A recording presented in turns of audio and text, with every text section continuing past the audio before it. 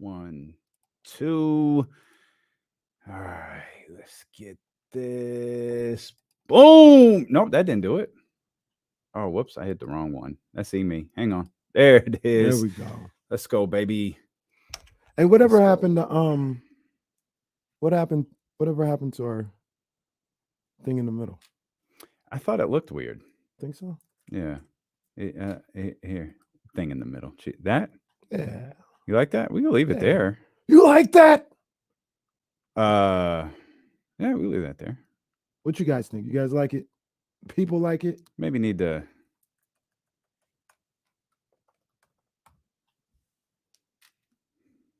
change the purple border. Because it you know what I think it is? You know why I think it looks different to me? The colors behind us are different.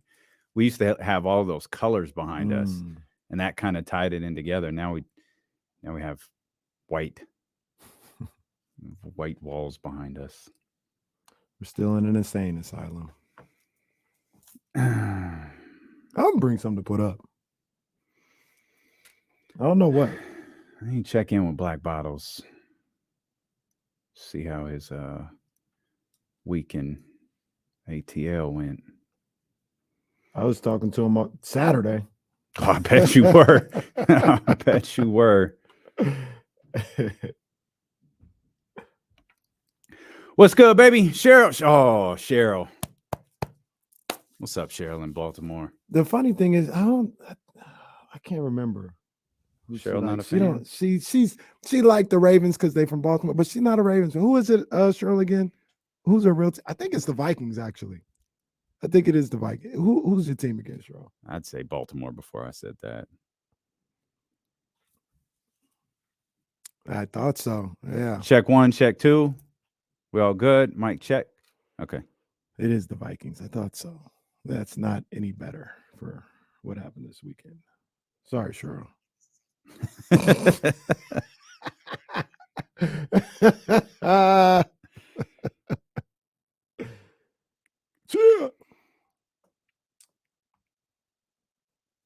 Oh man, hit the thumbs up while y'all here. Oh, Matt on Facebook. Yes, sir. Crazy. Yes, sir. No, ain't no yes, sir. Ain't no yes, sir. Oh, he talking crazy. Oh, okay. This ain't the week, Matt. This ain't the week, Matt. That's the beauty of this game. I'm gonna tell you right now, this ain't the week, Matt. That's okay.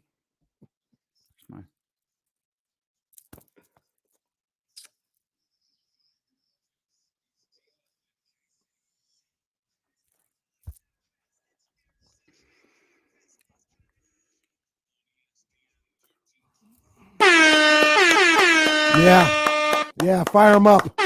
Fire him up again, goddammit. Let's go. Let's go, baby. Let's Come go. on. I don't know if the 49ers light a beam, but we got a couple of Sacramento Kings wins over the weekend. Ain't no way we're going to start today's show without Young Zell. Come on. Do not know what Sacktown brings. When on the low, that's a Sacktown thing. Talking about us, it's a bounce out thing. Must they forgot we some Sacramento Kings. Whole squad going crazy, yeah, we back with it. Northern Cali going crazy, one sack winning. If you doubted us, then ain't no back spinning. This is real right here, ain't no catfishing. Nope. So tell me what you see now. See now. Coming down the lane off the rebound. It's 9-16 now. Look towards the sky like the beam now. Tell them like the beam. Let's go. Come on, man. Young Zell right there. Welcome in here to the Tuesday, January 17th edition of D-Lo and KC. I'm Damian Barley. Acknowledge me. He's Kenny Caraway. Yes, sir. Acknowledge me. And we hold on. I want you to put the word out there. Yeah. Understand me? We back up. I don't even know who that applies We back to. up. Hey, no, what they need to. one more time. That not Acknowledge me. Yeah, damn it.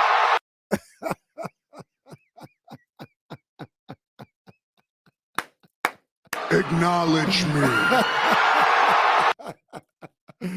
We charged up after a couple of days off. A couple of Sacramento Kings win, make that 4 straight for them. They'll take on the Los Angeles Lakers tomorrow. And the rematch is set. The one that I think we knew was coming all season long, happening a week earlier than we expected, but it's set. It's in the books. It's here on 1320, Sunday, 3:30. It'll be the San Francisco 49ers and the Dallas Cowboys live from Levi Stadium. You know, I considered for like 10 minutes, I don't have to go to this game.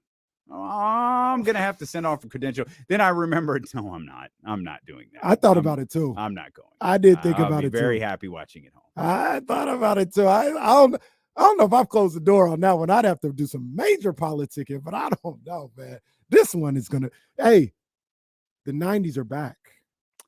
The Indeed. 90s are back. Not just in fashion. Not just in fashion. This is what it is. This is what it is. This is what we used to worry about all year long. What the Cowboys are doing. Cowboys used to worry about all year long what the Niners are doing. Knowing that in January we gonna link up. And it's back-to-back years. And I'm gonna go on the limb right now. I don't care what happens on Sunday. We doing it again next year. Oh.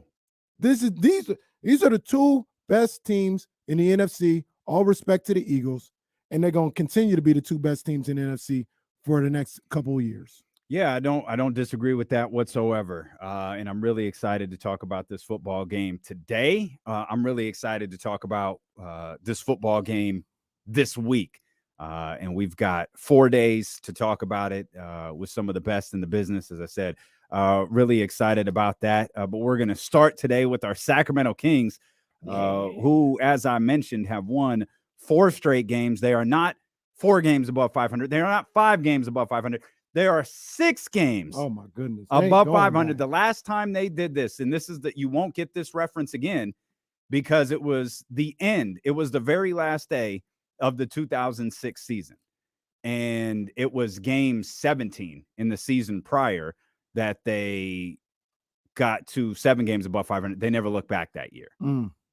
So wait, in the 2006 season, they only got to 6 games above 500? The last day of the regular season. And then, so that was it. It was over after that. That was it. So, when we talk about 7, we're talking like 2005. We're talking the year. We're talking the year prior. Yep, we're talking the year prior. But you can. It's not even something like that. Will be the only reference of the year because they hit 7 games above 500. Remember, they were really good that year.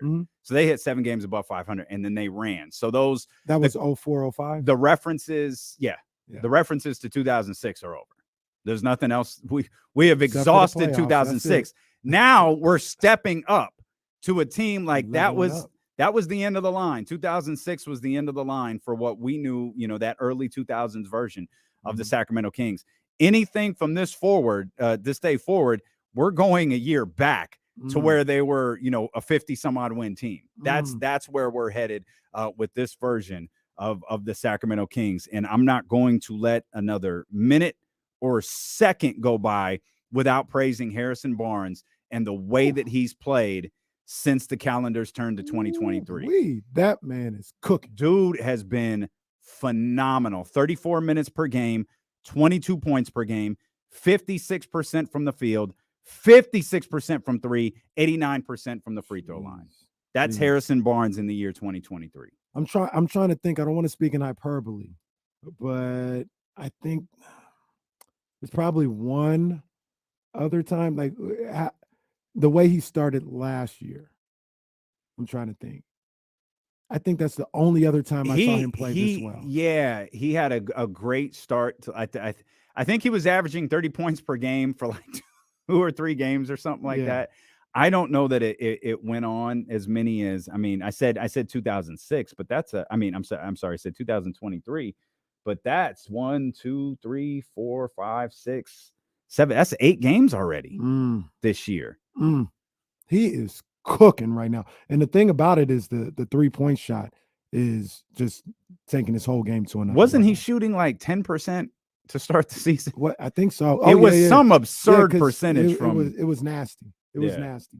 But the way he's playing right now, it elevates this team, man. It elevates what they can be. I don't know if we're getting 20 points per game, Harrison, the whole year. Matter of fact, I'm going to guess we're not.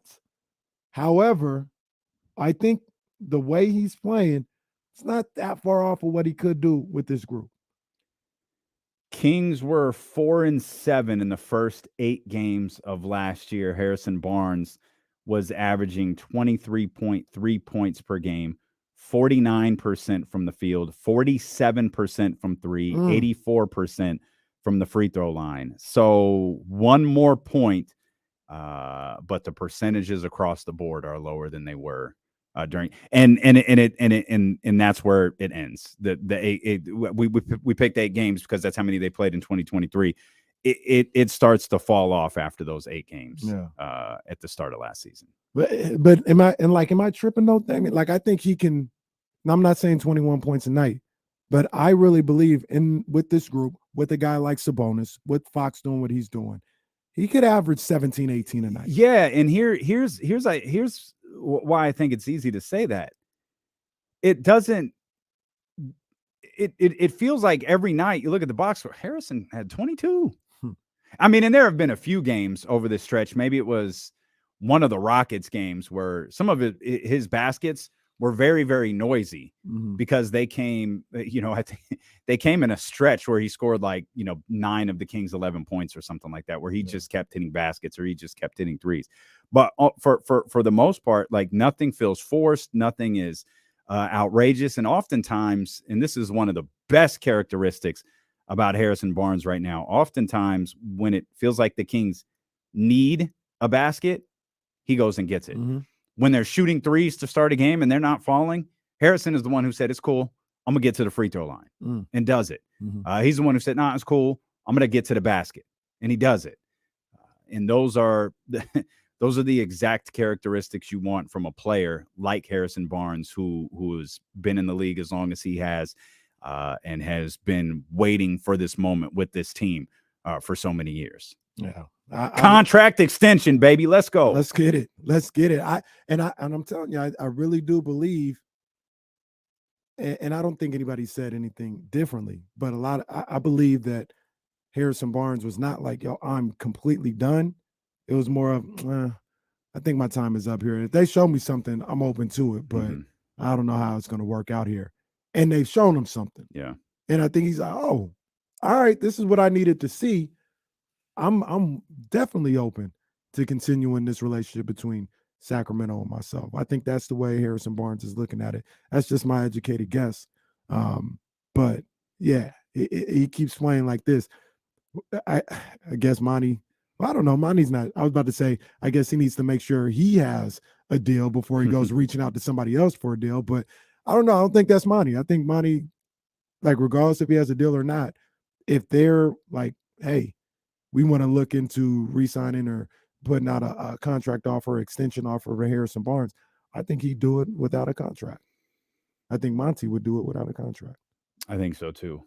And I think Dallas could be the exception. I can't pretend to remember that team super in-depthly. I got to believe this is the best basketball Harrison has played in his career. Probably. I mean, he was good in Dallas. Don't get me. I'm trying to think 2015. He was starting small forward for NBA champion Warriors. Probably averaged 15, 16 points a game. I could tell you exactly how many he averaged in 3. He was actually pretty good. He averaged 11 in 2015. What did he do? Excuse me. I'm sorry. 2014-15, he averaged 10. 2015-16, he averaged 11.7. First year in Dallas, 19.2. Second year in Dallas, he was 16, 18, the whole time. He's 18.2, and then the year he was traded, he was between Dallas and Sacramento 16.4. Well, you're probably right though. Pound for pound, that's probably the best. And that's what. And obviously, that's what I'm talking about. Being the big boxing fan that I am, pound for pound, 13th round with Damian Barley. Indeed, is the best. TKO with Damian Barley. I like that. Yeah, that's solid. That's solid. That's the that's just kind of the barometer I was going off. Having seen this stretch of basketball from Harrison and how it's directly impacting this team winning and losing is just incredible, man. And I wasn't going to let, the game wasn't last night. Game was a couple of days ago. We could have picked Domantas Sabonis being Western Conference Player of the Week. We're going to get to that. Harrison Barnes, by the way, was also on that list for Western Conference Players of the Week. But I didn't want this show to start with the old traditional Harrison Barnes joke where we don't reference him until hour number 3. Yeah. I wanted to give him his love here out the gate because he has been incredible. Absolutely. 100%. I got a question for you when we return. Good. It's not like got a question for you too. You already know the vibes. Stop playing with me. You know it's coming on when we come back. 12:20. Been waiting all weekend. Let's get it. Yeah. You gonna tease the question? Do I even get a hint? Domantas Sabonis. That's not a hint at all. But we'll come back. We've got a lot more Kings basketball to talk about, including Domas. We'll talk about Davion, TD. We'll talk about De'Aaron. We'll talk with you as well. 916-909-1320. Coach David Patrick going to be with us here today. Your partner over on the J Street Vibes podcast, Jason Jones, will be with us as well. We're just getting started here on this Tuesday. Steelo and KC on Sacramento Sports Leader, ESPN 1320. Oh, wow. This is cool.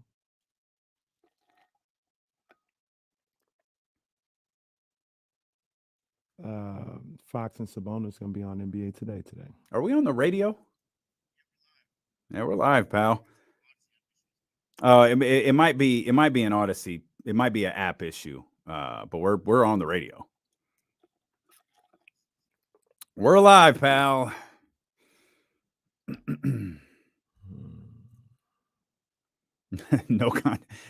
I love that we got show names coming out. No contest with D'Lo. Dark Side of the Ring with Damian. No contest with D'Lo. Oh man.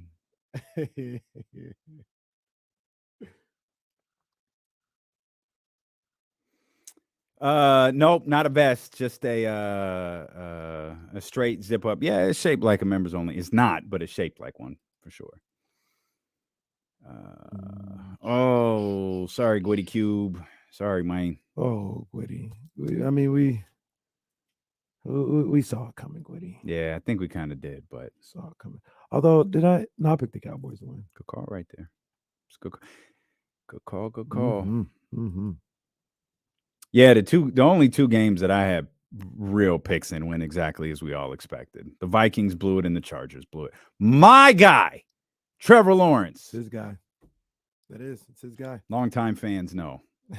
My guy. Day ones know. Yeah, they know what time it is. That was a crazy game. That was wild. That was crazy game. That was something. I actually had a blast watching that game. For some reason, I stayed with it too. So did I. There was really nothing else on. Like I tried to watch. I think it was Blazers Mavs was on, but that was like a 20-point game. That was about 15, 16. Any of that. And I put that on my phone and kept the football game on the TV for whatever reason. And I stayed with it the whole time.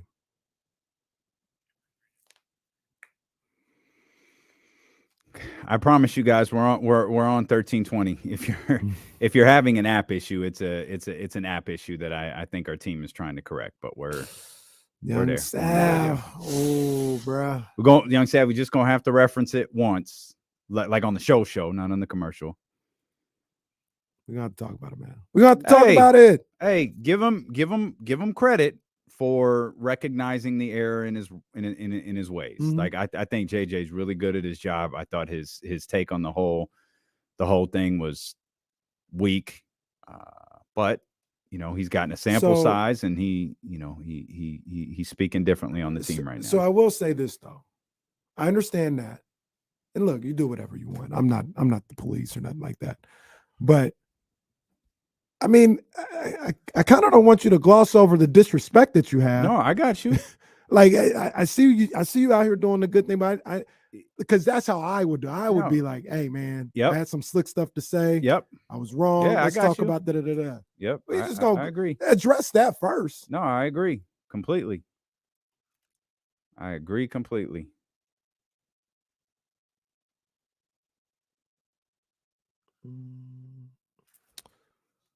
Which is why I felt like reposting Jalen and Jacoby yesterday, Did you? I missed just that. to incite violence. Oh yeah. Oh man, let me Yeah. retweet that too. Man. We had to get that. That Hey, was crazy, hey, man. Because I don't- went on Mark Spears' Don't forget tweet.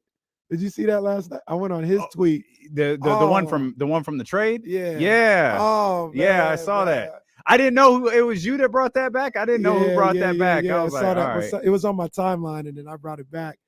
And the replies and the quote tweets were. People were so loud. Mm-hmm. So loud. So wrong. I disagree, Shada, man. It looks much better when you just acknowledge, yeah, I got this one wrong. What's wrong? To see me. I mean, hey, I was wrong about Keegan Murray. Thought it should have been Jaden Ivey. I can see now it wouldn't work. Especially you went and got Malik Monk, Kevin Huerter. Didn't work. Keegan Murray's the guy. You can admit you were wrong. Yeah. It looks dumb when you try to come on and talk about how great Domantas Sabonis is. Meanwhile, every month, someone on your team tweets, "Imagine trading Tyrese Halliburton." Come on, man. You mean for the guy that you just spent 20 minutes praising? I don't help a brother out. How's this work? They I do it all the time. That's why I tell you when I get something right, because I'll tell you when I get something wrong. Keegan Murray, look, I wanted Shaedon Sharpe. And Shaedon Sharpe is a great ball player. I don't know if he would fit the way I know he wouldn't fit the way Keegan Murray has fit already with this team. Keegan Murray was an excellent draft pick by Monty McNair. Mm-hmm. Excellent.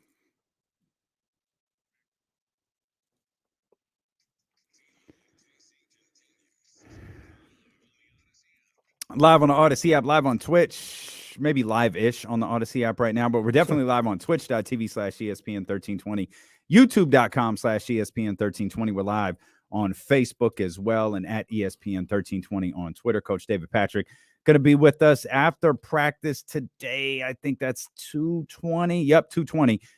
Coach Patrick will be with us. Another exciting win for Sac State over the weekend. So we'll talk to him. Lot to talk about the wild card weekend, setting up the divisional matchups, and, of course, the San Francisco 49ers and the Dallas Cowboys. But we talking Kings basketball. We talking Kings victories. Yeah, man. We talking 4 straight. Yeah, man. Which means I did check the mentions on D-Lo and KC. Mm-hmm. Didn't see anything from the free game crew. Man, come on, man. So, Sean P was hitting me up this weekend about something else. Man, got my man K Diddy over here working hard because, I guess Sacramento's lacking in hip hop talent. I don't know. I don't know. They got me like the Popeyes employee. I remember being on the Future Flavor show on KSFM back in the day and seeing this flood of CDs coming in for Wayne Wayne and DOA and all of this great talent locally, and maybe they left us. I guess so. I'm not sure where they at. I guess so, because like I said, they got me like the Popeyes worker. They got me like Jimmy Butler out here. I'm struggling. I'm struggling, but I'm staying above float. I'm doing what I can. I got to do it, man. Drake bars, the people want it. I want it. Bring more wins. I'm ready to go. And this past weekend, the Kings doubled up on me. 139-114 over the Rockets at HBCU night at the Golden One Center. And 132-119 over the San Antonio Spurs. 40. Hit the beat. Yeah. They got me all the way charged up. Kings just doing what they do now. You know the vibes. I'm coming with these bars. I ain't playing with y'all. Look. Greatest form of flattery is often imitation, but be clear, you can't step to our creation. For me to stop killing, these boys is patiently waiting. 50 on get rich. That's what I ain't gonna do. Look, 4 straight, now 6 games over. Kings starting to look like first blueprint, Hova, or Hard Knocks. 4th quarter, can't see Fox. He'll put it away, send you packing like he the Seahawks. Said he'll put it away and send your boys packing like they the Seahawks. You heard me, right? So what I said, you know the vibes. De'Aaron and Domantas are gonna be on NBA today. Check that out after D-Lo and KC. Yeah. Okay. Let's go. I always love the same part of it. And it's just after them second air horns, it just changes for me. Well, I mean, it just changes for me. Hey, the streets love it. I was listening to more Drake over the weekend. Boy, I'll be hitting that singing part spot on. He'll say anything and start singing. He does. And in that instance, you are absolutely spot on. Your first verses and the singing are always, that's Drake. I'm getting so much better at the singing part. Why? No, who told you that? I'm just leveling up every time. I don't know who lied to you to make you believe that. You're lying to yourself. Because something about this is I'm leveling up true. on them boys. Pino hits he hits the nail perfectly. He says D'Lo loses another hour of life when KC sings. My brother ain't wrong. My brother is not wrong. Hey, can I tell you something that's interesting? Drake bars are awfully regular this year. I'm telling you, I thought the people was playing. It was like, yo, KC, you about to have like a whole catalog by the end of the season. That's a true story. Whole catalog, especially when nobody wants to rap here in Sacramento. It's whatever though. It's too bad. It's whatever. Damn shame. Young Zell out here. It's gonna be one of them Chris Brown albums. Oh man, it's like 3.5 hours long. It's like 49 tracks. Bro, these young boys, they be making these 27-track albums. Like, come on, I love this. There's a fine line between the 27-minute album and the 27-track album, and y'all need to go back to finding the middle ground. Give me 13 tracks, man. Give me 13, maybe 16 if you really want to do something. I don't need you going past 16. That's it. Hey, the day was January 9th, 2003. That was the last time me, Kenny Caraway, and people like me were feeling like this. We're going through what we're going through right now. Because January 9th, 2003, the Sacramento Kings were 27-9, taking on the New Jersey Nets. They ended up beating the brakes off them boys, 118-82. That day, we were getting ourselves mentally prepared as Kings and 49ers fans because the Niners were going to Tampa Bay to take on the Bucks in the divisional round. Ever since January 12, 2003, we haven't been here. Oh. That's 20 years ago, Dave. Wow. We haven't been here where we got a winning basketball team and a winning football team for all my Kings 49ers fans out there. Salute to y'all, man. It's been a long time coming. We used to pray for times like this to rhyme like that. Well, those dreams and nightmares will certainly be taking shape over the next couple of days as the Sacramento Kings take on the Los Angeles Lakers in Southern California tomorrow, and then they are back home on Friday to take on a very, very good Oklahoma City Thunder team. I'm excited to talk about them later on in the week. And then I realized we had focused so much on this stretch of basketball, including the San Antonio game and the Los Angeles game. We're going to be in attendance for Friday's game. I was like, God, what's after that? Really missed me on the fact that Friday is the first night of a back-to-back. Yeah, man. With JoJo coming to town on Saturday. And the Sixers doing God's work right now. Man, I've heard, yes, indeed. They handling business. Indeed. They handling business.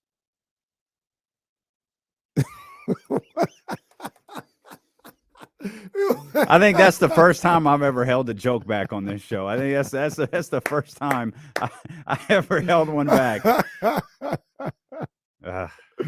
right. Shout out to JoJo and the Sixers, man. They handle it. They beat the Jazz on Saturday. I think that was the other game I was watching too. I was trying to figure out what games I was watching during the Chargers-Jags game. I was watching that Sixers-Jazz game, and then I watched Blazers-Mavericks. And then the Sixers beat the Lakers on Sunday. I think they beat them on Sunday. With the rest, with the end of that game. It's penciled in for later, but LeBron James, bruh. Just ridiculous. And the sound, the mic'd up with Jabari Smith Jr. is fantastic. Yeah. It's just tremendous. But that was crazy. What was it, 48 last night? Jeez. 47, 48? Jeez. Am I acting like it's not written in our notes? Because it's written for later, stupid. You're just bringing it up early. I also read I'm following the 48, 9, and 8, by the way. Following the LeBron tracker. February 7th right now is the target date. Who is that against? Oklahoma City and the king to be Shai Gilgeous-Alexander. And I don't mean King Sacramento King. I mean King of the league. Yeah. They've got the anointing oil out for him. He is him. Larry June, what up? And I believe that was in Los Angeles, by the way, to answer your question. Well, that's good. I really wouldn't want this. This sounds really bad, but I really wouldn't want that moment to be in OKC. Oh no, that's fair. But it should also be that's if LeBron James continues to average like 30 points per game, which is what he's averaging 29.7 points per game, which is ridiculous. I think it is crazy. It's just absolutely. What is 38, 39? Did he turn 39 yet? No, I think he's 38. He's 38. He's a year younger than me. I think February 11th, which I don't know if I want to see it here either, but I guess it'd be better for basketball. February 11th, I think they play the Warriors in Golden State. I mean, that'd be cool. fitting. Yeah, that'd be fitting given that stretch of his career. The question is, will Anthony Davis be playing by then? We'll talk more about that. He ain't playing on Wednesday. As the day progresses. Indeed, he is not, but that doesn't seem to be a big deal as the Los Angeles Lakers overall, I think, are playing pretty well without him. What it means when he returns, well, I guess we'll all find out together. We're just not going to find out anytime particularly soon. And I think we're starting to head to the point where if the timeline that I saw today is correct, there's probably no point. Bring him back after the All-Star game because the timeline right now is early February. Yeah. And if that's the case, just wait till after the All-Star game. Yeah. Just give him, you're giving him a ton of extra time. If like, he's ready, but we could miss the next 3 games and he ultimately gets 2 more weeks to get healthy. Like that's what you need. And by that stretch, you're probably talking, 30 some odd games, less than 30 some odd games left. And I was just going to say also for them, they're not cooking right now. I wouldn't say that, but they're not sinking. They're not sinking from the play-in situation. So you could probably afford an extra week or something like that. Like you can, like the games that you play, not just the All-Star break, but you can afford, hey, I know it's not best for our record right now, but because we're still here, we can buy an extra week to get AD all the way back. So, yeah. But what is happening though, and I keep saying, we keep talking about it, I'm always looking. There's not a lot of separation between the Lakers are 13th, 11, 12, 13th. Not a lot of separation between that and 7. But separation is happening between 4 and 10.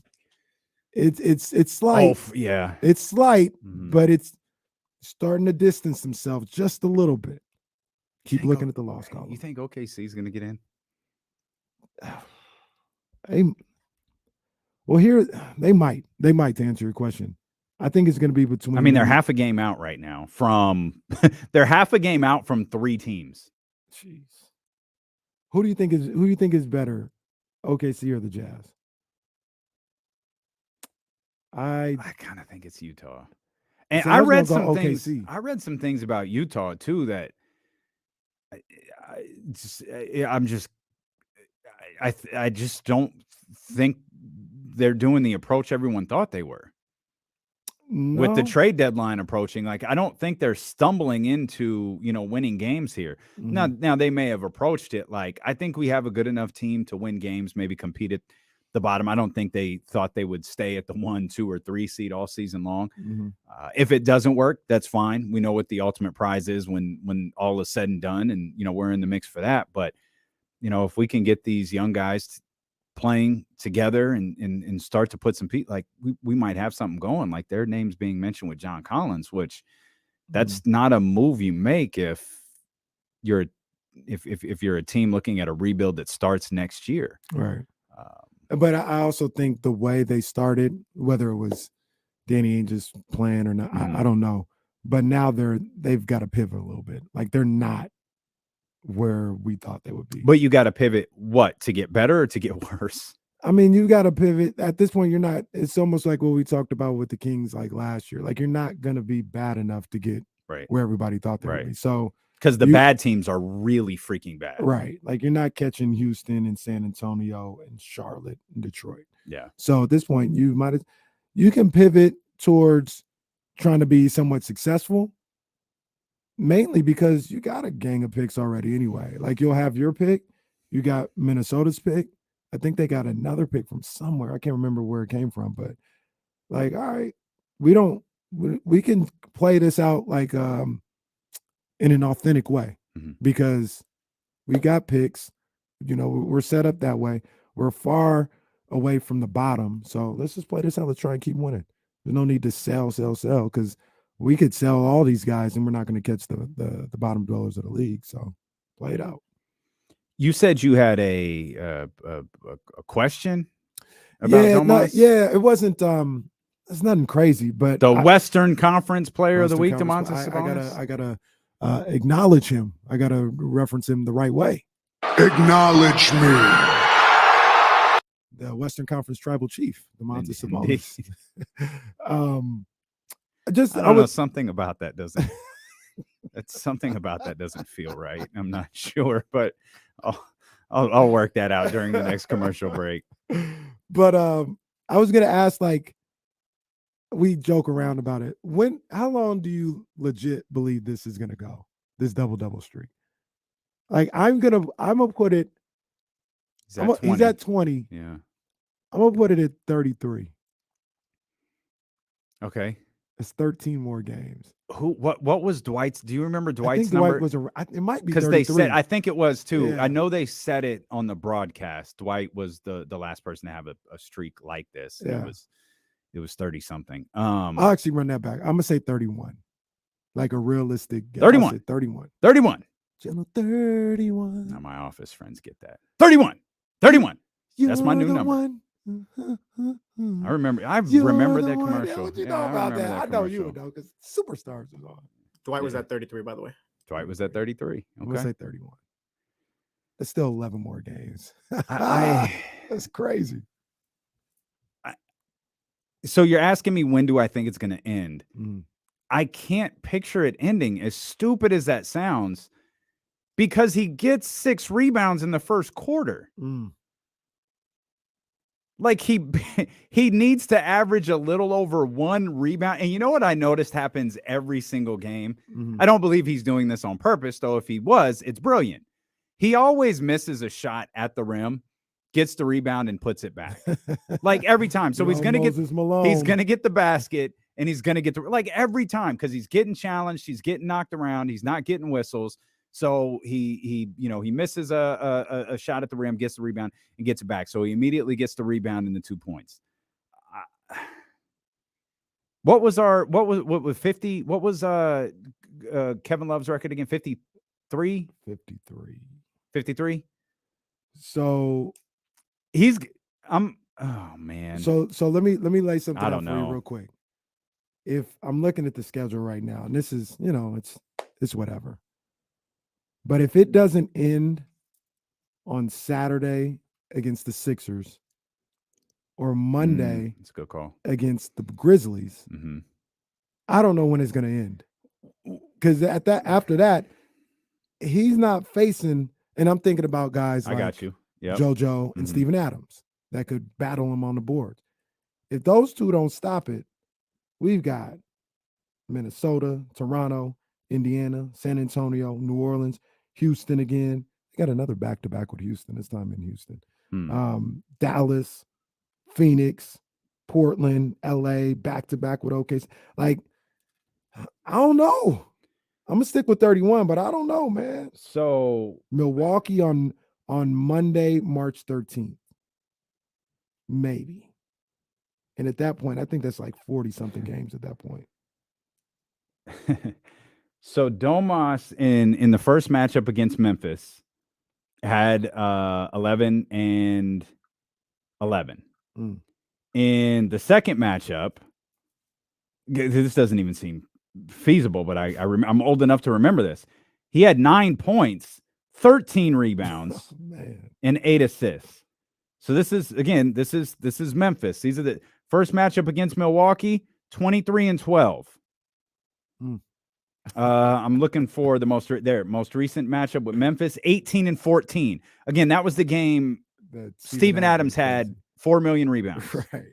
And 1 million of them were on the offensive end. He still found a way to get his. Get 14. 14, not even like, he like a Jason Kidd triple double, like 14 boards. You doing work. The last game the Kings played that Domas did not have a double-double was December 3rd against the Clippers, in which they won by 27. He was 10 of 11 from the field, played 26 minutes that night, 24 points, 5 rebounds, because I guess the team didn't miss. They didn't. And 6 assists. So while you're there, and it counts, that's you didn't get a double-double that. But when was, or he didn't get the rebounds? When was the last time he played a real game and didn't get it? It was 2 games before. They played Phoenix at home. He played 37 minutes.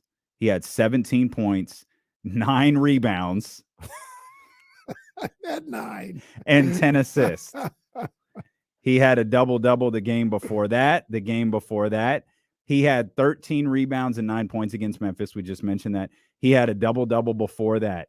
And then in the 2 games prior was the Brooklyn game and the San Antonio game. He had single-digit rebounds in both of those games. This guy's and probably the most stunning number I see on all of his stats is the San Antonio game, where he had 16 points, 8 rebounds, and 1 assist in a game that they won by 18. That was crazy. And after beating Brooklyn by 32. Yeah, and they had to pull away in that San Antonio game. I remember it was kind of close. It was almost like the Rockets game on Wednesday. That's how it was almost like the San Antonio game on Sunday when they played San Antonio the first time. So it's surprising he only had 1 assist in that game. It looks like 7 games. 7 games this season. So 7 out of, how many are we at? 7 out of 42 that Domas hasn't had double-digit rebounds. 7. This dude is and sick, man. Actually, if you give me 1 second, if you talk amongst yourselves. 1 second. All of these, they're relatively early in the season, with the latest one being the last one, being the Clippers game that we just referenced. Now he was in foul trouble early in the season, right? Like a lot of these are in October. Had a hard time staying on the floor. Yeah, I said 7, and he was inactive for 1 game, which I don't remember. Inactive for a game. What was he inactive for? That's a good. Did he miss with the thumb? He missed the game. Oh, he did. Yeah, I forgot. He's playing with a broken freaking thumb. Completely slipped my mind that the dude is doing all of this with a broken thumb. Completely forgot. Domas is that dude, man. What he's doing, man, is even JJ Reddick changed his mind. Even JJ didn't admit that he changed his mind. No, just went along like nothing happened. Just out of nowhere, started glowingly talking about the Kings. Just nothing happened. Nothing. Let's talk about how great the Kings are. Nothing. I didn't say anything in the past. This industry really hates admitting they were wrong, and JJ just did not want to go out there and say, you know what? I was wrong about the Kings. Even when the Kings started winning, I trashed them on Twitter saying, I don't care about you. I don't watch you. I don't think about you, or whatever that tweet was. All right. Like you can, like I said, you can start this conversation with, you know what? I was wrong about the trade between, shout out to our guy, Mark Spears. Big ups to our guy, Mark. And big ups to our guy, Mark Jones. I forgot to mention him. Mark Jones has been, letting people know, like, hey, it's a good deal from the start. Mark Jones was all over the internet this weekend. Mark Jones was killing it. Mark Jones. He was killing it. That line about put on a flight like an IG model was everywhere over the weekend. That one was crazy, man. But then he had 2 more, man, that I meant to mention. The Air Force One energy was, the black Air Force energy was hot. With that black Air Force energy. Yeah, that's one. That's one I wish I had thought of. That was good stuff. And then he said the one that I think it was really under the radar for some people, but I got a chuckle out of it. Where he goes, "Oh, De'Aaron Fox, call him Rod because he's on a wave right now." Call him Rod, because he's on a wave right now. That boy Mark Jones was in his bag. He was in his Gucci bag. Yeah, it's a Louis bag. Because there's no way. He is a Louis guy. There's no way he would have a Gucci bag with Louis shoes. True, and if you true. follow the Sacramento Kings on social media, you know Mark Jones was rocking Mark Jones his kind of blue Louis Vuitton. He kind of brand loyal. He is. Yeah, Like, whereas you and I are brand loyal to like Nike and Jordan, Mark Jones is brand loyal to Louis Vuitton. I mean, it's the same thing. What did Lil Wayne say? We are not the same. He is a Martian. Indeed. We'll come back. We'll glow a little bit more about what Domas is doing. He had a monster triple-double on Friday night, had another big triple-double over the weekend. We will talk about that. We'll talk about Davion Mitchell and the offensive performance he had this season and what this second Terrence Davis stepping in the starting lineup with Kevin Huerter out on Friday night. So we'll get to all of that. And of course, we're going to get to the San Francisco 49ers advancing past the Seahawks to take on. Is it Friday? Is it Friday? Convincing fashion. Is it Friday? No, it's Tuesday. Huh. We've got plenty of time to talk about that game, and we will. Phone lines are open for you, 916-909-1320 and Steeler 1KC here on Sacramento Sports Leader, ESPN 1320. Ramsey, you said it was for Davion. I guess I got that wrong. Either way, it was it was for De'Aaron. I think he said Damien, the black Air Force Ones, like the black shoes. I thought he said them both for De'Aaron. No, I think what Ramsey said was the black Air Force One line was for Damien. No, he said the Rod Wave one was for Davion. Oh. I thought they were both for De'Aaron. Could be wrong. Yeah, I thought it was for De'Aaron too. I was too busy trying. I thought it was De'Aaron. It's kind of wild how the Kings have the number 2 ESPN guy calling their games. It is a trip. That is a trip, man. Yeah, that's crazy.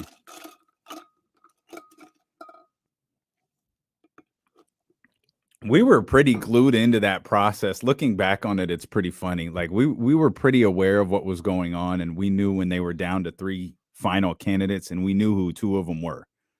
We never knew who the third one was, and it turned out to be Mark, who obviously got the job. Excuse my language, but oh shit. I'm blocking off the time right now. Uh-oh. April 29th and April 30th, Soul Bloom is back in Discovery Park. Let's go. Blocking off the time now. It's going to be lit. I don't know what I'm going to do. I don't know how I'm going to do this. Kings going to be in the playoffs. They are going to be in the playoffs. Let me see. When's the last day of the regular season? See, I'm really planning this out right now. I ain't even running by the wifey either. That's the main thing I got to.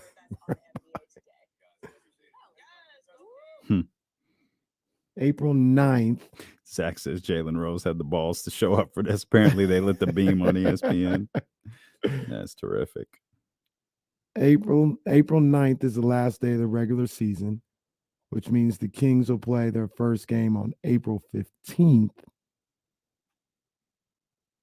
They'll play on the road on April 22nd, 23rd. Game 6 or 7 will be on the 29th or 30th. Actually, game 7 will be on the 29th and 30th. But they're not getting that game 7. They're going to win that first round series. Then 5. He just doesn't impact the game in like Sabonis. I really, really do. But the truth is this. He just doesn't impact the game in ways that is really conducive of winning basketball. Who said that? Oh, who the fuck is this guy?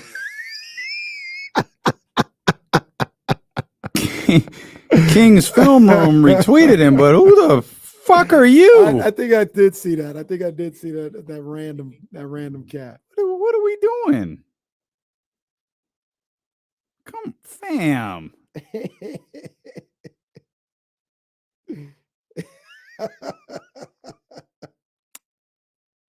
Goofy ass dudes, man. Come on.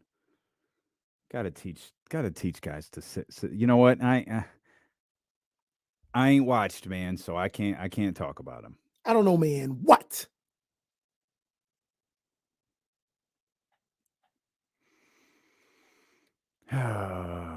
Jalen and Jacoby aren't on the air anymore. Jacoby took a job elsewhere, and that's the thing. Like the show wasn't bad at all. That was just I like both of those guys.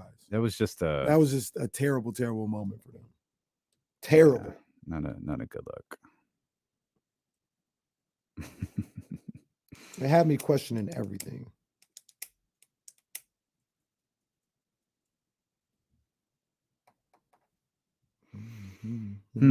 Hit the thumbs up while you're here, please. Hit the subscribe buttons as well. Check out our little shorts that we're posting too, our little 60-second clips that are going up each day after the show. Jesse cut segments of the show to put them out there for you as well.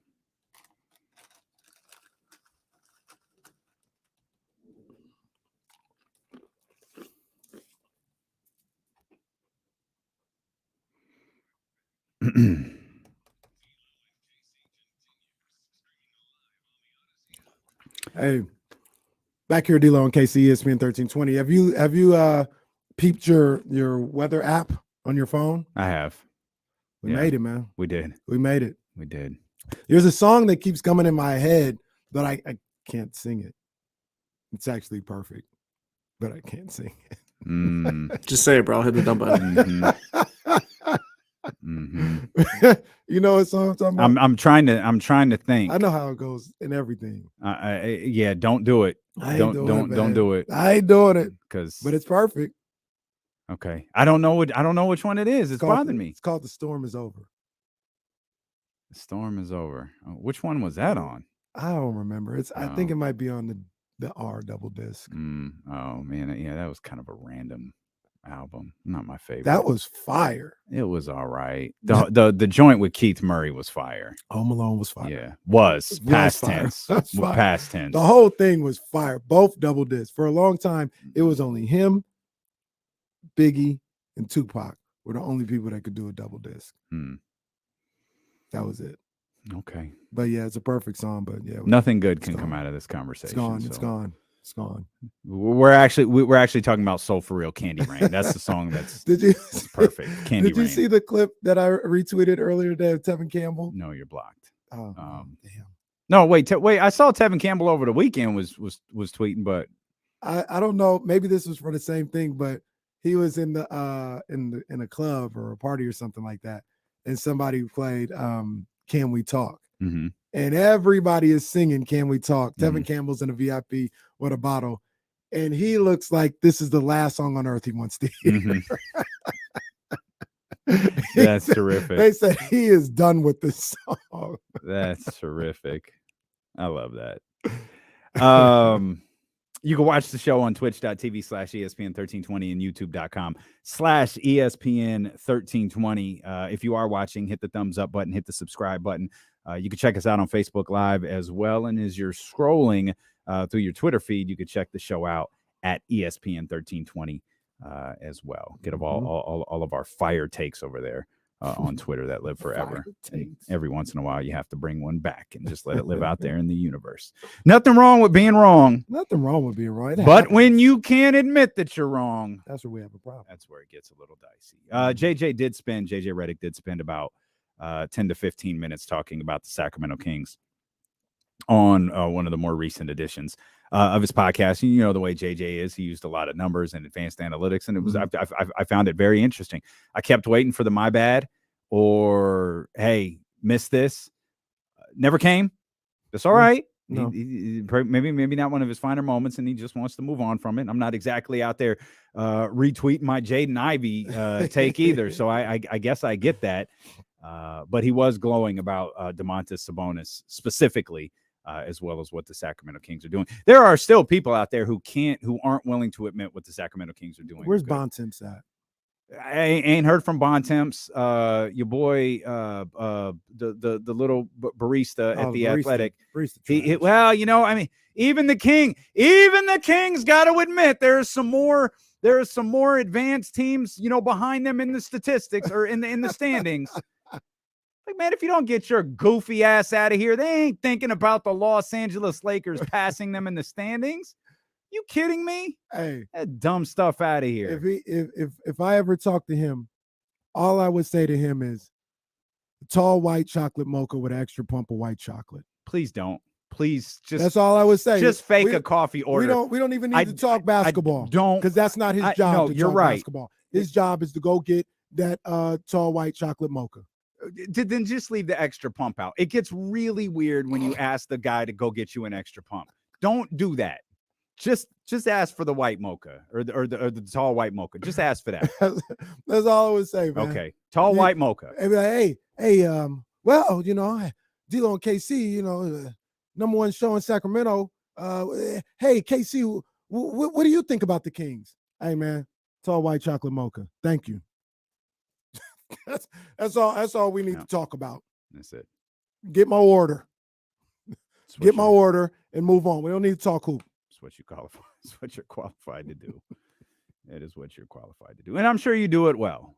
So continue to do that. What Davion Mitchell does really well is impact that second unit with his defensive performances, which we saw as he took the podium with the defensive player of the game. I like that. Chain after that was San Antonio, right? That he had the defensive player of the game chain, which coincided nicely with one of his better offensive performances in recent weeks. Yeah, man. He shot the ball with confidence. He looked for a shot. I always look at Davion. Let me know what you think about this and if you feel the same way. I look at Davion and I always feel like whatever you get offensively is gravy. Mm-hmm. Like he could score. Bonus. Yeah, he could score 2 points. And if he played great defense, I'm not tripping. The crazy thing about it is I think he's more talented than that. Like, I think he's more capable of an offensive score than, hey, if he just play defense and whatever you give me is gravy. Like, I think he can have more games like he had on Sunday night. I think he's capable of it. But for whatever reason, maybe he's a little unsure of where his shots are going to come from and of being aggressive with the offensive game. But I don't know. What do you think? Do you feel the same way where, like, hey, whatever you give me is a bonus, or do you think I need more from him on the offensive end? I started to think about that over the weekend after this game specifically. Like, how needed is Davion's offensive output? Because there's plenty of games where we look at and we see what he's doing defensively, and we all come in the next day. We talk about who's cooking offensively and double doubles and dunks and Mr. Fourth Quarters, but there's always a moment that you could point to on the defensive end where Davion Mitchell really stands out. And I'm going to kind of cop out of an answer here a little bit in the sense that it's okay. It's a bonus if someone else in the second unit is cooking. And that's what it feels like has been happening recently, whether it's been Chimezie Metu or it's been Malik Monk. It feels like someone in that second group has been able to get going offensively, and that will allow Davion to focus on the defensive end, focus on playmaking. Anything he hits in that sense is a bonus. But I think they needed his production on Sunday or Saturday or whatever day it was to help open that game up a little bit. It was Sunday to help open that up a little bit. And in that sense, it felt like, this is exactly what the Kings needed. They needed this performance on this day with this unit. They needed this performance from Davion. So I'm just not going to answer your question. I'm going to tiptoe around it and say it depends on the game. On most nights, I think what he does on the defensive end is perfect. But if Malik isn't going, if TD can't get something to fall, if for whatever reason, Chimezie Metu is unable to find balls at the rim or whatever the case may be, maybe, okay, maybe that's where Davion's got to take advantage of the opportunities that he has. And maybe that's the other thing too. Take advantage of the opportunities that are presented to you because that forces defenses to play different. That might only be 4 to 6 points because he had what was it, 18 or 19 the other night. And I feel like he created a lot of those, which the creation to me, that's a bonus. Yeah, that's 100% a bonus. I would weigh far more heavily on what he does on the defensive end on the importance scale of the Sacramento Kings for the Sacramento Kings. I understand everything you're saying. I just think of like when he when you look at his stat line and you look at like bench production or whatever, right? If bench production is low, we're usually, at least me, I shouldn't put everybody in this, but I'm usually looking at, okay, man, Monk didn't play very well. TD, you got to give me more. Trey Lyles didn't really do good. Matt too. And when Rashawn was playing, dang, that's not good enough for Rashawn. Like, I never look at Davion and see 4 points. I'm like, man, Davion, you got to give me more than that. Yeah. Because I got you. He's giving me what I need him to give out there on the court. And that's be frontline defender. He's usually always good in that never job. Misses there. Always good in that job. And I look at the other guys to pick up the scoring load. So, but the crazy thing is, I feel that way.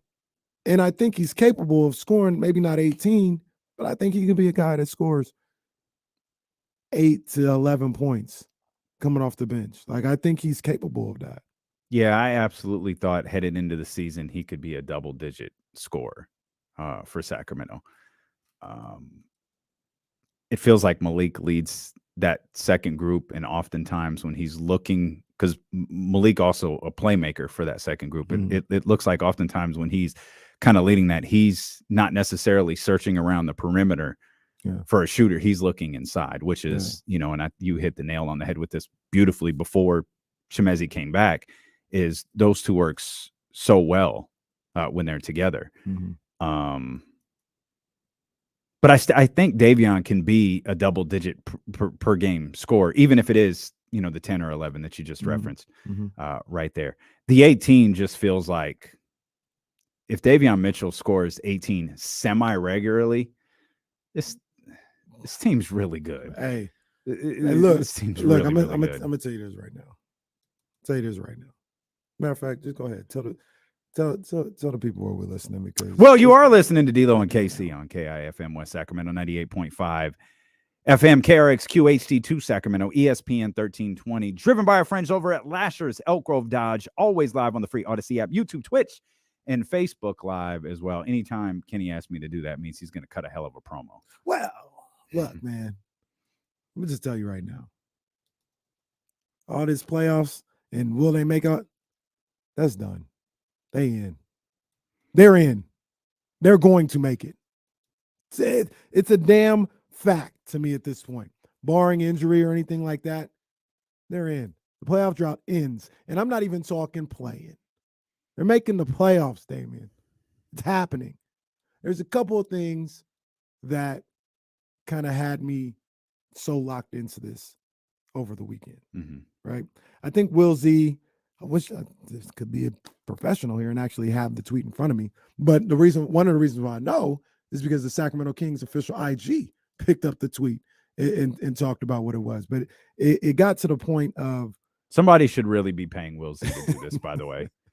It got to the it was talking about the point that the Kings have scored, I think, 130 plus in 5 straight games. And nobody in the NBA has done that since I think it was 1988. I believe it was Denver in 88. And Will Z used the term. He said, we're literally witnessing historical production from the Sacramento Kings right now. Like, not just, oh man, they're good. Like, it's a good offense. Like, no, this is something we haven't seen in the league in 25 years. Right. So it had me thinking a little bit more. And I went back and I did my own little Will Z research. Oh my, okay. And the Kings are averaging 120 points per game. That's the best in the NBA. I look back in the last 10 seasons of teams that led the league in scoring. They've all made the playoffs. Now, some of this is a little wonky as I went through it, because there's some that I just kind of, when you go through it, I feel like you got to throw out, because 1, 2, 3, 4 of these times it was the Warriors, right? And okay. I like the Kings. They don't have Steph, Katie, and Clay, right? So that's just a different ball game. Yeah, we got Domas, De'Aaron, and Kayvon. There's that. There's that. The 3 years before last year, it was the Bucks, right? The other thing that separated those Bucks and Warriors teams where they were almost at the top of defense. And what I did was points per game. And when I talked about defense, I talked about points allowed per game. And then I looked at opponent field goal percentage. I didn't do per 100 rating. I'm not getting into all that. And those Bucks and Warriors teams, they were like top of the league in opponent field goal percentage. So that's not who the Kings are. But you look at the Timberwolves from last year, they averaged 115.9 points per game. They were 24th in opponents' points per game, but they were 16th in the league in opponent field goal percentage. So middle of the pack. I went back even further, and it's kind of hard like doing this now, especially when I see these numbers, because it's clear the game is different. But before the Warriors, 13-14, it was the Clippers. The Clippers led the league in scoring at 107.9 points per game. That's a trip. That's a trip to see that. Times have changed. But they led the league in scoring in that. But they were 5th in the league in opponent field goal percentage. The opponent shot 44%. The year before that 10th year, it was the Nuggets. They averaged 106 points per game for the season. That led the league, and they were 20th in opponent field goal percentage. Right now, the Kings are, if I got this right, 27th in the league. Teams are shooting 49% on the Kings this year. That's against the Kings. Yeah, okay. that's got to be better. Well, they're at 24th, 5th ranked defense. 24th. So like, well, I mean, the ranking is whatever, but 24th in opponents' points per game is where they're at.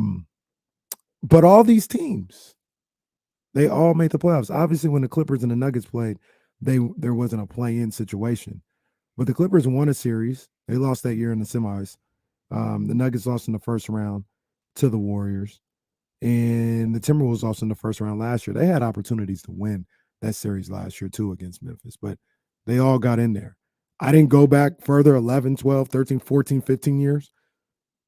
You lead the league in scoring. I know a lot of people can complain you don't play no defense, all this other stuff. You lead the league in scoring, and you're putting up a number like 120 points per night. Just the way the season works out, you're not going to always get people super focused on you. You're going to be able to keep that up. You're going to make the playoffs. And I think the Sacramento Kings, they're not making the play-in. They're making the playoffs. They're going to be in a series. They're staying in the top 6. I'm with you. I'm absolutely with you. It's the end of my TED Talk.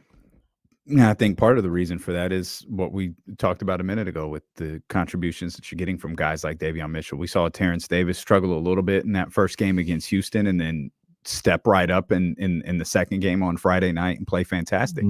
He went back to the second unit against San Antonio over the weekend. Didn't get quite as much, burn.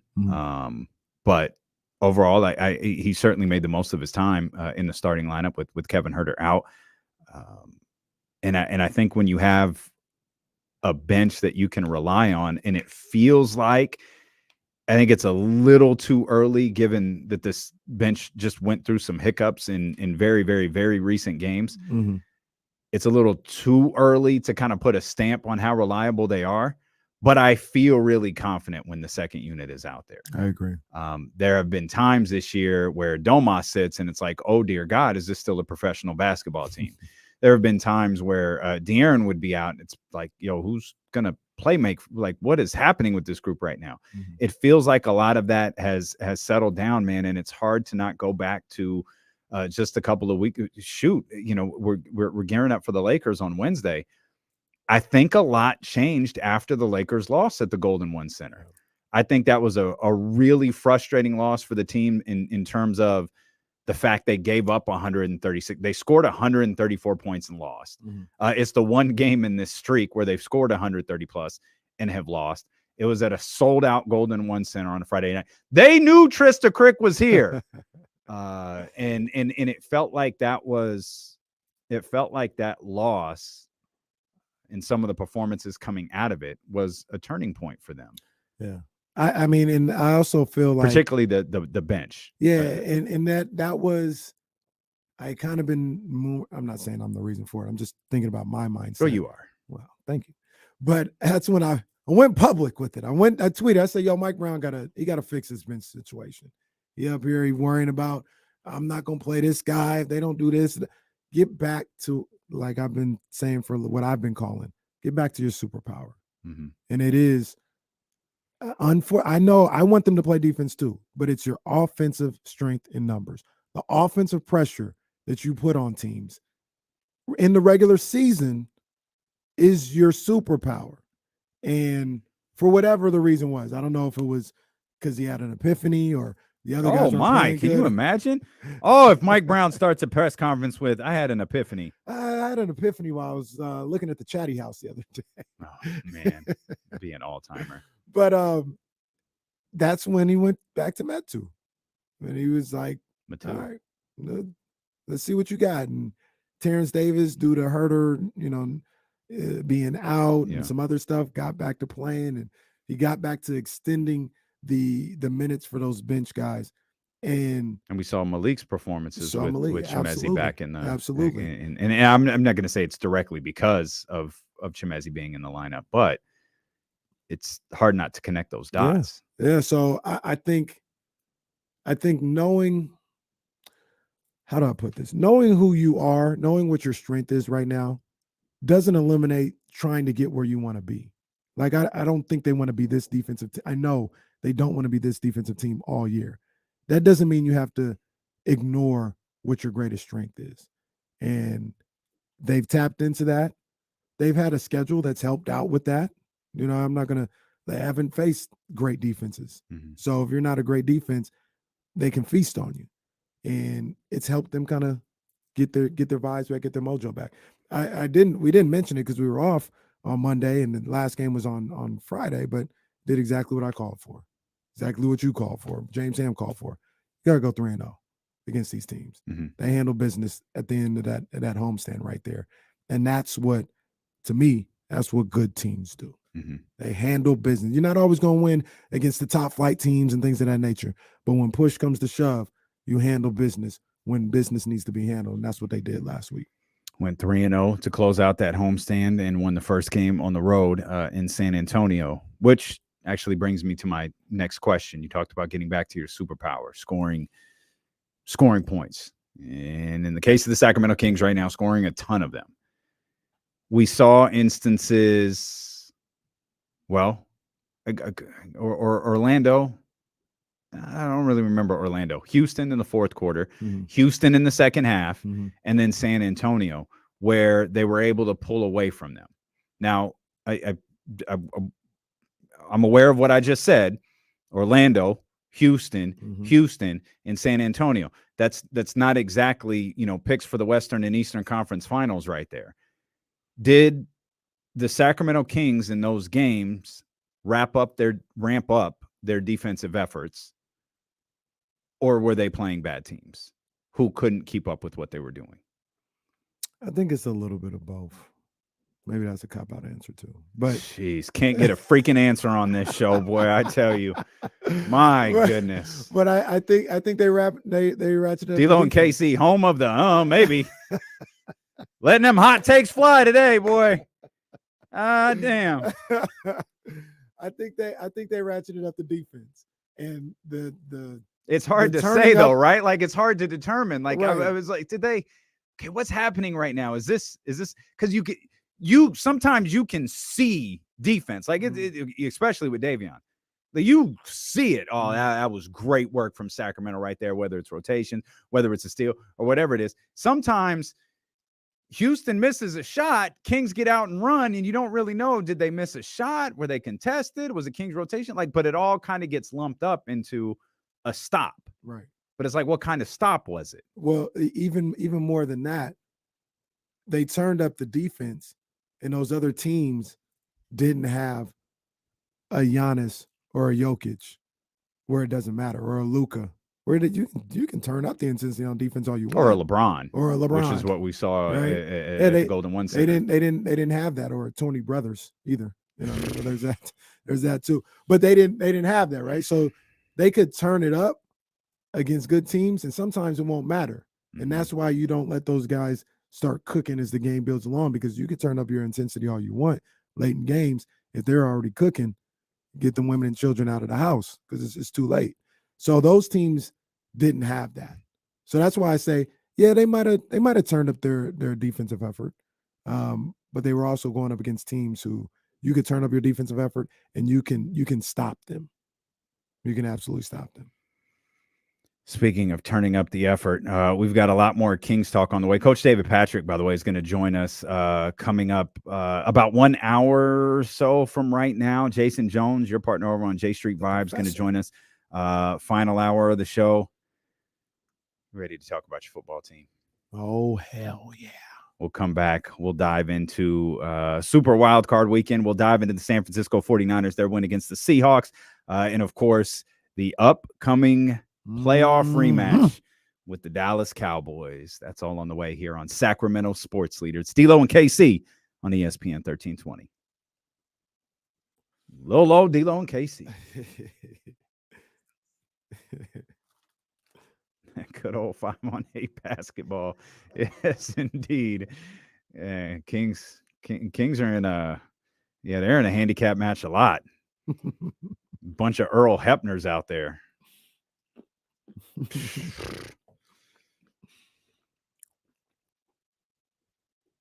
I watched a little bit of Raw last night. Watched the end of it, actually.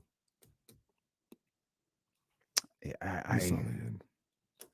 It was a it's not a 6-man tag, but when the 6-pack challenge. Yeah, trying for Bobby Lashley and Austin. So next week, I guess, is a big week. It's the 30th. Yeah.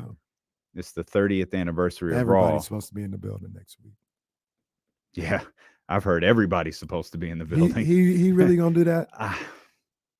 Bro, can you imagine if he shows up? I mean, why wouldn't he? It's his company. Those give me a break. Those fans are going to cheer him. They're going to cheer him like crazy if he shows up.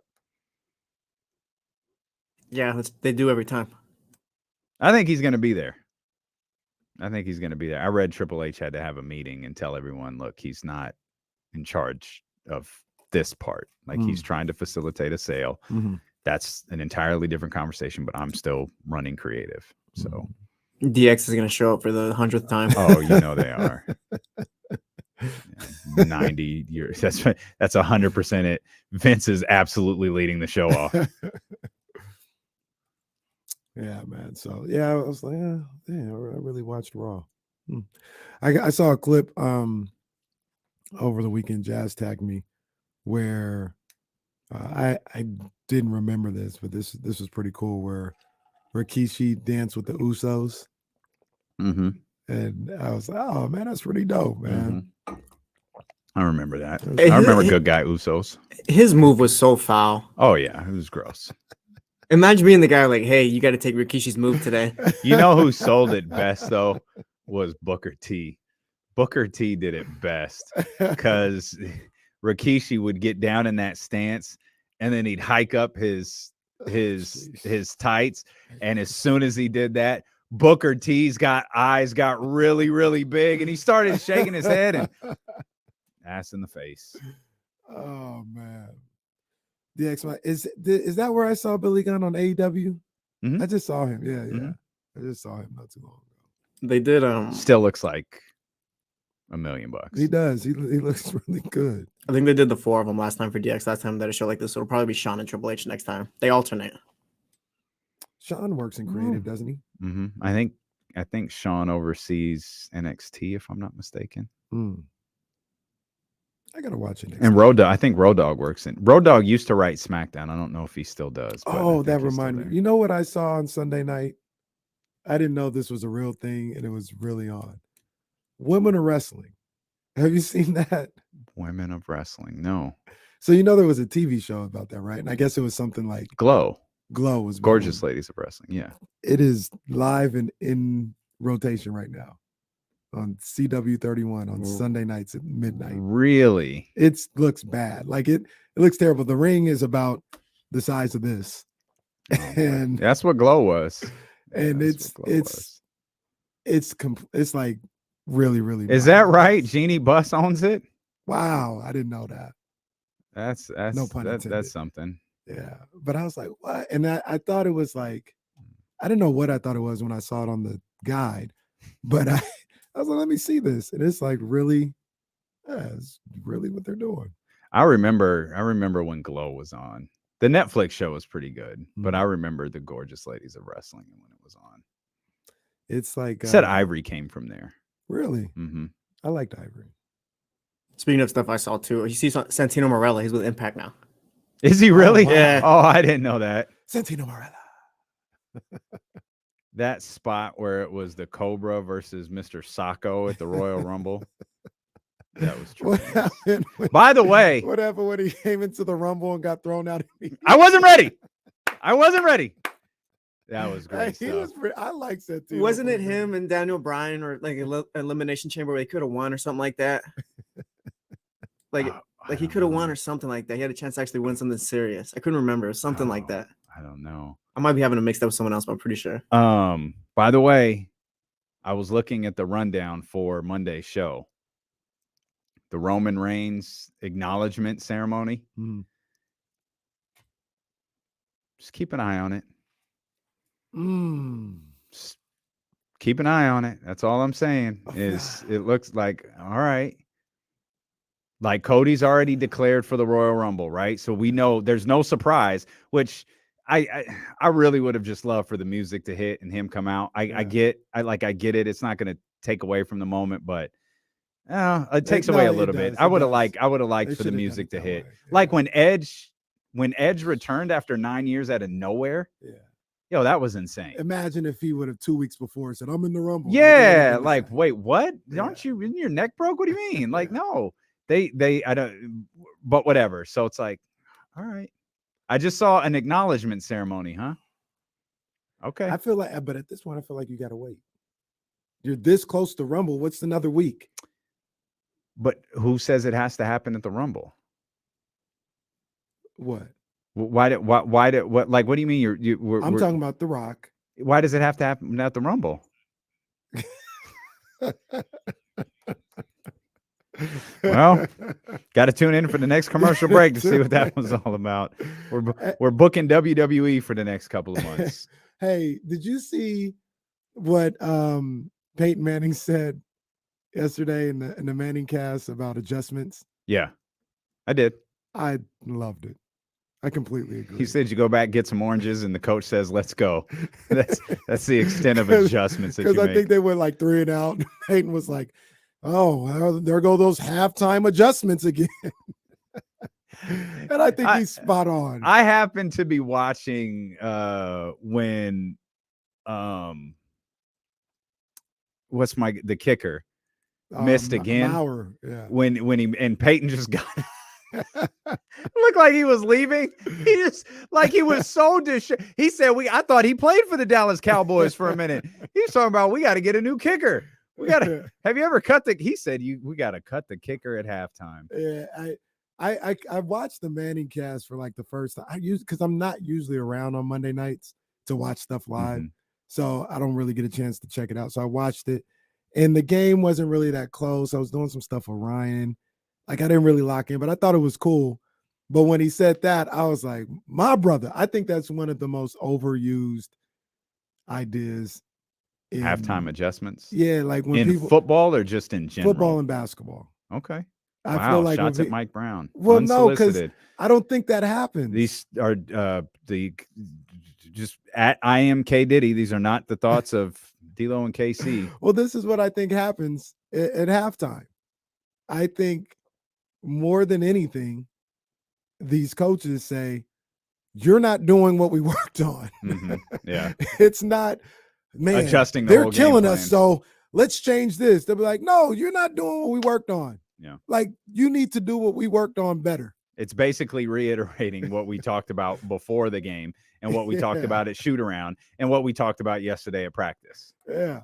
I just think that's what it is most of the time. And I thought Peyton was funny with it. He was like, there goes those halftime adjustments.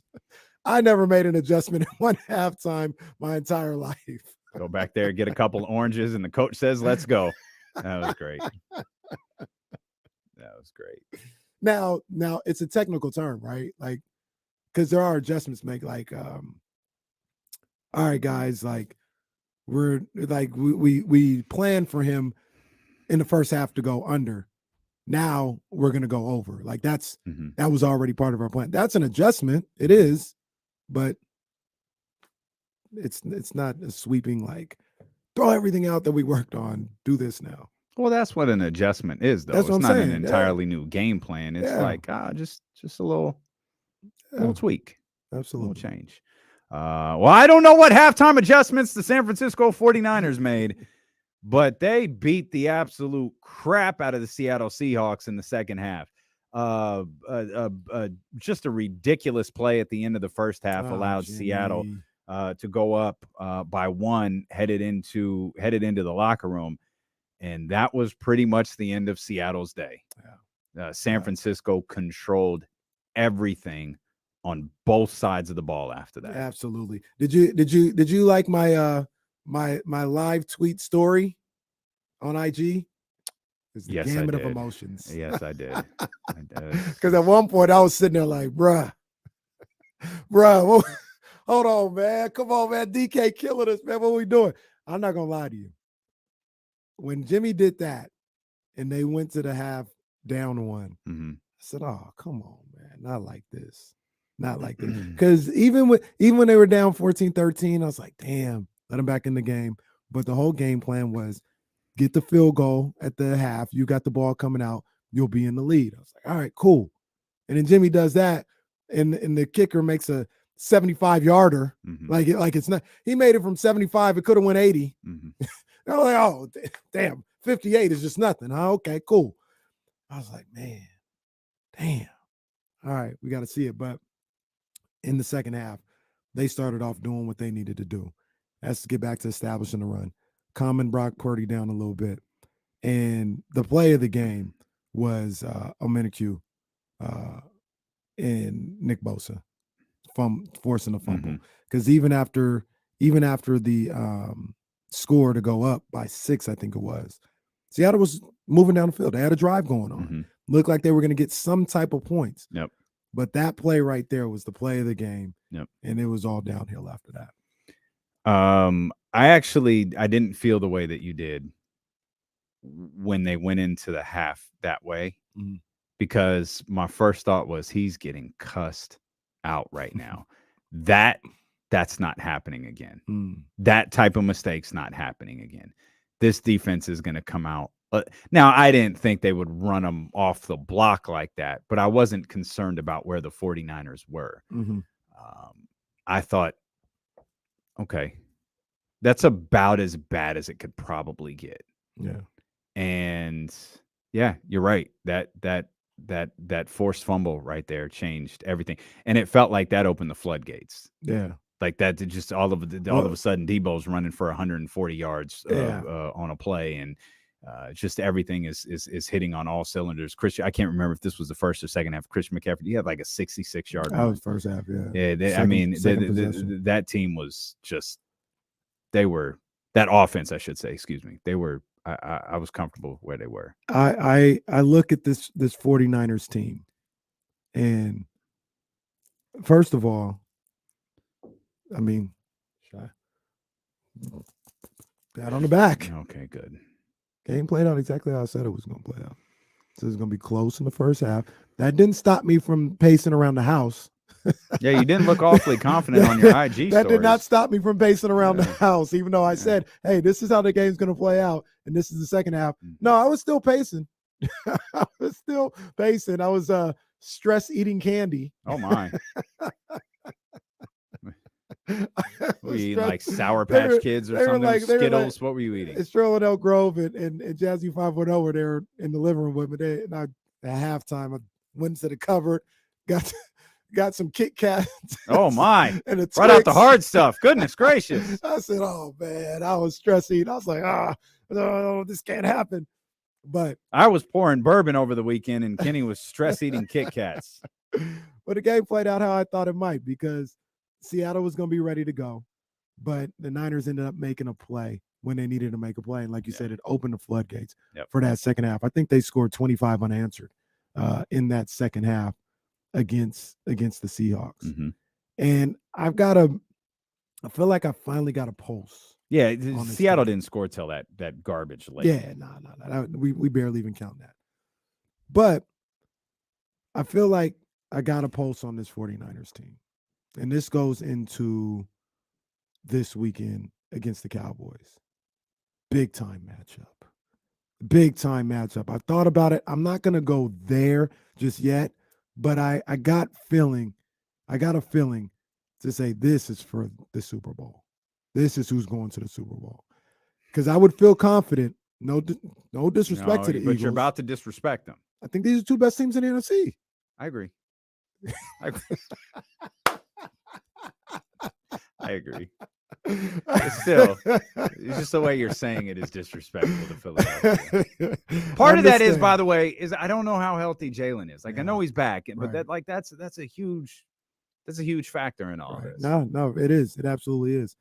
But I don't need to be convinced how good Philadelphia is. They're good. But if Jalen's less than 100%, that's tough. Yeah. It's tough for me. Absolutely.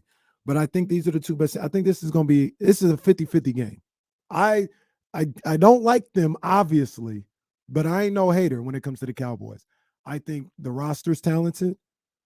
They've got playmakers. Dak, I don't trust him, but that doesn't mean he's not a good quarterback. And he balled last night. He was locked in last night in one of the biggest games of his career. He balled out. Indeed. I think it's a 50-50 game, maybe 60-40 49ers, but it's a close game either way. But when I talk about the post that I have on the 49ers, it's kind of, I don't want to say simple, but I look at it like this. If you can't stop their run game, you will not beat them. If you can't stop them from running the ball, you can't beat them. And that's kind of relatively elementary, but everything they want to do is on the run game. When it got time to, hey, like Seattle's playing, we got to get back to what we're doing. They had like an 8-minute drive where they ran the ball like 10 times. I think that's one of the most important notes about the San Francisco 49ers is when you run the ball, you dominate the clock. Mm-hmm. And I've never been on a football field before. That's got to have a psychological impact when you're on the other sideline and you can't get on the field for 10 game minutes, much less whatever real-time minutes that amounts to be, counting penalties or timeouts or whatever may happen along the way. That's a stamp right there of a team that can win a Super Bowl. Yeah. And which is something Dallas should be able to do, but it feels like they've struggled with as of late. Yeah.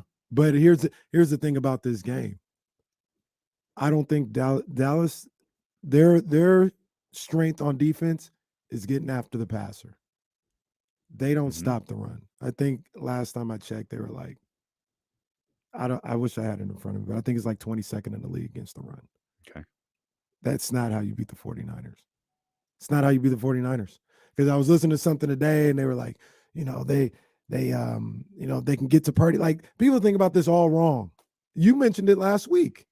You were like, if the 49ers lose, it's not going to be because of Brock Purdy. Like, oh, we don't get to Purdy and put pressure. That ain't it. You have to stop the run. And if you can't do that, you are going to be food for the 49ers and Kyle Shanahan. And Micah already tweeting. He a lion. He really should. He a lion out here. He shouldn't do that. I'm going to tell you right now. And I like Micah. He's a hell of a ball player. Kyle Shanahan going to have his head spinning on Sunday. Kyle Shanahan, once again, if they can't stop the run, Kyle is going to have his head spinning like Beetlejuice. Oh my, that's an odd reference, but okay. It's going to be spinning on Sunday. I want to talk more about that, but I want to get to Daniel first. Phone lines are open for you. Get in, be a part of the show. 916-909-1320. Daniel, what's going on, man? Hey guys, I'm so hyped for this game. I haven't been this hyped for a Cowboy. I wasn't hyped last year about the Cowboy game, but they don't learn. They don't learn. They're talking crap already. You guys won your first playoff road game since 1992, and you're talking crap to the 49ers. Seriously? Their fans suck. Oh. Their owners suck. Oh. Their players suck. They can't shut up. I hate them worse than Seattle. You guys suck. I can't wait till the Niners beat them. That's what get Daryl get some air horns. Get Daniel get some air 49er horns. fans Rack got them. Rack them. Man, 49er fans. Let's go. They got time today. My goodness. That's what I'm talking about, Daniel. Oh. Well, they're here. You're right, by the way. Dallas ranks 22nd against the run. The San Francisco 49ers rank first, second. Who's first? Tennessee. Okay. Well, all right. Didn't have a not all to metrics show that make in sense. The play. Well, they didn't have a quarterback. You mentioned it wouldn't have mattered. Give me a break. I mean, it looked like an incomplete pass, but this whatever, fumble. Yeah, that was a you stole my train of thought. Now I'm thinking about that incomplete pass and what I said immediately following the incomplete pass. Classic. Brock. Iconic. Brock Purdy. That's what I was. Brock Purdy is tiptoeing into Sacramento Kings territory right now. In that at some point, whether you're the Athletic or you're ESPN or you're going to have to take the step that JJ Reddick took. You're going to have to admit that the Kings are good and that you've been wrong about them. You're going to have to admit that this isn't an early season success. We're halfway through the season. This is the highest scoring team in the league.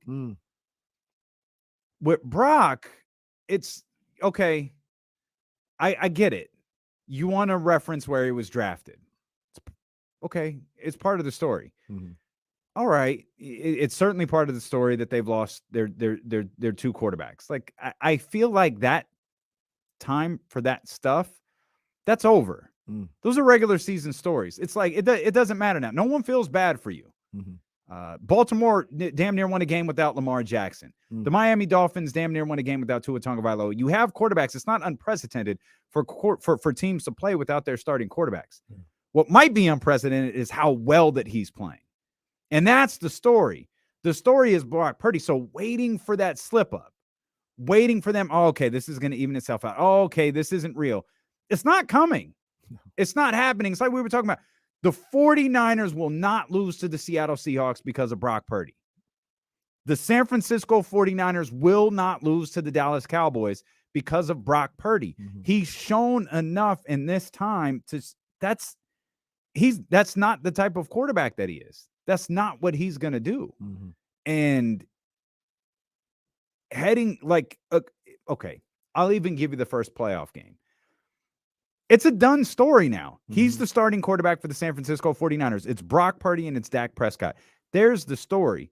There's the focus. If the Cowboys think, oh, we're going to shake this third string quarterback, if they think we're going to shake this Mr. Irrelevant, that's not happening. You're not paying attention. That's not a storyline heading into this game. He has proved to be too composed in every big moment that he's been in.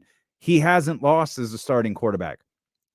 Christian McCaffrey hasn't lost with the Dallas Cowboys since spending more than 2 days with them. I mean, this offense, the only thing that has drowned out how good the San Francisco 49ers offense is that their defense is absurd. It's crazy. That's the only thing that is keeping us from talking more about what Christian McCaffrey and Deebo Samuel and Brock Purdy are doing in this stretch, because we're talking about what Bufanga and Bosa and Fred Warner and all these all-pros are doing on the other side of the ball. It's the most dangerous team in the NFL. And I know it's the most dangerous team in the NFC. Dump that, just run that part back. It's the most dangerous team in the NFC. I'm holding off on the NFL just a little bit. Well, the other thing about that is you talk about the defense and like it might be the NFL. I mean, look, the quarterback play is better elsewhere. I don't know. I mean, God, Buffalo's got to be the closest. What? I mean, when you talk about the receiving core, I thought you meant like Buffalo is the other dangerous team. Yeah. Hell no. It's Kansas City. And that's It's I Kansas think City that's and San because Francisco. the quarterback is so far above everybody else. The quarterback is erratic. Well, he's very talented. That's what makes him great. He's talented, but he'll give it to you. He'll give it to you. Can you take advantage? I don't know. It's kind of like what Cowboy fans and radio people last year were saying about Jimmy Garoppolo, and they were right. They ended up being right. They're like, Jimmy gonna give you a couple opportunities. Yep. Can you take advantage? Yep. That's how I feel about Josh Allen. And I said it on Sports Sunday, and I want to be clear. I'm talking on the field. He got a lot of Brett Favre in him. Gunslinger. I'm gonna just do whatever. I'm gonna just do whatever. I don't care how this turns out. I'm the gunslinger on the field. Nobody should be Brett Favre off the field. Except the prisoner. That's it. Brett Favre should be serving time in Oswald Correctional Facility. That's right. It's a fictitious place, but he should still be there. That's right. But I think, I mean, they're good. I don't think they're going to win this week, but they're good. I think KC is the other dangerous team. But here's the other thing. Can you hit the pause Absolutely. button on that? Because I was really hoping Stanley would call. Because this is like he here? He here. This is he here? Oh, he here. This is I love What we Stanley's talking been about, Stanley? committed to this forever. 916-909-1320. Stanley, how you feeling? What we talking about, Stanley? I'm feeling a whole lot better than your boy Tom Brady feeling right now. How's that my feeling boy? a whole lot better than that. I guarantee you. And you know what? All I got to say is your boy, this Purdy or whatever his name is. All I know is this. He gonna be looking like the Mr. Irrelevant that he is. Because Michael Parsons don't play that. He don't play that, okay? What did Micah do last year? What did he do last year after all that talking? We're not talking last year. All right, we talked this year. Brady was along the same lines as you. Earlier in the year, they beat the Cowboys. Okay, they ran out of time. Okay, he didn't look so good last night, did he? No, they ain't no good. That team ain't no good. No, okay, yeah, and guess what? The 49ers are about to find out something, too, about Mr. Purdy. The whole team is about to find out something. Hey, Stanley, I'm going to tell you right now, you about to step up to varsity. All right, you played JV last night. You about to step up to varsity. Let's see what y'all got. Let's see what y'all got. Okay, Y'all good team, Stanley. You're right. You're not good enough to beat the Niners. You know what? You're not good enough to beat the Niners. I want you to be like your network colleague, Stephen A. Smith. That ain't Come in my here colleague. begging on your knees. Come in here begging on your knees come Monday. I'm going to be right here and say, I told you so. Hey, you going to be here when it don't go that way? You going to call me? I'm going to be here. I'm going to answer the bell, bro. Okay. But this is Mr. Jerry Jones' show here. That gives me even more confidence. That gives me even more confidence, Stanley. That gives me even more confidence. Stanley just cut me a little bit with the Jerry Jones reference. Ugh. Man. Let's grab Bobby real quick. Yeah, for sure, 916-909-1320. What's happening, Bobby? Stanley, Cowboys fans are they're obnoxious, man. I mean, this is the thing about us, with us being real.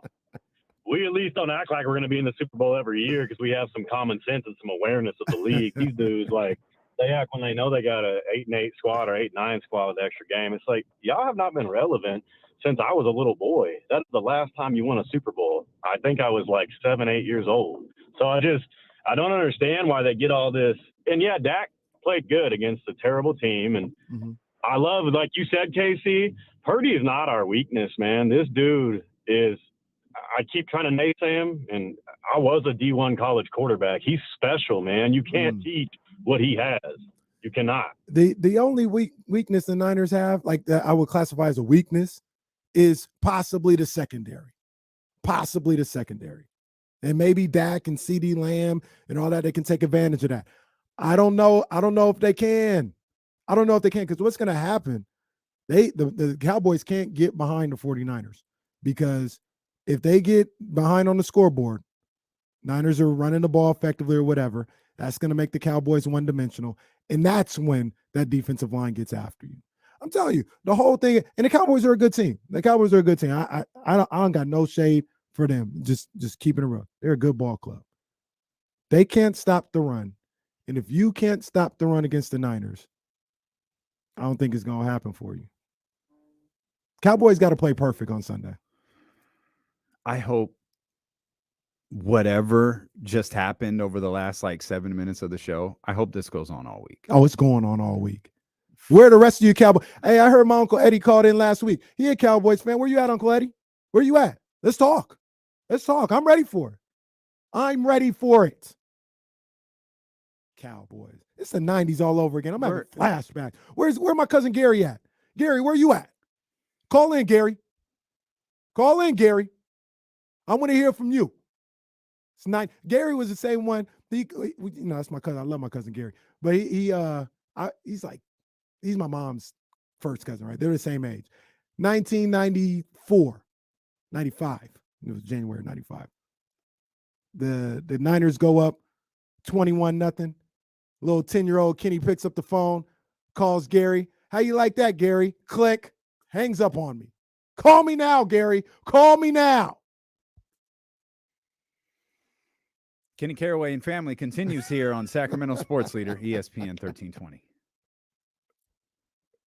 That was beautiful right there. That was tremendous. Stanley called in, and I shed a tear of joy. That was tremendous. Let me use the restroom early real quick, man. Yeah. I might make Stanley the short. That was great. Oh, bro, you ain't lying. KC he holds on to memories, bro. It's a good thing that Kenny has the disposition that he does, where he's so calm, cool, and collected about everything. Because the way he remembers stuff, he would just randomly get angry about something from 20 years ago. So the fact that he doesn't get angry about anything it's probably good for his health. Oh, Stanley is tremendous. I love that Stanley came over to this show. Yeah, Stanley called and I had to push him to the front of the line. Yeah, that's awesome. I miss Nicholas. That's my bad. I didn't even see his. No, we're good. His name there.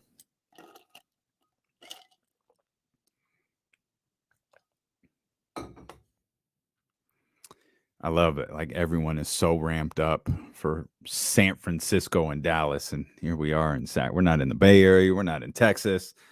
Oh, but fans are ramped up for this one. I know this is the game of the week, but do not overlook Philly for next week. Yeah, that's my number one team in the NFC still. I really need to see how Philly plays this week. Jalen looked good against. That's what I need to see. Yeah, it was against the Giants and their scrubs, but he looked decent in their last game of the season when he came back. Yeah, I need to see Jalen.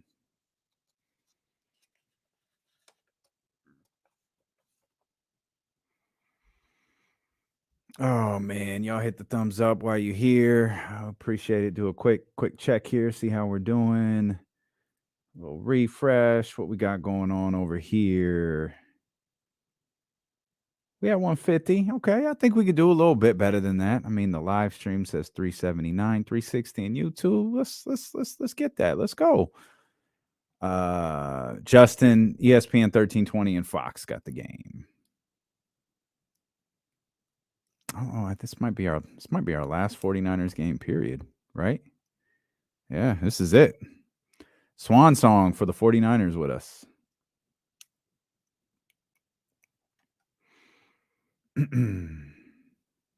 Yeah, I know, Chester, right? Yeah, we'll keep that just from people who can understand a map. What is Sacramento? Do you guys part of the Central Valley, or are you guys just Sacramento? Sacramento. Yeah. I think that's right. Yeah. Yep. Yeah, keep hitting those thumbs up while you're here, though. Keep hitting those thumbs up. Yeah, the Valley. The Valley. 3 teams from the NFC East after being drags for, yeah. Yeah, that's a good point, Terrence. They were trash for so many years, and yeah, 3 teams. Three is the Final Four. 3 is the Final Four.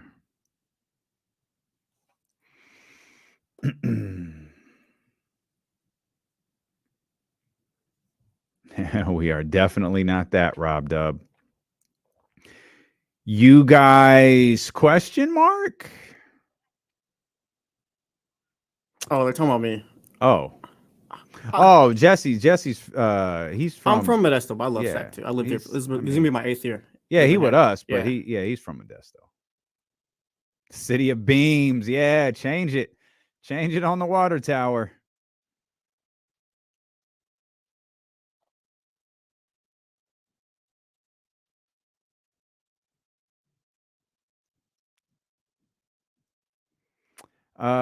He yes and no. He hasn't gotten I don't think he's gotten the thumbs up to return. His rehab has taken some time. I don't know that he's gotten the full clear.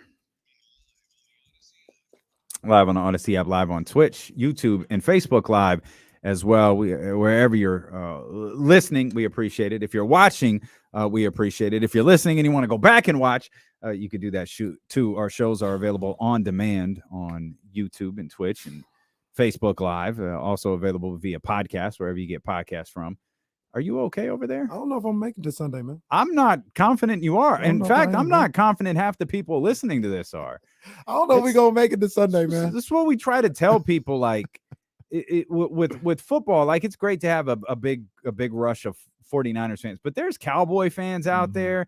There's Giants and Eagles. Like this, when it comes to football, it's not like the Kings. I think there are more Kings fans than there are here any other basketball team, and that includes the Warriors and the Lakers.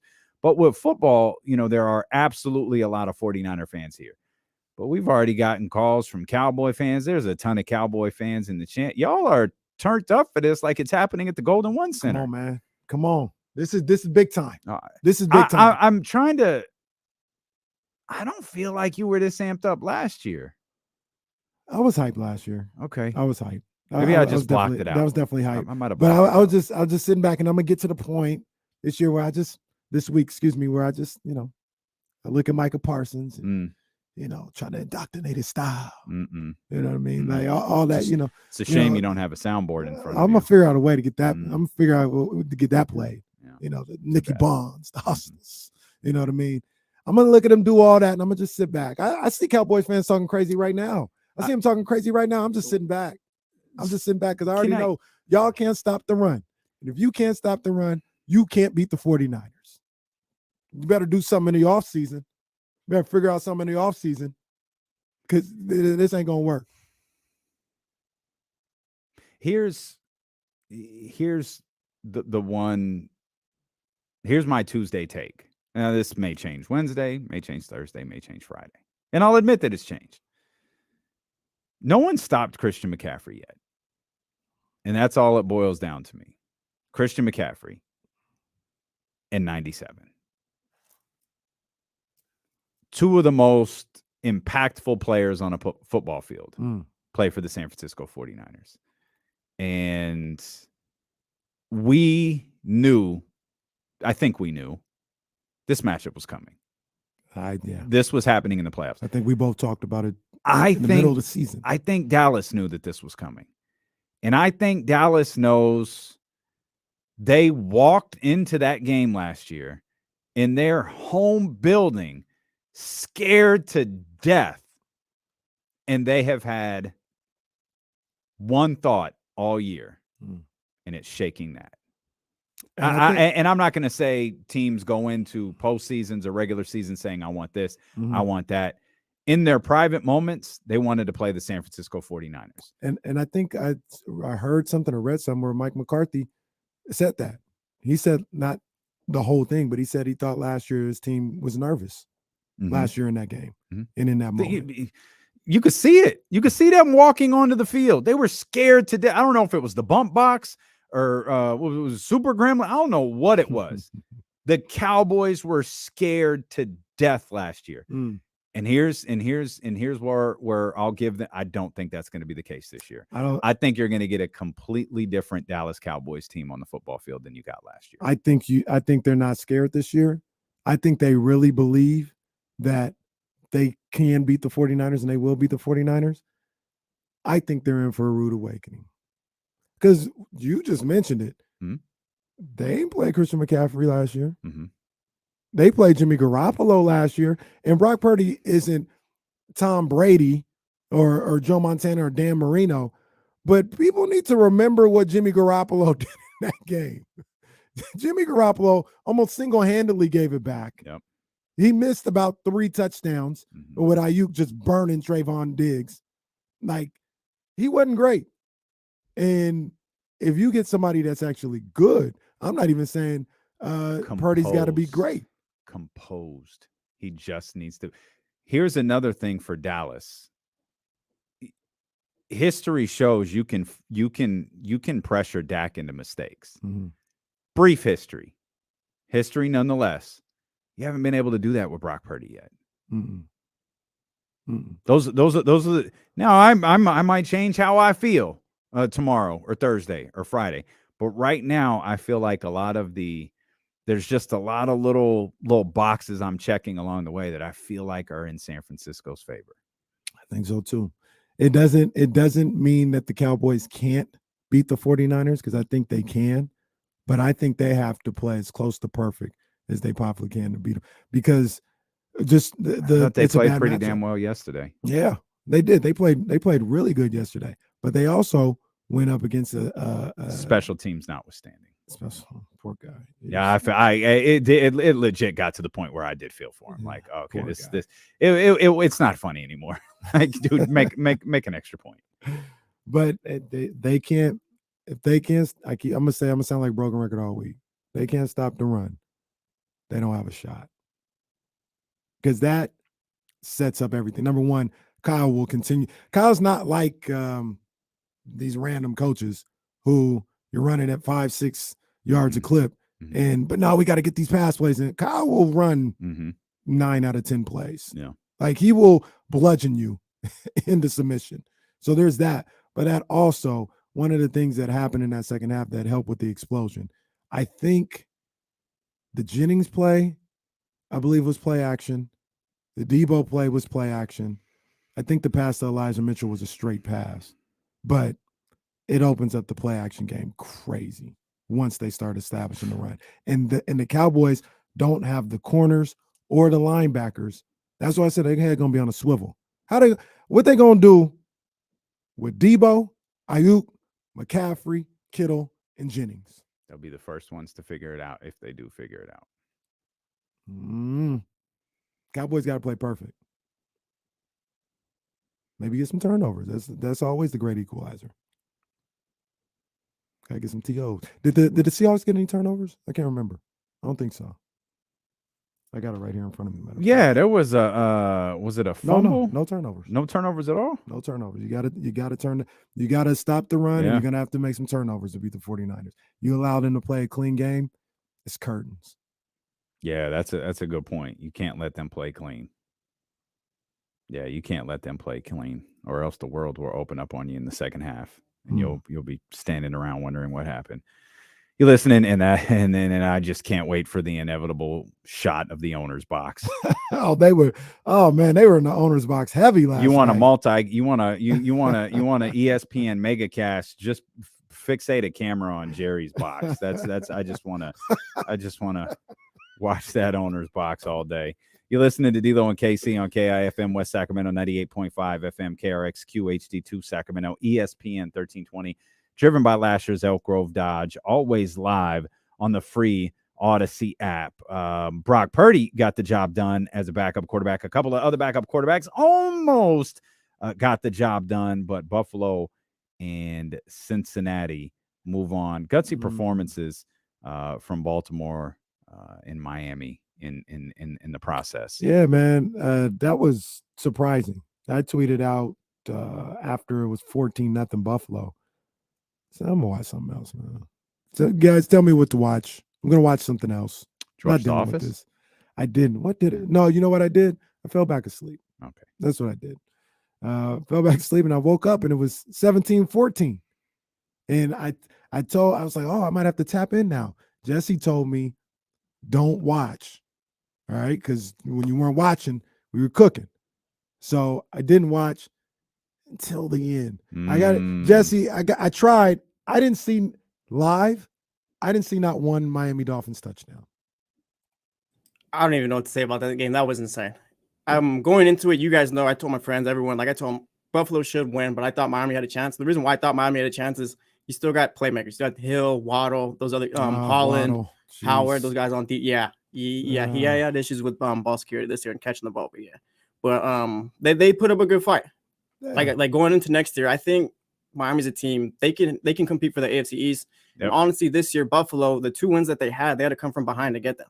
Yeah, they played the Bills really well. Yeah, they played the Bills really well. Like I said, you get into the whole. And Josh Allen will give it to you, bro.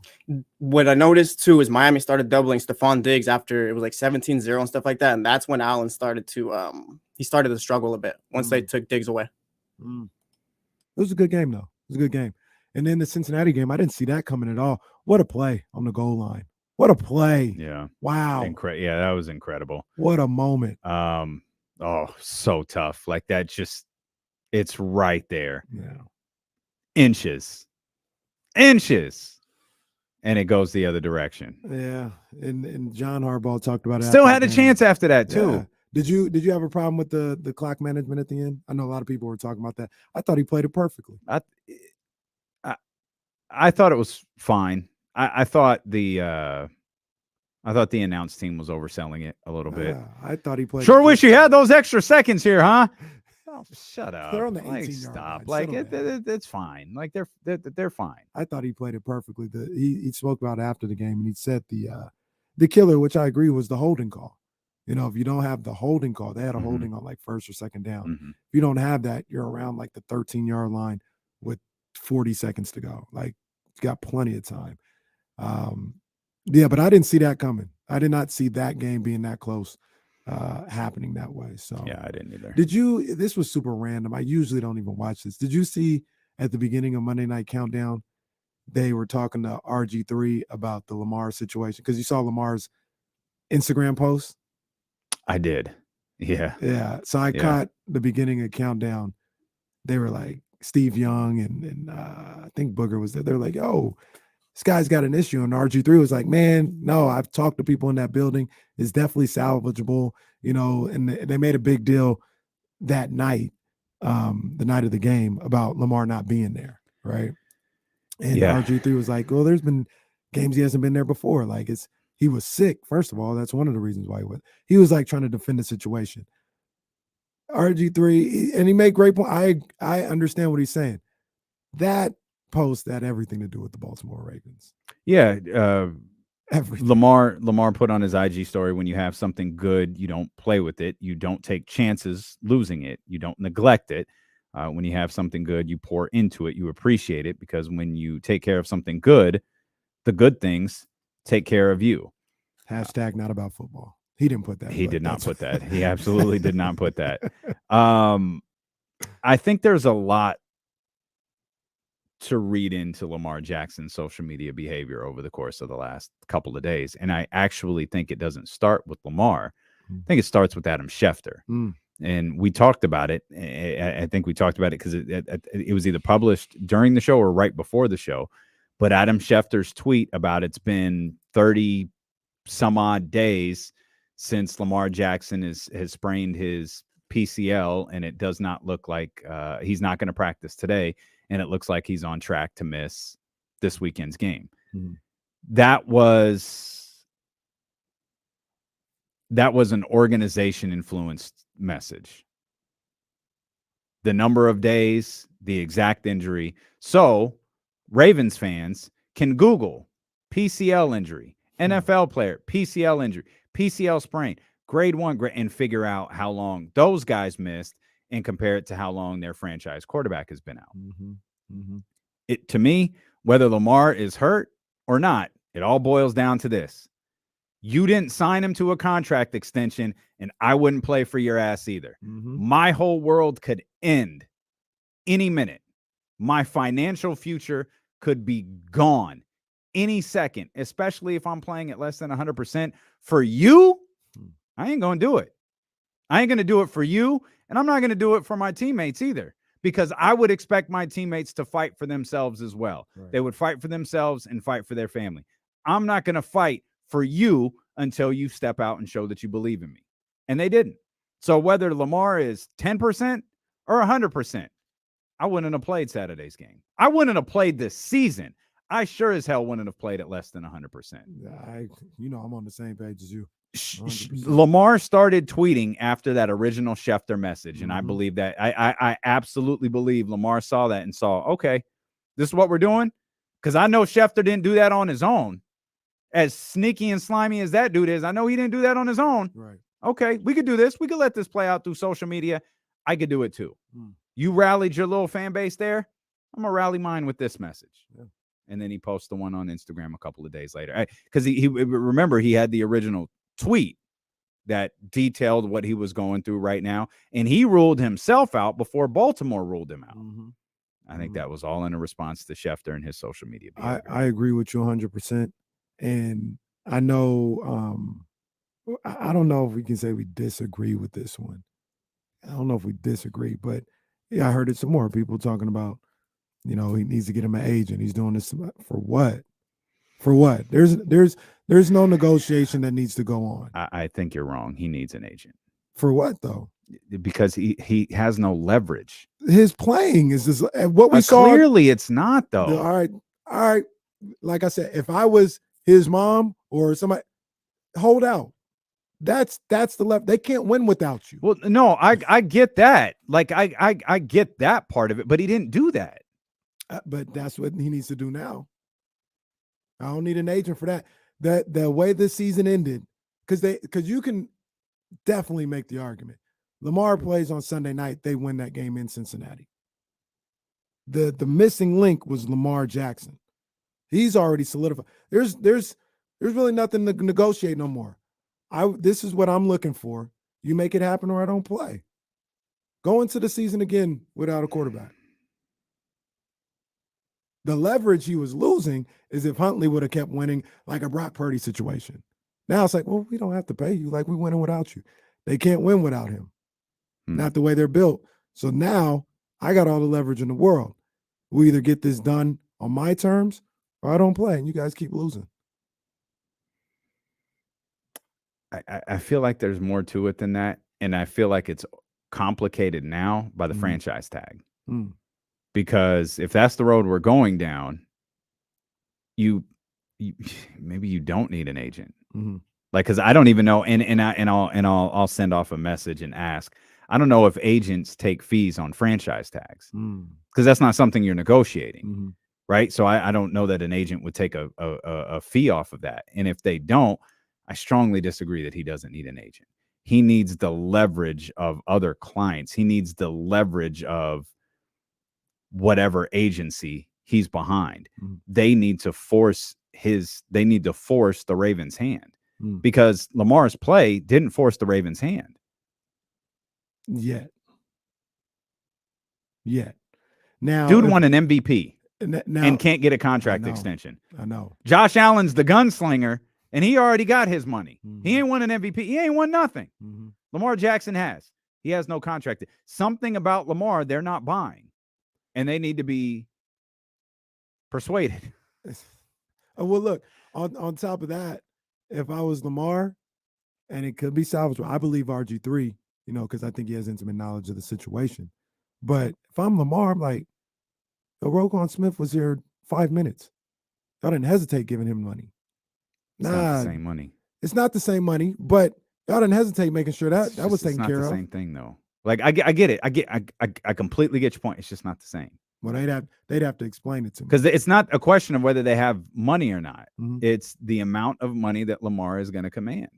It's a lot. It's not what Roquan Smith. It's not what any other player at any other position in the entire league, probably besides Nick Bosa, will command. Like, it's just not the same. I don't. It's Aaron Donald money. Like, Aaron Donald's the only non-quarterback who makes that kind of money, and he just made it this year. I think the thing with Lamar that they're not buying, I don't think they believe he'll hold up. I don't think they do. There's the way I think that's part of it. I absolutely believe that's part of it. The way he plays, but they're like, well, we need the way he plays to win. So it's the old NFL thing. We'll just use him up. Yep. We'll just use him up until, and if we can treat you like Alabama did Derrick Henry his final year. That dude ran the ball like 400 times in his final season at Alabama. And the Cowboys did. I always forget his name, but the running back. not Julius Jones. I always forget his name. The dude who went to the Titans. Yeah. DeMarco Murray. Thank DeMarco you. Murray. Goodness gracious. Yeah. They could, Forget his name every time. And you could say he was right or wrong or whatever, but the way the Steelers were about to do Le'Veon. And Le'Veon said, you're not going to do that to me. Mm-hmm. You're not going to do that to me. So that's what the Ravens want to do with Lamar Jackson. What hurt their case is what happened in the final month and a half of the season or month of the season, including the playoffs. Now, you want to talk about tit for tat. If I was the Ravens, what I would do is I would draft a quarterback. I'd draft a quarterback. And I'd be like, well, all right, Lamar, this is what we're going to do. And if you don't want to do that, we're moving on with our franchise. And we got a quarterback waiting. Is he good enough? We'll find out, but we'll find out. We'll find out if he's good enough or not. I think they will draft a quarterback. I don't know if that is like the way they're looking at it, like we're doing it because of Lamar, but I think they'll draft a quarterback. Speaking of drafting quarterbacks, can we give love to my guy, my man? Your guy. Yes. Yeah, well, you've been with him all year. All year. You're right. Trevor Lawrence. You're right. With that, not only a phenomenal comeback for my guy, Trevor Lawrence, but the Jacksonville Jaguars did exactly what we told you they would do to the Los Angeles Chargers. Perhaps more specifically, the Chargers did exactly what we said they were going to do. Oh, man. I give this one to you, partner. You had I had Chargers. I told you the Chargers were going to. The Chargers were going to go to work. Why? Just what they do. You put your faith in Brandon Staley. Somebody said Brandon Staley needs a one-way ticket to Thailand, and I fell all the way out. They fired the offensive coordinator. Oh, that's the problem. They had 30 points. That'll put some butts in the seats. They had 30 points and fired the offensive coordinator.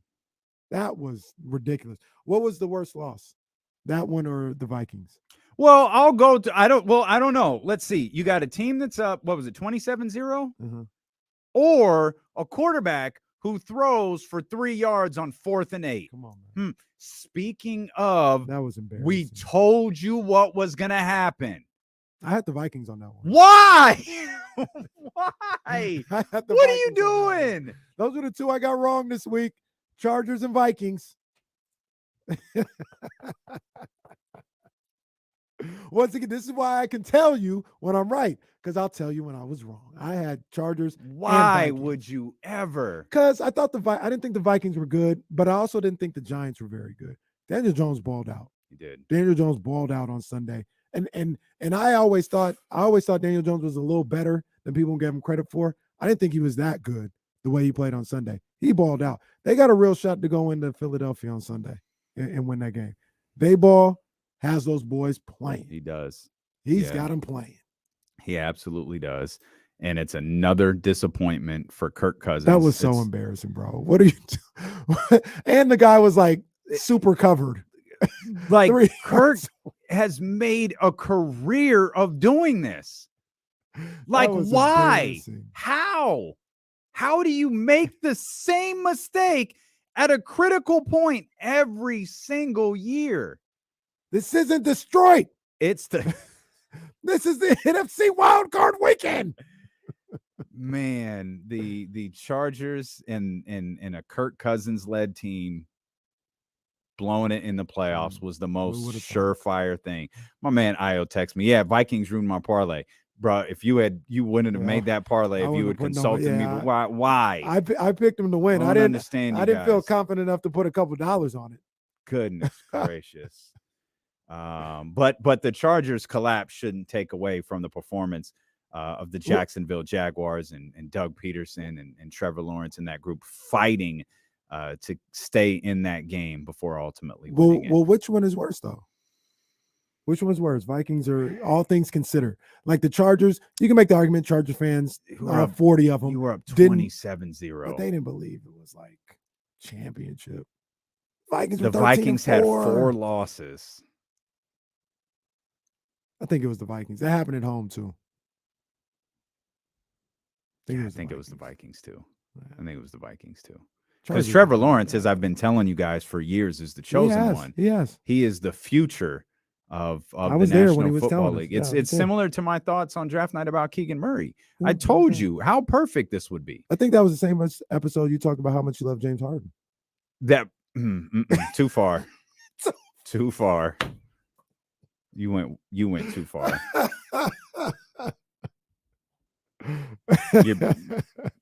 Kenny just forced us into a commercial break with that line. I'm going to step out and regroup after that. We'll come back. Coach David Patrick is going to join us, and we'll shift our attention not only to Sac State basketball, but trade deadline about a month away. Rumors are picking up. Let's go. Didn't see Kings involved in any, but there's cup, and that's the story right there. That's all coming up here. It's D'Lo and Casey roll along here on Sacramento Sports Leader, ESPN 1320. Hey, David J said Vikes need more D. 2 seconds, mute me real quick.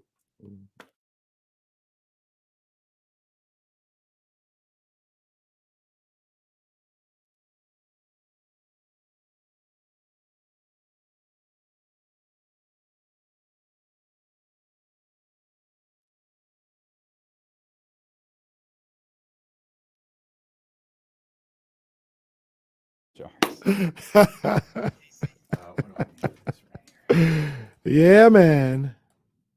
Let me see what's going on here, man. I got a couple things to talk about real quick. Where we at? Don't need that one anymore. Let's see. 13th round. What's your main man, Kenny Caraway? Shout out to my people over at Meister Watches. Big ups, Ryan. Big ups, Jovan, the plug. You know what it is, man. Shout out to the dope ones, man. Y'all see this this crew neck I got on right now, man?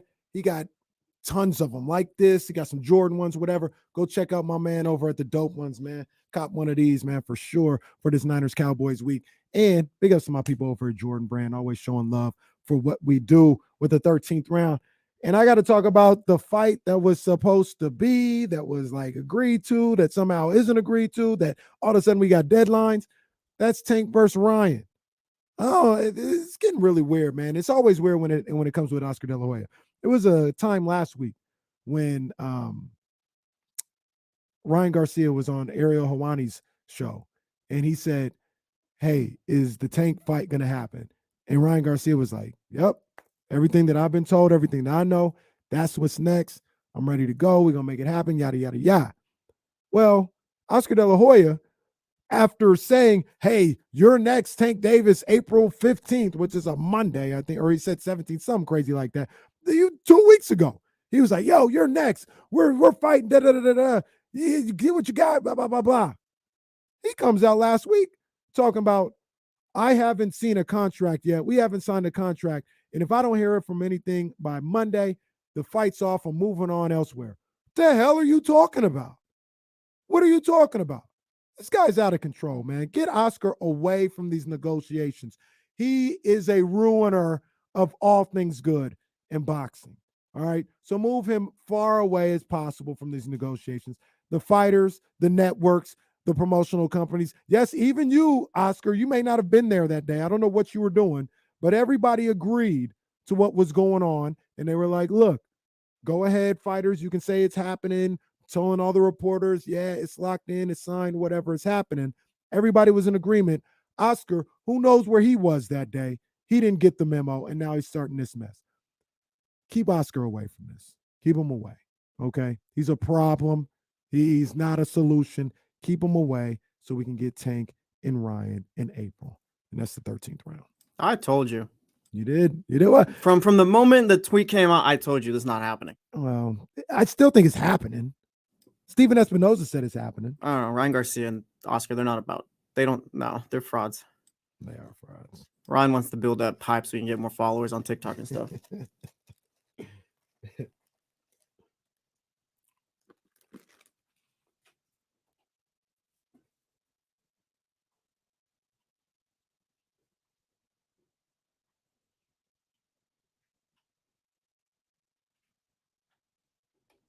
Jay Hardaway, man, this ain't it, man. This ain't it. Not with Oscar. Oscar's the biggest liar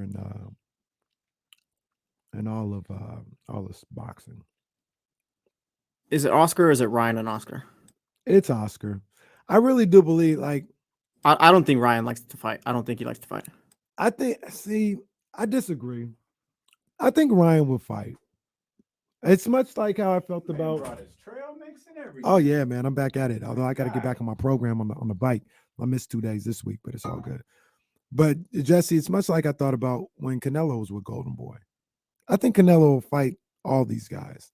I'm starting to get my doubts. But at the time, I thought Canelo would fight all these guys. I thought it was Oscar. And I think the same thing right now. I think Ryan will fight.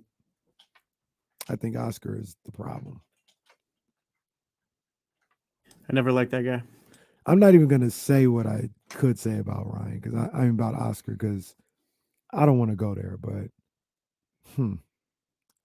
he has some strange moments.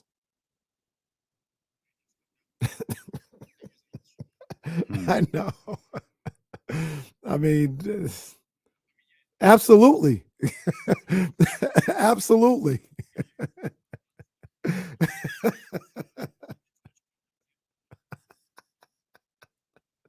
Absolutely.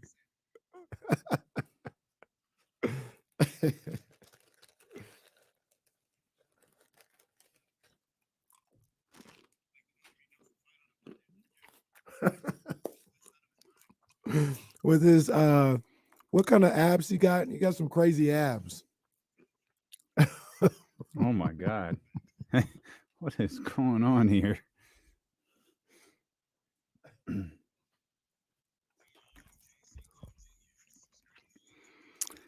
Hey, Live. I was just going to ask you, Damon, do you have the same type of abs as Oscar De La Hoya? No, they're not drawn on. No, because I don't know what was just going on right there during the commercial break. But straighten up, man. We got company. Let's welcome in the head coach of Sac State men's basketball. We got to behave when you're around, coach, man. The other 3 hours and 40 minutes, all bets are off. But we try to act right when you're around, man. Did I ask Coach this? Coach, you like boxing? Yeah, back in the day. Yeah. No.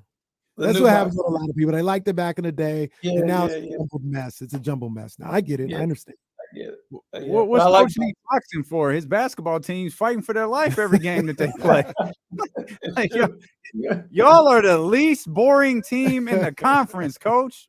You ain't lying. I be trying to box them dudes sometimes. So Sac State got a win over the weekend. But this one was like you guys have had like come from behind wins, games you come from behind and it's really close. Is the demeanor a little different when you're up and you get to within 5 seconds and that lead to has shrunk to one? Is the post game demeanor a little different? It was kids night or kids day at the Nest, so I had to make sure my demeanor was met. But it was, I mean.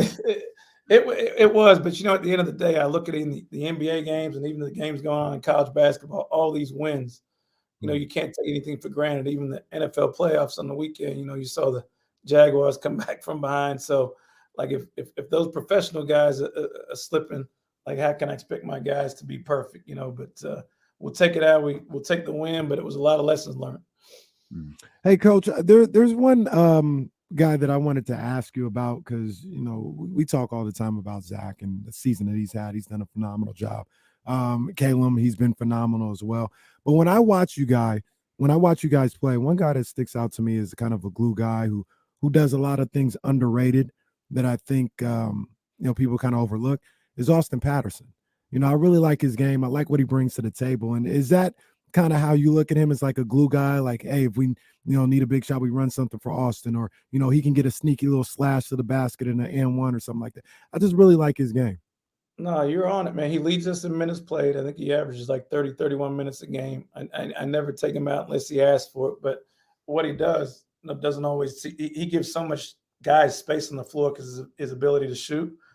He's tougher than people would think, because he's only a sophomore. And he does make big plays for us, whether it's a drive to the basket or a big three. We're only up 5 the other night, and they hit a big three to put us up 8. He does some stuff that doesn't always the lay fan doesn't see. But I'm glad you're able to see it because he's a big piece of what we're doing. Yeah, I like his game. Yeah, he was 3 of 6 from 3 the other night. Is how important is it for you to lay out like expectations to guys like Austin and Caleb? Like this is do your players know exactly what you want from them every game? They do, and I can be harder on some of them. I'm hard on Austin and I'm hard on Callum, and because they have that position in the team, and I hold them to a high degree. Obviously, Zach gets the same hard treatment they get because I have high expectations for them, but they set the expectations because how they approach the preseason, how they've started the year, and how they've been playing. So they definitely know where they're at, and I let the team know who's getting what shots and what's expected from each guy. Coach, in one of the practices that I came to before the season, I got to get back into the practice, man. I like checking out the practice. But one of the things that was really stressed during the whole time I was there, at least, defense for sure, but finishing off the defensive possession with rebounding. And it seems to have paid off. You guys are one of the best rebounding teams in the Big Sky. Is it to your liking right now? Is it satisfactory for you, or do you think there's another level on the boards that you guys can achieve? I think there's a whole nother level. I mean, that's kind of our deal. We won Thursday night against Northern Colorado and beat them by 13 on the glass, and then we come back against NAU and we're up 10 at halftime, and then the game gets tied up on the glass. So there's a level where we take our foot off the gas, because for me, that's what wins in college basketball: defending and rebounding. Because we're so big, that's a way to put our physicality and impose our size, on our opposition. So I think we still have another level we can get to do it on a consistent basis. How many guys do you have returning from last year's squad, Coach? What? 2 that really play, in terms of Zach and Cam Wilbon. The other 3, Rick Barrett's been hurt. Xavier Ford was a walk-on, and Chris Holly, the local kid, has been injured. So, and those guys were all young kids last year, and Teo Hardy, but they didn't play a lot because they were young players. But 2 that play and played meaningful minutes. But you guys have already matched last year's win total. Already this year, you're already at 11 wins. Team finished 11-18 last year. And I always wonder, especially in college, where the turnover is so great now with the transfer portal, new coach, new coaching staff. Is there value in that? Do you recognize that, like with the guys who have been around, like, hey, look at the growth that we've had, or is that just kind of like a talking point for me and Casey? Look, I'm aware, as a staff, but I don't talk about it to the team. I can tell you our internal goals when I got here, we've exceeded them, because, it's hard to win one college basketball game, let alone 2 or 3. And so to get double-digit wins in your first year is kind of your goal as a new coach, and we've probably obviously superseded that. So now I hope, after being around this team, like, I don't know what our goal is. I don't think there's anybody left on our schedule that we shouldn't beat, and I firmly believe that. Obviously, every game is going to be a fight, but I've raised the expectation level of this group, and we'll reflect on, what year one is, at the end of the year. But I try to play these games in one season increments. Yeah. Hey, Coach, I saw some stuff yesterday where you guys were at the MLK walk. You guys were at the one at Sac City, right? Yeah, we were the one that started at Sac City and went around Land Park and Broadway. Yeah. How was that, man? Your first one out here?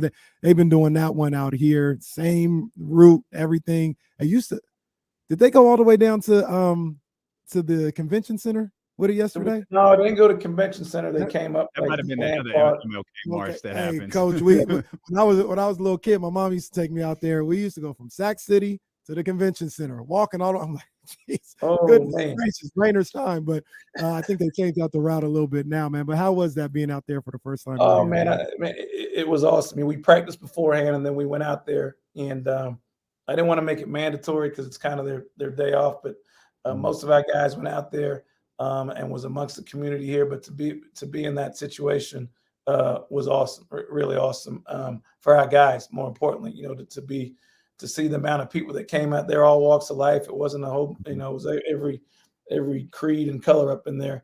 Was awesome for our group, and we got to meet Councilor Rick Jennings on the way on the walk. which is really cool. And he spit some knowledge to our guys of him being a former athlete and where that led him to. So for me, that was the biggest win of the day for our guys to hear someone of his stature that looks like us talk about his journey and obviously the journey of Dr. King.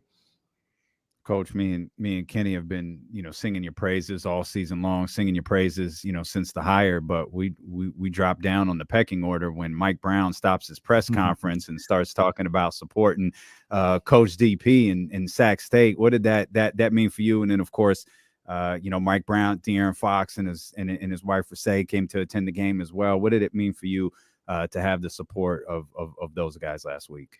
Man, look, it was awesome. I had no clue Mike was gonna do that until I got home from from practice, and they told me that Mike talked about it. And then I thanked him for saying it. And then the next day he was like, "Man, DP, I need tickets to the game." So I'm like, "Shoot, okay, he's coming to the game." So obviously that was great, and I know how he feels about me as a person. But for him to obviously put that out in the media, just means a lot from a mentor who's had so much success. He's got so much stuff going on. For him to take time to think about me and Sac State, because this is not his alma mater by any sense, was great. And then to have De'Aaron text me, maybe it was 3 hours before my game, like, "D, what you doing? Do you have tickets for me?" I should have said no, but I'm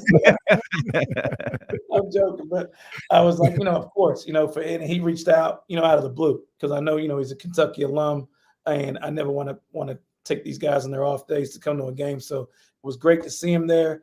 And then the message he had for our team after the game, De'Aaron, was even more inspirational for an all-star to take time out of his schedule. And Mike just speaks volumes for the kind of people they are. Yeah, no, that was really dope to see, man. Hey, man, 4-1 in the Big Sky. These guys stay working out. These boys working out there. I love to see it. Who you got this? Idaho State and Weber State on the road. Yeah, so getting your boys ready for it. Huh? Yeah, both tough ones. Idaho State was 4-0, and they dropped their last two, so that they'll be hungry to get back on their winning ways. And then Weber State's always a tough time out. They're good. Obviously, Dame Lillard went there, but that's a real time program. But we try to focus on Idaho State, man. I've never been to Idaho so much in my life, so that's for the tournaments there too, right? Tournaments it's there again, man. So, yeah, I'd never been to that state ever in my life, and now I've been there twice in 2 weeks. So maybe a new holiday destination, but we'll try to come out of there with one win, hopefully two. Coach, what are you doing this holiday? Going to Idaho? What are you doing? All right, Coach. That's all right. Good luck this week, Coach. We're looking forward to I'm sure another heart-stopping game from your squad out there, man. But we appreciate you. We'll be dialed in. No, I appreciate you guys as always. Yes, sir. Take care. All right, so man, Coach David Patrick right there, Sac State. Our women lost for the. I saw that. You talk about Sabonis's double streak. Like, man, when I saw that the women lost, I was like, no, it's. Tony Brothers representing the game. What the hell's going on? I think I saw that too, because I think it was on Saturday, and obviously I was locked in on one thing on Saturday. And I was checking the score, and I saw they lost. It was a rough one. I watched it back yesterday. It was a rough one. Yeah. Oh. It just wasn't one. I don't know. They just wasn't there for that one. Those road games will happen to you. They'll get you. I mean, they'll get you, especially like this league. You go, like Coach just talked about, you go to Idaho, you go to Montana. It's just weird. It's just weird vibes, man. And it'll get you every now and then. So it got them, but they're still on pace to handle business. By the way, Thursday, speaking of the women's game, Duke, North Carolina Thursday. Oh, where's that? In North Carolina. Yeah, buddy. I need to go to that game one time. Good luck. North Carolina, I think I saw they beat NC State the other day. Everybody beating NC State. Yeah, NC State struggling. You don't say that too loud. Duke beat NC State too. Like, good quality win right there. But they're struggling a little bit. So it's a good week for college basketball, for sure. And it's funny, they're on the same. Like when I get to my calendar on Thursday, I got all these teams in it, and there's Duke basketball. There's Duke women's basketball, there's Sac State men's basketball, and then there's Sac State women's basketball. All right there on my. Who you think you are? Kenny Caraway? Watching all this college basketball. Well, I watch my Hornets and my Blue Devils, man. Yeah, man. I was watching. Look, I got already made commitments to the Big Sky, obviously, but I can't give up the Big West. So I'm gonna be watching them. Pac-12. I decided to go with the SWAC. I'm gonna watch the SWAC. I was watching Grambling and Southern on Saturday. That was an interesting game. That was actually on TV. That was on CW31. Oh, goodness. Oh, there's probably a really good joke right there. Oh, man, there's probably a really good joke right there. Goodness gracious. Man, so I was watching that game. Good vibes always. I wouldn't have a clue where that channel's at. No, it's right next to 13. Well, I have streaming. So I yeah, don't know. you don't have, yeah. I'm about to say it's right next to 13. That's how I always see it. But okay. There's that. And then what was I going to say? Oh, could I mention something that we didn't talk about yet? Can we talk about Friday night? Yeah, I want to get to the remark you made about the trade deadline too. So let's not forget that. What happened Friday? No, Friday HBCU night at the Golden One Center. Good time. Always a successful night. But the skirmish. Oh, yeah. Oh man, I forgot about that. Yeah, it almost the brawl at the Golden One. Yeah, I forgot all about that. Those boys was about to get early in the the first. Matthews, Your boy is trash, man. Your boy is trash.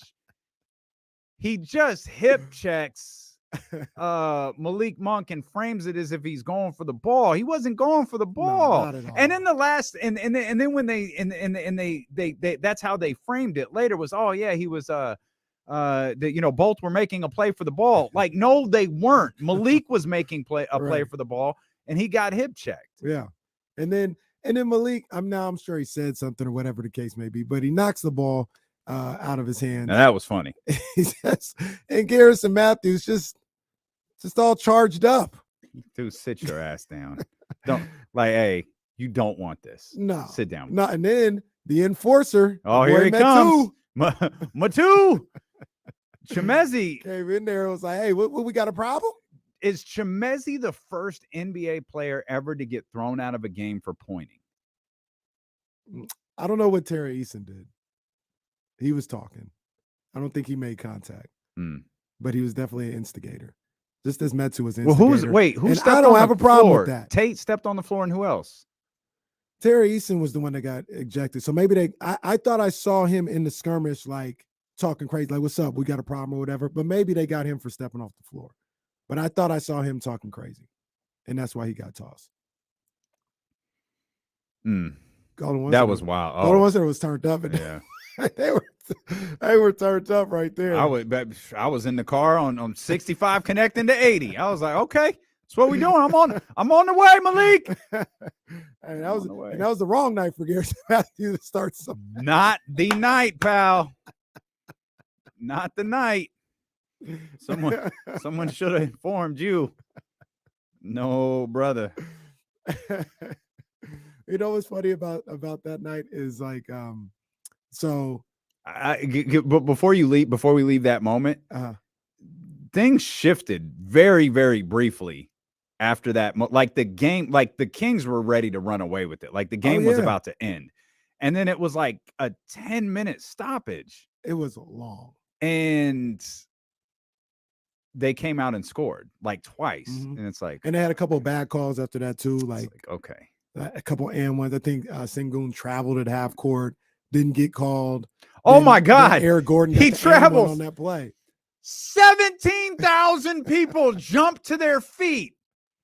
All three officials. And then Eric Gordon gets the and one. Incredible. So it was going crazy. Incompetence at its finest. Yeah. That was incredible. Rob, that travel was incredible. Rob, get your boys. Get your boys. But what I was gonna say, because I was having flashbacks to your question earlier. What was crazy about that night is it looked like Jalen Green was ready to go for 40. Yeah. He had 25 in the first half. Yeah. And the Kings stepped up on the defensive end He only got 2 the rest of the way. De'Aaron Fox stepped up. Halftime adjustment question mark? Huh? We give all the adjustments in the world to Mike Brown. We're going Friday. I need you to ask Mike Brown before the game in the press conference, do you make halftime adjustments? Or do you give them oranges and say, let's go? Well, I think what Peyton was saying was they say whatever they want. I'm over here using the restroom and eating oranges. Right. And then the coach says, let's go. That's all I'm paying attention to. Let's get Kamara in here because he's going to need a couple minutes. 916-909-1320. Kamara, what's happening, baby? The shade of Kamara's going to need a couple minutes. Hey, man, first of all, I just want to say, first of all, congratulations to the Niners, Casey. Thank you very much. Thank you. We're not done. Job's not done. I know. Job's not done. Yeah, I know. But I'm a little disappointed in De'Aaron and Domas on ESPN, man. What happened? Well, we didn't get a chance to see it yet. But what do you want from them? I feel like if they're gonna go on like national TV, they missed a perfect opportunity to wear velour Dada sweatpants and sweatshirts. That would have been pretty fire. Honestly, you know what? That actually would be a kind of fire drip to bring that. I mean, maybe not Dada, but like that's not a bad drip. The 3X velour, the 3X velour. Although I came to after Kamara, after you get done with your point, I got something I gotta say. You got a gripe with velour? No, I just got something I gotta say. Okay. Oh no! I want to hear what's your point, bro. Well, you would appreciate this. It's gotten to the point where NFL players dress better than NBA players. NFL players look fly coming in. Yeah, I think they look really nice. And NBA players look like they just threw anything on. I think some NBA players just try too hard to be different. Yeah. And that's why this whole like baggy look, man, it's like they're cutting clothes like when you buy a medium and it fits like a triple X. Their outfits their outfits have no rhyme or reason. Yeah. They just literally throw on any clothes. Okay, you know what it is though? You know what it is? It's and now we're going into the D'Lo and KC fashion profile part of the show. So really what it is street style. The street style has changed and it's shifted in the last 3 years to where, like, to your point, D'Lo, like a small is now like a medium. You know what I mean? Yeah. And a medium turns into a large, clothes a little bit baggier. I'm not a fan of it because, I'm on the short side of things, you know what I mean? So like, but it's like you're seeing a shift in street fashion and a lot of NBA players adhering to more of the street style, street fashion aesthetic. And whereas the NFL, you see the guys are coming in with the suits and, the tailored suits and then the double-breasted look. One of the guys who actually gets a lot of the NFL players, Brian Alexander. I have a couple of suits of his. Like he's based out of Washington D.C. Very popular with the NFL players. So that's what you're seeing. Well, even aside from the suits, Kamara, like just their streetwear. Like you look at somebody like Trent Williams or I forgot who the Amenahu was one that I saw. Debo. Like their streetwear just looks better. Like it looks more well put together. They look and fly. Like these guys. Well, you know what these guys are also like, they're like 300 pounds, bro. Like they can't wear back, like, they're not going to wear like, there's not many triple XX that you can use for there's that too. Guys that size. Yeah, that's true. So like, it's like NBA players tend to be a little more slender, so they can get away with a looser fit clothing. But I do agree though. The walk-in, is really different. Who do you think actually messed up the NBA style? I have an opinion. SGA. Who do you think was SGA? SGA started all that. Who do you think it was?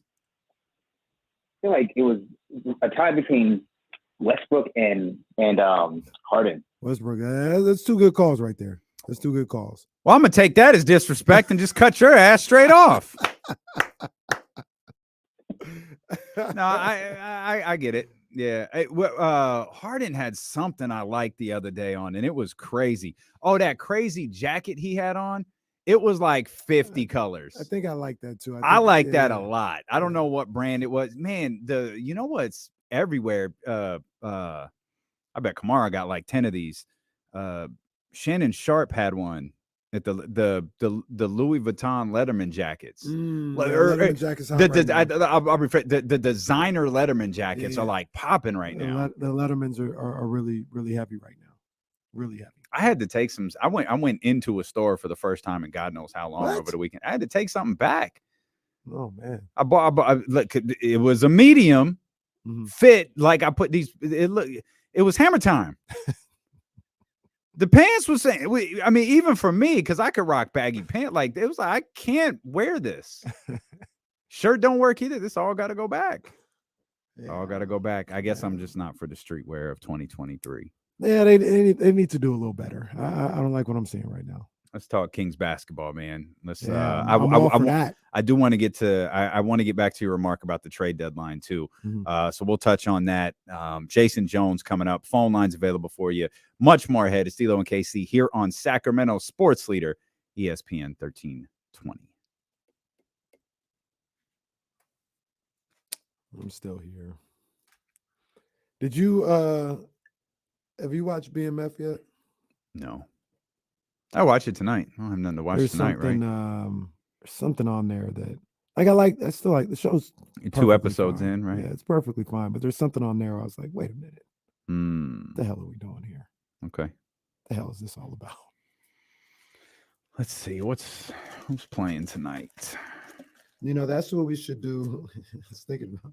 We should do that every day. Look at the schedule and talk about who we're rooting for. Only in specific games. Toronto, Milwaukee, Brooklyn, San Antonio, Portland, Denver, Philly, Los Angeles. Those is that the only 4 tonight? Philly, Los Angeles, Portland, Denver. Who you rooting for? Denver. Denver ain't going nowhere. I agree. But push Portland down. I agree. And then obviously Philly and Brooklyn are easy to root for. Especially after Portland, got all hyped up over the weekend. Beat the Mavericks twice. All right, you did what you had to do. Now settle down. Settle down. Get back to work. Our guy Stanley's all hyped. He called in at the break. He's like, "Hey, did you see the news? Michael Parsons got arrested." I was like, "What are you talking about?" Yeah, he beating up the elderly. He's like, "Yeah." I was like, "Huh?" He's like, "Yeah, he got Tom Brady yesterday." And he starts laughing. Stanley's ready to go, man. He's charged up. He's hilarious.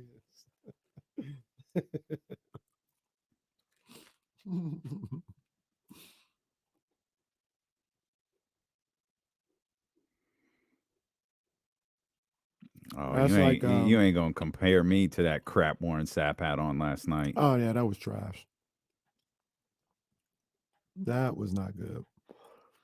Hey, this show's still on. I'm gonna have to figure out how to watch this. I liked it. Godfather of Harlem. I only saw the first season. I think this is about to be the 3rd season, but they're not on Epix anymore. They're on this new thing. Are you familiar with MGM Plus? No. That's what it's. I don't think I've ever heard of it. I hadn't until I saw the commercial for Godfather of Harlem. It's like, what?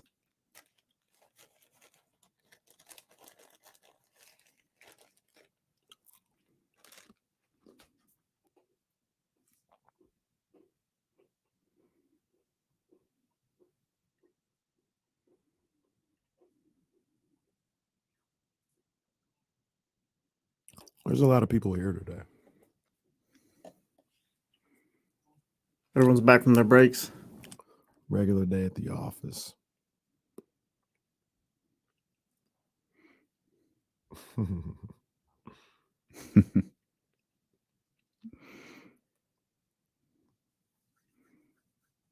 I always love when people send out old videos of us at home and just the different incarnations that our studios went through.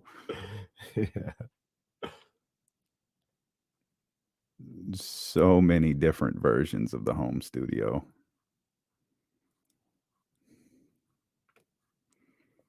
It's so weird how you think about it. Like, this show didn't start out streaming either. Like, we weren't streaming on radio. No.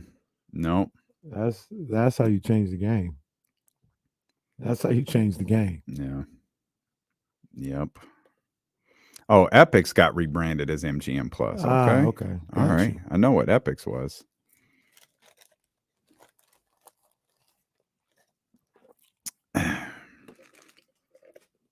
That's good juice.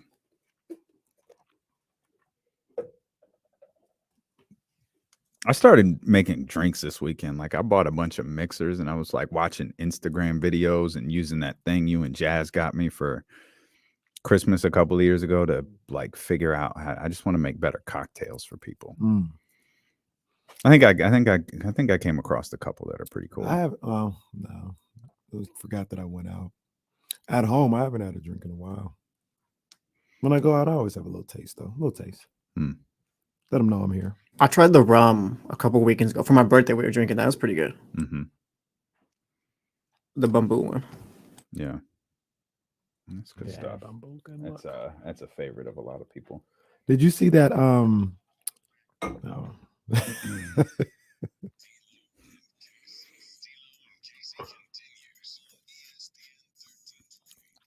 It's funny. I know Kamara was calling to talk about the Kings and just never got to it. No. Like talking about fashion and all of these other. Kamara I think dress, Kamara loves fashion as much as he loves sports. He can dress. Maybe even more so. 916-909-1320. Let's get to our man Ramsey here. Ramsey, what's going on, baby? Good, gentlemen. Just got a WNBA question for you with all the activity that happened over the weekend with Jonquel Jones trade getting finalized, and now the Sun are getting broken up with Jasmine Thomas. What's your take for the upcoming season in these trades? Yeah, I'm not sure why they gave up on it so fast. I don't know if there was something, because I didn't feel like that was a team that needed to be dismantled at all. Still feel like the championship rolls through Los Angeles. If Washington stays healthy, Las Vegas. Yes, I'm sorry. Championship still rolls through Las Vegas, and think under Eric Tebow, if Washington is healthy, and that's a big, Elena Deladon for 40 plus games into the postseason, that's a team to watch for. But I feel like we're looking at Vegas again. I think so too. I wonder what happened in Phoenix. Not only with that, but like it was like weird with Skylar Diggins. She was having a heck of a season, and then she got hurt, stopped playing, like went away. I think she just went away. I remember she had that issue with Diana. Yeah. Skylar didn't back down. Sometimes it's better to back down, though. There's a handful of people you don't step to. Skylar, she like hot under the collar. Like she ain't no little point. Like she has, we've known her since Notre Dame, and pretty face. But it seemed like she runs a little hot. Yeah, she does. Not hotter than Diana, though. Diana different. Yeah. Nobody runs hotter than Diana Taurasi. Maya Moore retired over the weekend too. I saw that. Yeah, that felt like a given. And I'm not like trying to clown. Like Maya, we worked with Maya. Maya became a vegan for like a handful of years during her career, and Maya's a lot like me. That in the sense that the way she's built, she has to eat right and train right, like constantly, or her body completely changes. And it was clear she was retiring. It was very clear she's retiring, because it's hard to, when you're built that, like she's built thick, like she's a especially for the position that she played in as athletic she was built thick, and she had to work to keep that slim build. But she's taking on much bigger bigger platforms in life, and she's killing it. She had a chance to be the greatest to ever do it. Absolutely. I thought so too. I saw her virtually her entire career at UConn. I all those record-breaking games they had, I saw in person. Diana will always be my favorite, but I absolutely thought Maya Moore was going to be the greatest player of all time. All she did was win. Like she just won all of the time. And they lost in Minnesota her first year there because Simone Augustus was out. She had like a hysterectomy or something, and it just like completely took her out for the entire season. Simone worked her ass off, got back to like that MVP caliber form. I think they unveiled a statue of her at LSU over the last like week or so. Mm-hmm. And when that Minnesota team with Rebecca and Lindsay Whalen, man, that team was unbeatable. And then she just won more championships. She won in her, I forget the name of the place, but her overseas team. She just won everywhere she went. Olympic gold medals, like everywhere she played basketball, she was leaving a champion.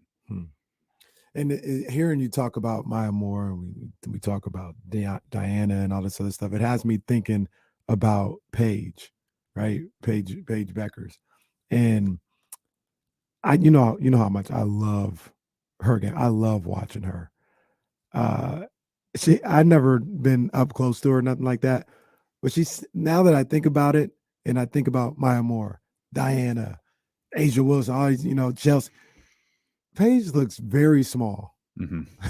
She still looks like a high school kid that is just unbelievably talented. Yeah. And unfortunately, she's had to deal with the injuries and stuff like that. But as talented as I think she is, like, I wonder if she'll be able to have that same type of production in the WNBA, because she's like a little scrawny kid. Oh, I think she will. I think she will too, Yeah, just because of her talent. But yeah, she still look like a high school. I mean, look at what Sabrina's done. But even Sabrina's a little thicker than her. Paige is like skinny and slim. She is. Giving her the Kevin Durant treatment, huh? Look at that. Kenny Caraway writing off Paige Beckers. What does she need to bench press? 100 couldn't even bench press 100 pounds. It's over for her. Paige is, that's my girl. She's love watching her play. Yeah, I hope she's out for this year, right? Yeah. Yeah, she's out for this year. And then at that point, the question is if she's going to come back and play at UConn at all. Yeah, I would just go. I mean, she's the number one pick in virtually every draft that she's in. Yeah. So she's a problem. Hey, two things before we get to the Kings. Mm-hmm. Number one, did you see your boy Shaq? The hair? No. Oh, I saw the hair. What? No, what? Which one? But Shaq on Inside the NBA said, quote, talking about Ja Morant, quote, this kid, he's an exciting player. He can do it all. Wasn't no high draft pick. Wasn't really talked about in high school, but the kid can flat out play. You said he was talking about Ja Morant? What? What? You're making that wasn't up. No high draft pick. Wasn't really talked about in high school, but the kid can flat out play. Now, the high school part, maybe he has something there. I think he only had one offer. It was like South Carolina. But wasn't no high draft pick. What? Well, I guess when you're Shaq, maybe the kid went too. Maybe when you're Shaq, that just he talks about. Oh man. Okay, I was trying to find the clip. I'm not gonna be able to find it. I got the clip. Let me. Well, I was trying to play it on the stream. Yeah, That's yeah. why. Let me see. Tag me in I it just on tagged you in it Twitter. right now. That'll be the easiest way to do it. Okay. Oh yeah, we gotta hear. Shaq, wow. Shaq just be saying anything sometimes, man. He really just be saying anything. And does anyone really care?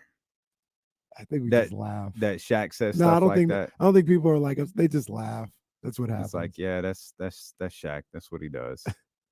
I don't get upset a lot, but I'm upset, Ernie, because when all you experts are talking about MVPs, you don't say Ja Morant's name enough. Based on the old school criteria, how I think and how you new guys think, his name should be mentioned. Ranked 5th amongst guards, 27 points, 7 with assists. But this kid is an exciting player. He can do it all. You talk about how hard work pays off. Wasn't a high draft pick. Wasn't really talked about in high school. But the kid can flat out play. He's very exciting. He plays the right way. You need to mention his name. They're second in the West. This is their second longest win streak in franchise history. So when you talk about MVP and talking about Luka and talk about the big joker, make sure you mention this kid's name. I like giving props. I like criticizing people too, but I like giving props. This kid is coming. I love his game. He has that Allen Iverson mentality. But when you talk about MVP, you should mention his name. I wonder if hearing it in takes away context from his his correct point. Hearing the complete context, I wonder if he was just trying to focus on the college part and say he wasn't a highly recruited college player, but he said draft. No, we're not going to stall him out. Okay. All right.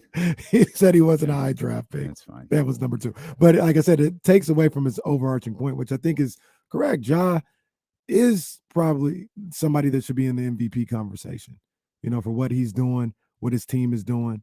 The other thing that I like about and I agree with is I said this a while back after I kind of like dove into Ja's, past or whatever. He gets it out the mud. I told you about it was after his rookie year, and Ja was on the asphalt behind his dad's house, which isn't like look, it ain't little G1C. Like they got roots growing out of it. They got this basket that is kind of bent from people dunking on it, and Ja was just out there grinding. Boom, boom. NBA player in the NBA, and he was getting after it. So I've always loved his work ethic and the way he works. And that's why I look at his game. And I know he's put so much work in, to get it out the mud to get where he's at right now. So I like Josh. Shaq was making a good point, but come on. Wasn't no high draft picks. Settle down. San Francisco 49ers director of pro personnel, Rand Carthen, new general manager for the Tennessee Titans. Oh, congratulations, Rand. Congratulations. New general manager for the Tennessee Titans. You're taking Rand's job? No. D'Lo and KC is over? No. We're just getting started. Baby. More draft picks, baby. Give me them compensatory picks. Okay. Yeah, because if I have this correctly, I think he's a minority. So get picks for that. I love I just love the way that you phrase that. Well, I don't know have this correctly, but I don't know for sure. I just read that. Does that work for front office too? I think so. Okay. I guess that would make sense. Man, shout good out for Kyle him. Shanahan. Jesus. I was good. I ain't gonna go there. I was just going Kyle Shanahan doing his thing. Kyle Shanahan, the new MLK. Like, man. And then Kenny was right. I checked. Okay. Yeah. All right. So I was gonna say Kyle Luther Shanahan. Kyle had a dream. Man, like, and if y'all don't get why we're laughing, look around the league. Like, man, ain't nobody done this much for black coaches and executives since Tony Dungy. Goodness, great, and very real possibility he's about to do it again. Yeah, he's just getting started. Like D'Amico Ryan, I don't think he's gonna be here. I don't think D'Amico making it back. He's just getting started. Kyle's just getting started. The other thing I was going to ask D'Amico, Bob, McDaniel. Oh man, he doing whatever, and he got my man Uncle Bobby Turner. Ryan. Back in the fall, Niners took off when Bobby Turner came back. I do not disagree with that whatsoever. They took off when Uncle Bobby came back. So do not disagree with that whatsoever. The other thing, real quick, but just tell the people who are listening. It's just really, really quick. You're listening to D'Lo and KC on KIFM West Sacramento, 98.5 FM, KRXQ HD2 Sacramento, ESPN 1320, driven by Lasher's Elk Grove Dodge, always live on the free Odyssey app. We appreciate you for listening to D'Lo and KC, where I do all the boring work and Kenny does the fun stuff. I'm about to go ahead and make this point. It's going to blow everybody's mind. Go and get the formalities over with. Shout out to Dr. David in the chat too, because he's right. I don't want to overlook it. He said Al Davis did it as well. Al Davis was really big at giving shout out blacks, Trask. Yeah, blacks and minorities and women opportunities, man. So big ups to him. But gave Art Shell a couple of opportunities. He did brought him back. Didn't go so much to the chagrin of Raider fans. Didn't go so well. That's how I bet that's how Tampa Bay Bucks fans might feel. Well. Jeez. But did you see Steve Kerr over the weekend talking about Steph Curry? He said Steph Curry was the modern day Michael Jordan. Yeah. I don't think he's completely. I actually wrong. watched a lot of that game yesterday. I didn't even know they were playing the Wizards and you know what? I was watching our guy Bonte. That's kind of what I watch Bonte and Festus. And it's good stuff there. From I haven't really watched Bonte a lot in that role. They do a good job. They do a really good job. It's weird because it's NBC, so it's all the same music, the same setup, the same everything, and it's like, what am I watching? It's just literally the exact same thing. They should make them go to Sacramento to record. I think that's only fair. And makes as much sense as Kyle and Morgan and Kenny and Matt going to San Francisco. You just can't find a space and bring 3 cameras down to Sacramento. They used to do it in Rancho Cordova. That's so unfair. Which people complained about. So NBC was like, "Cool, go to San Francisco." Who complained? Oh, the people who were doing it complained. Yeah, it was a pain in the ass. But now it wasn't so bad. They've got the happiest place on earth, where I'm sure there's like a little section somewhere in the happiest place on earth where you can record a show. Yeah, no, I don't know. But yeah. So it's Steve Kerr said that Steph Curry was the modern day Michael Jordan. Steve Kerr lived through it, going on the road, he talked about, I saw the Jordan 23 jerseys, and you see the same thing with Steph now. And he's not wrong. Mm-hmm. You think he's more of that than LeBron? I think LeBron's a little bit more of that. I honestly, is this since we're copping out of everything that we're being asked today, is LeBron like an entirely different entity? He's his own, if it was Michael, there was Magic, right? Mm-hmm. Is that like the comp between these two? Like, I could understand that. LeBron is an entirely different. It could be a situation animal. Where Steph is the modern Jordan, and LeBron is the only LeBron. Yeah, that's probably that might be it. Yeah, that might be it. LeBron had 48, 9, and 8 yesterday when the Lakers beat the Rockets. Of course, the Lakers are the Sacramento Kings' next opponent tomorrow night. We mentioned Anthony Davis earlier. Anthony Davis not expected back until he certainly won't be back tomorrow. Not expected back till the beginning of February. It was very generically outlined in the article in The Athletic this morning. But it's with the trade deadline coming up. I think it's February 8th. The All-Star game shortly thereafter. I mean, you're probably talking about if it's first week, and we'll just hypothetically say the 7th, right? That's a Wednesday. Wouldn't you just be better off? You're probably 4 games, maybe 5. Having Anthony Davis just sit out till the All-Star break is over? Yeah, I would think so. Now, he can't play in the All-Star game. That's just a rule that's out there. I don't think he cares. Maybe he does. But if he doesn't come back before the All-Star game, he can't play in the All-Star game. He can still get the recognition for it. And I'm not trying to hate on him. No, I know exactly where you're going. I was thinking, when I saw early February, that's the first thing that came to my mind as well. Is like, he was phenomenal when he played. He really was. So that it's been a while now. Yeah. Like what exactly are we grading on? And I understand. I get careful with that type of and stuff. You're damn right this is about Domantas Sabonis, so don't even say it. Don't even wonder. Well, like, it's exactly what I'm talking about. I was gonna say, because Sabonis in. He better Sabonis be. Well, I was gonna say it might have more to do with De'Aaron Fox. Because I know there's a certain level of bigs and guards and all this other stuff, but there's just 2 wild card spots. And I don't know. Maybe somebody that was a wild card as a big man will now go as just one of the natural big men. And I don't know where they'll be in a month. Let's just say win percentage is still 5 games under 500. 2 Lakers get in 5 games under 500. That's crazy. And again, we don't have to change anything. The Lakers are currently 6 games, or the Kings are currently 6 games above 500. And you're telling me, we'll make sure Domas gets in. No, De'Aaron Fox is an all-star too. The crazy thing, I'm looking at this right now, and you could conceivably be looking at, for the Western Conference all-stars, 1, 2, 3, 4. 4 players from the top 6 being in there. Everybody else that we talk about all-star, they're not even in the top 6. Zion, and Luka. Yeah. what are we doing? Because there's so many years you talking about winning. Like if it's about winning, we shouldn't even be having this debate no more. Fox and Domantas definitely should be in there. Yeah. Everybody else, they're like, oh, well, you got to take Steph and you got to take Dame and you got to SGA's got to go and all that. These guys they're not even in the top 6.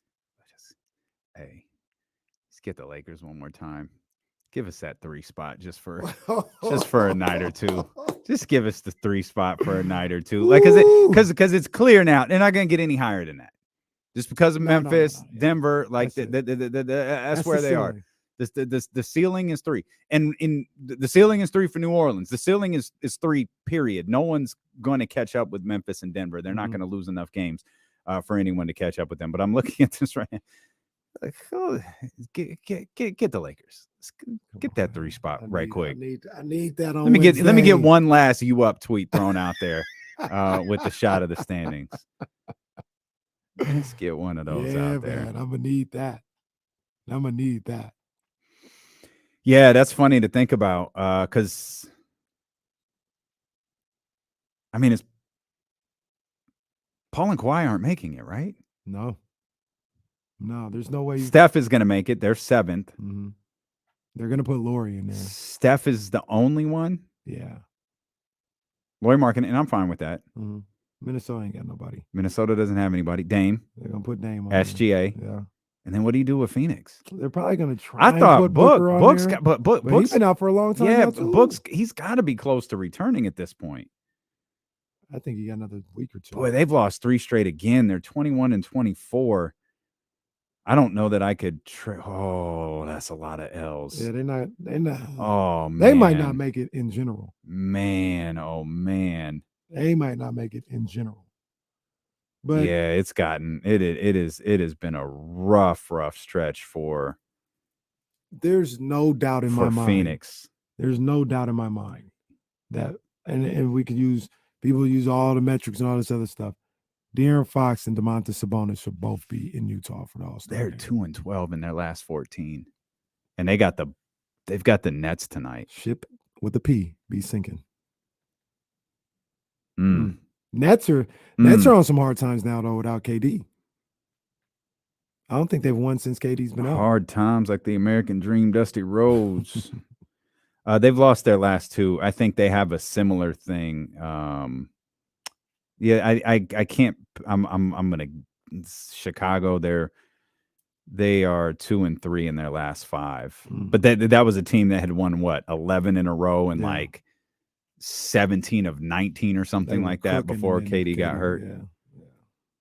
That's too bad, man. Fox and Sabonis absolutely should be in Utah on the All-Star team. There's no doubt in my mind.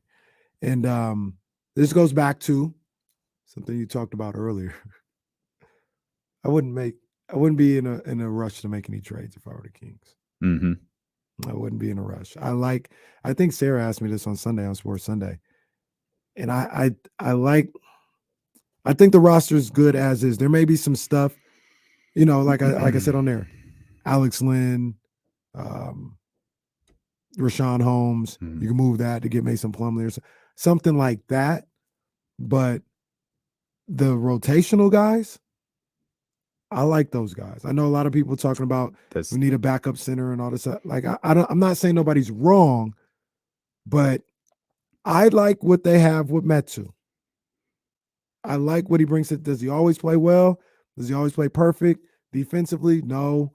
Is he always scoring a lot?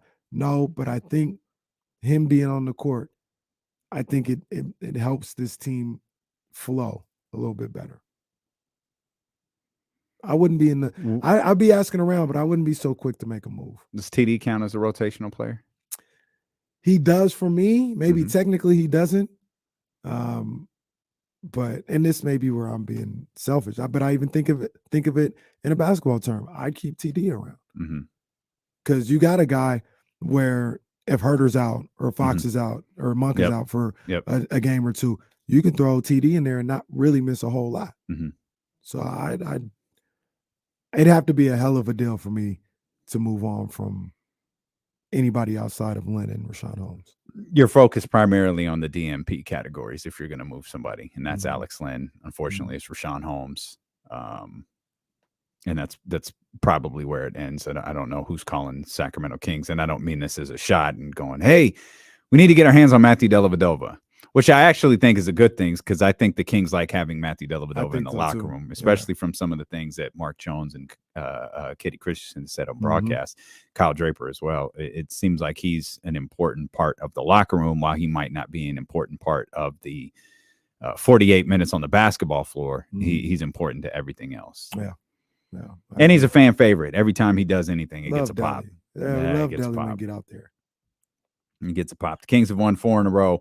They'll try to make it 5 against the Los Angeles Lakers tomorrow. I'm anxious to talk to Jason Jones here, your co-host on J Street Vibes. Of course, Jason Jones of The Athletic. I'm just waiting for Jason to get the call and say, hey, pal, you're doing a great job with this cultural work. We're going to have to put you back on the Kings beat. We literally have you on our staff. We need you to go cover one of the hottest teams in the NBA. Because ain't nobody going to see him on national television, so we need a writer. Gosh. How embarrassing for them. Meanwhile, enjoy this Phoenix Suns game. Oh, how embarrassing. Tune into the Clippers, my beloved where you NBA. might see Kawhi Leonard and Paul George, or you might not. My beloved NBA. Just start switching stuff around now. I don't know why they don't. I don't know what the problem is. We don't need to see Portland again on national TV. Oh, but we do because it might be Dame time. Jason Jones joins us next here on Sacramento Sports Leader ESPN 1320.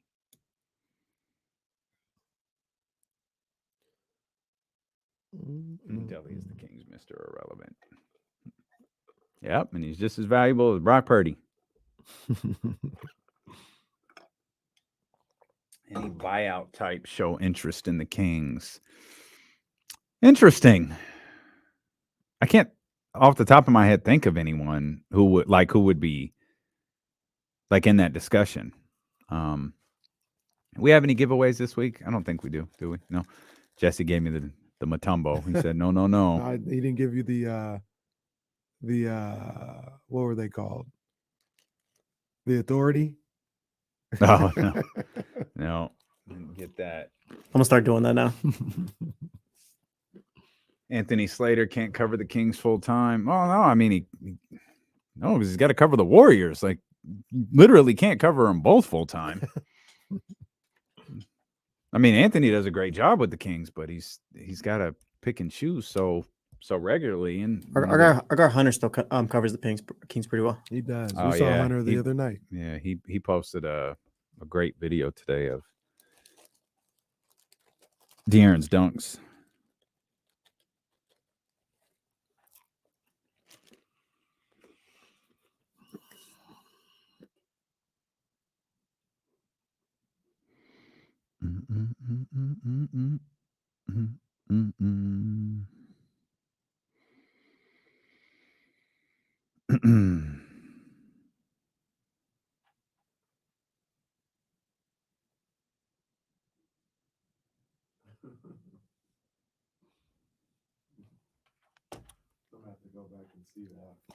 I'll have to go back and see that. There's that Instagram thread where they go, these NBA players be acting outlandish when they get interviewed by Taylor Rooks.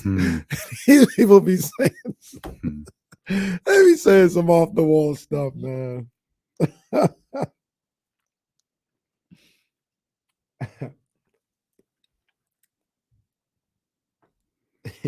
Speaking of, Draymond was a big spark for their win. Yeah, that game was really tied going into the final quarter, and he was a big reason he balled out pulled in the away. fourth quarter.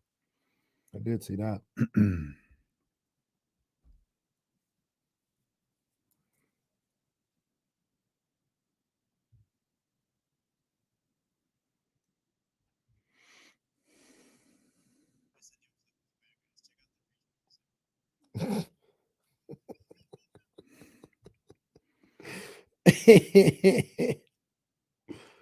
Oh man.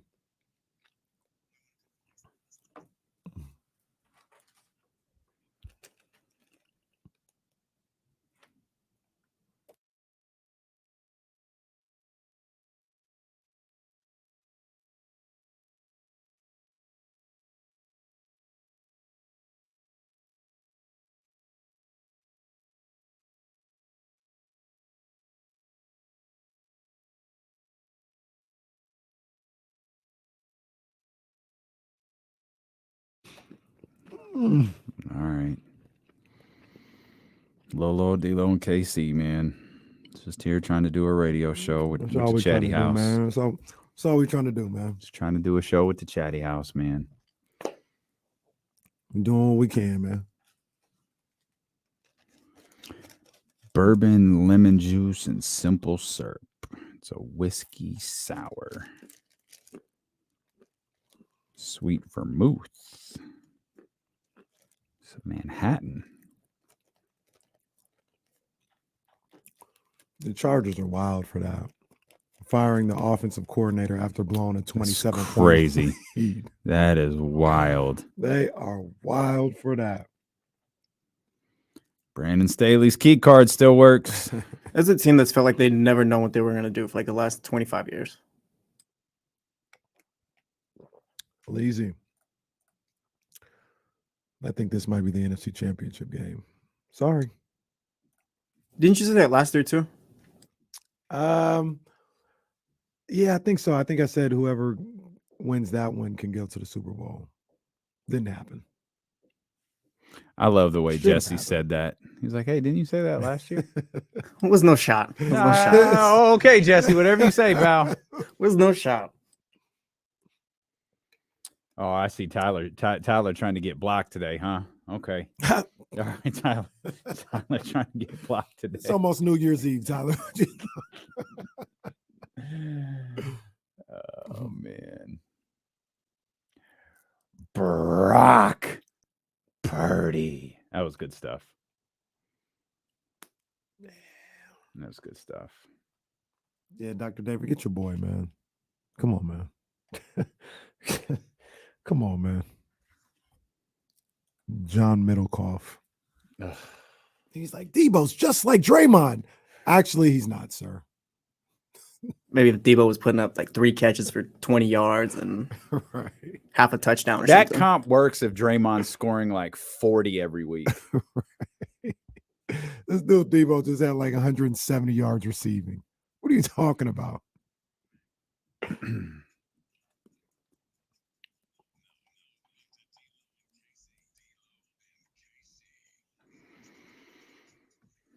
Jason Jones set to join us coming up here in just a couple of minutes as we, we just kind of hang out. Recap some of the things that happened over the weekend. The Sacramento Kings, winners of 4 straight, heading into Los Angeles tomorrow, hoping to make it 5. Of course, Oklahoma City. I'm really looking forward to that Oklahoma City game on Friday. I am too. I want to see what happens with Oklahoma City, man, because they're playing as good as anybody in the league right now. Giddey's back. SGA's balling. They got some interesting ball players. But I wanted to check the pulse with you because I remember last week you talked about it, like, you know, because it was the Rockets and maybe the Magic, and like, all right, like I'm not gonna really. You were thinking about if they would have won all those games, like, is it really gonna excite me? Now that it's happened, did you feel that way, or were you like a little more amped up than you realized? Or? Yeah, I felt like. No, I was happy for sure. I was like, but it was more of a sigh of relief. They took it. No, it wasn't a sigh of relief. It was like, yeah, they took care of business. Like they did what we damn near demanded that they do. And they haven't always done. They haven't always done that. Like, I mean, everyone remembers the road trip last year against the 4 worst teams in the league and how that went. Yeah. We all remember that. So it's absolutely something to celebrate when you can grab, 3 straight wins at home, wins on the road. And whether everyone, whether we like the way the games went or the flow of the games, I was really, I know we had fun with Matt George on Thursday about the, the fourth quarter of that Houston Rockets game. Looking back on it in hindsight, I was far more concerned about the second Rockets game just because of that scuffle. I was like, this could really shift things. Yeah. And if they lose this game, we're pointing to this 10-minute mark here in the fourth quarter when this scuffle broke out. And they handle business though. Yeah, they second did. Half, that was a 15 to 20 point game. Yeah, the whole second half. Absolutely. As we welcome in the professor, Jason Jones, who I think appears every week with a pro wrestling shirt on, which is that KO? Yeah, it's KO. And I think I need to go grab my charger real quick. I just got the whole you need to charge plug on your phone. That's okay. Go grab the charger, man. Ain't no fourth wall on this show, man. You good to go. You good to go. But no, I was happy that they won, and probably excited that they won. But there was there was definitely I do all of the graphics. That's why they look like a child made them for like ESPN 1320 and all that stuff. San Antonio's girl, I was making that one pretty early. Like I expected them to win that game. San Antonio start. That is the crazy thing. There we go. KO's back. There you go. I'm not a big KO guy. He can go. He's really good. I'm not a big KO guy. Yeah. I thought what like fat people? Is that what it is? You don't like fat people? Well, no, I think he stole the stunner, and I don't appreciate that. Well, eventually every move gets recycled at some point. Remember when the super kick was a finisher? Oh, yeah, a long time ago. There's a lot of moves that used to be finishers. It's just like a move now. The DDT used to be the most feared finisher of the 80s. Yeah. That meant Damien's dinner time. Now it's a transition move to something else. That's right, it. Right. Yeah, but they told a nice little story with Kevin Love on Friday. Oh, Owens. Kevin Owens. They told a nice little story with Kevin Owens on Friday. I gotta check that out. I gotta watch SmackDown. And it's just the brilliance of Sami Zayn. One slight little facial expression, and it was, okay, all right. So that's brilliant storytelling going on Friday nights. Yeah. He's in his bag, and I'm really enjoying that. Dominic Mysterio spent 30 minutes in jail, and now he's Tupac. I mean, I love this. This is someone compared him to Prison Mike from The Office, and like now I absolutely need to see it because I haven't. I mean, this is some of the when he goes to back on the yard, like he was actually in prison, like on the yard. What they would do to you. I mean, this is. I haven't seen this. I'm gonna have to see this. It's hilarious. It has me dying every week now. Whenever Dom goes into his, what did he say? What did he say? What do we call a oos run from? A fake essay? Oh God. Oh my God. I gotta go catch up on my DVR. This stuff is gold. I mean, I'm loving every minute of this whole Dominic Mysterio, with they even have it. The little fake teardrop tattoo. I mean, this is outstanding. No, they don't. You gotta. That's tremendous. He's wearing the flannels now, and it's outstanding stuff going on right now. Oh yeah, I gotta check this out. That is tremendous. Hey, one thing I was gonna say though, is just being at the game on Friday, and Damien, you may never experience this. Jason, you might, but Damien, I think you'll never experience this. Matter of fact, I'm going to make sure you never experience this. After the game, the beam was lit. Literally the happiest place on earth. Everybody in Doco was just smiling. It was so happy. It was like, yeah, this is the best thing ever. I love life. I love sports. La la la. Very, very stark comparison to when Saturday night when it was just doom and gloom. And I say you'll never experience that because No. I don't know if we're going to let you stay around the whole time anymore, Damien. No, 0 for 2. 0 for 2. I may even make you cut out early on Friday. Well, if I explain it to everybody in the room, like, hey, these are the rules. They are rigid. I will show myself the door. Good time. And then Jason, you got to get back up here, man. You know what I'm saying? I will. I mean, they got me doing, visiting other places right now. Whoa! Did you see that? Did you see the man on Saturday? Oh man, red your color, bro. Red your color. Oh, red your color. I'm sorry, San Francisco 49er beat writer. I was not there for the Niners. First off, and secondly, that lanyard for my credential was the first time in my life I've ever worn anything with the 49ers on it. Boy.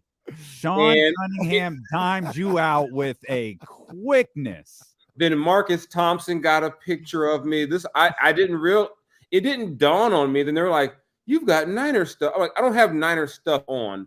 I have a lanyard with my credential. that had the 49ers logo on it. Red's your color, big dog. Look, now he's wearing red. I think we've already transformed him. I think so. This was a Father's Day gift from my children. Thank you very much. Let's not do this. Goes with your new lanyard. No. Hey, you going back this weekend? No, I'm not. I don't. No, that's not in the cards. And I think I wouldn't tell us if he was. I would need to wear blue and silver and blue if I went back. I'm not a Cowboys fan, but I despise the joy of Niner fan more than Cowboy fan. My girlfriend's a Cowboys fan, so I got to. So if I got to choose, peace and violence, I need the Niners to lose and go ahead and make sure that she's happy. Well, I don't need the Niners to lose, even though my fiance is a Cowboys fan too. Oh wow, man! How did this happen? She's a lost soul. Been trying to save her for years. She don't want no saving. I heard she got. Why do Niner fans do that? Why don't you come over here with us? Nobody wants to come be with y'all. Okay. Well, I mean, we're having so much fun. We're having such a great time. We're trying to bring everybody else into the joy, but I'd rather. Ryan is absolutely going to be a Niners fan. I heard the I might have Dak lost Prescott jersey's already been. Well, I might have lost to Reese. I'm not going to lie to you. I might have lost to Reese. I'm not losing Ryan. I'm not losing Ryan. Okay. All right, buddy. I got lucky. All my kids went with me except one of them. He goes back and forth depending on what parent he's hanging out with. The other one, smartest kids you have, right there. The That's the one who's going to get away with everything. The other ones are like, we're going to roll with Dad. Whatever team Dad likes, we got him to a Dodger game early, so they're like, yeah, this is the, But one of them, he has this little. When I'm at Mom, I'm a Warriors fan, and I love Steph. When I'm with Dad, LeBron is the best player in the world. And he even told his older. I was just joking. It's the youngest. I was just joking with him one day. I was like, if you want to eat, you know who to cheer for. He told his brothers, do you guys want to eat? If you want to eat, we got the Lakers over here. And they were like, okay, whatever. Well, look, Jason, don't be surprised if he says last week he said LeBron is the best player in the world. And this week he says Harrison Barnes is the best player in the world. Because that's exactly who's balling out right now. Harrison Barnes is killing in 2023. Killing. New year, new Harrison. Yeah. What's the number? He's averaging 21 and 22. And it's on he's averaging 22 points per game on 56% from the field, 56% from three, and 89% from the free throw line.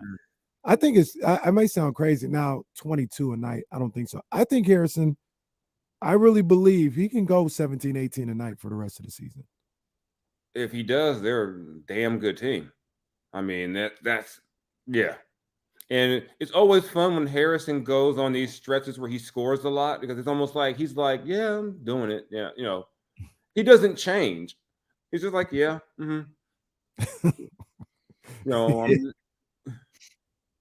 It doesn't happen often, but it's happened now. We were talking about who to root for because we're looking at the scoreboard every single night. Every day. Portland and Denver play tonight. Denver will be playing without Mike Malone, who has entered the very rare health and safety protocols in 2023. Every now and then, I guess they still check. So every once in a while they check more for steroids than they do COVID.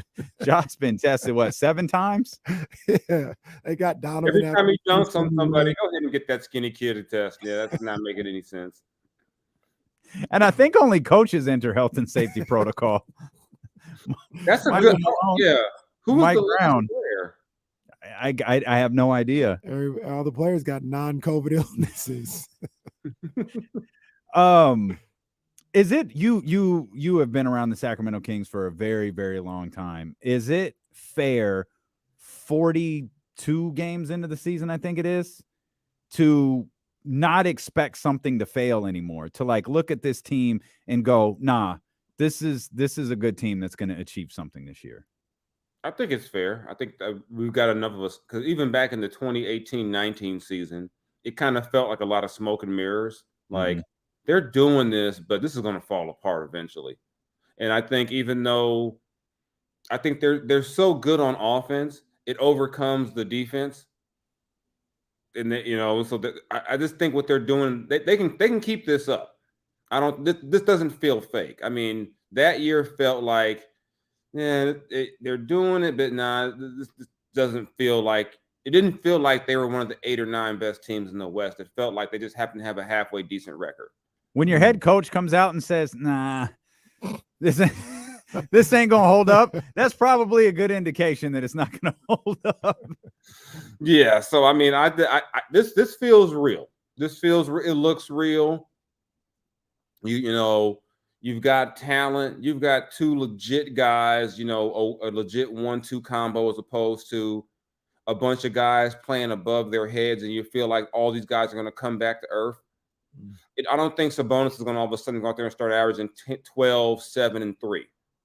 You know, I don't think De'Aaron's going to start averaging 15 points for like a month. So all of this feels legit. You know, I mean, the team is put together in a way that makes sense. They've got an identity. They're beating teams. They're supposed to beat teams for the most part. You know, I just think that this is a model that they can keep up, the rest of the year. Where do you stand on like what they're doing on offense compared to what they're doing on defense? Because like I've talked about it a couple of different times. Like, this is what you do. You score. And I'm not saying neglect defense. I'm not saying don't try to get better on defense, but never lose sight.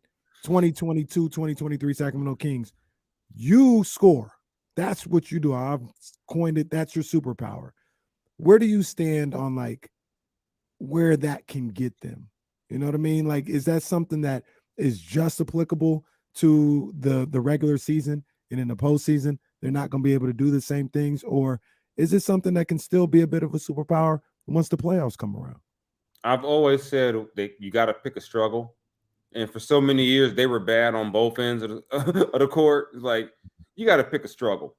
And they've clearly picked their struggle is going to be on defense.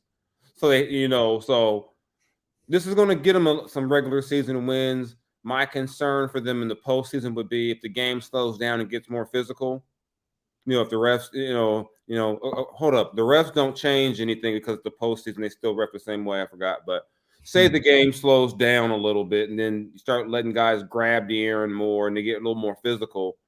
If the game slows down, it becomes about possession by possession. Can they defend over, say, a 12-minute stretch like you need them to win playoff games? I don't know.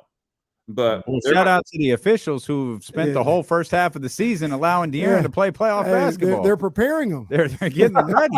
But I think, they can be a scary playoff team because they can score. And so, what that gets you in the postseason, I don't know. I don't think it gets you swept. But, but I think that when you play the best of the best, that the defense is going to matter in the end. But like I said, they got an identity. They finally have picked the struggle instead of saying we suck on offense and defense. Okay, you know what? We'll be really good on offense. We'll keep trying to get better on defense. And even though we won't, hold you to like 98, some ridiculous number, if you can play good enough defense, you can win some games. And they just don't have a lot of margin for error a lot of nights. That point differential is so small to where if they were just a little bit better on defense, you probably could breathe a little easier. But they're going to be in a lot of close games just because, what was that old Patrick Ewing line during the lockout? We make a lot of money, but we spend a lot of money.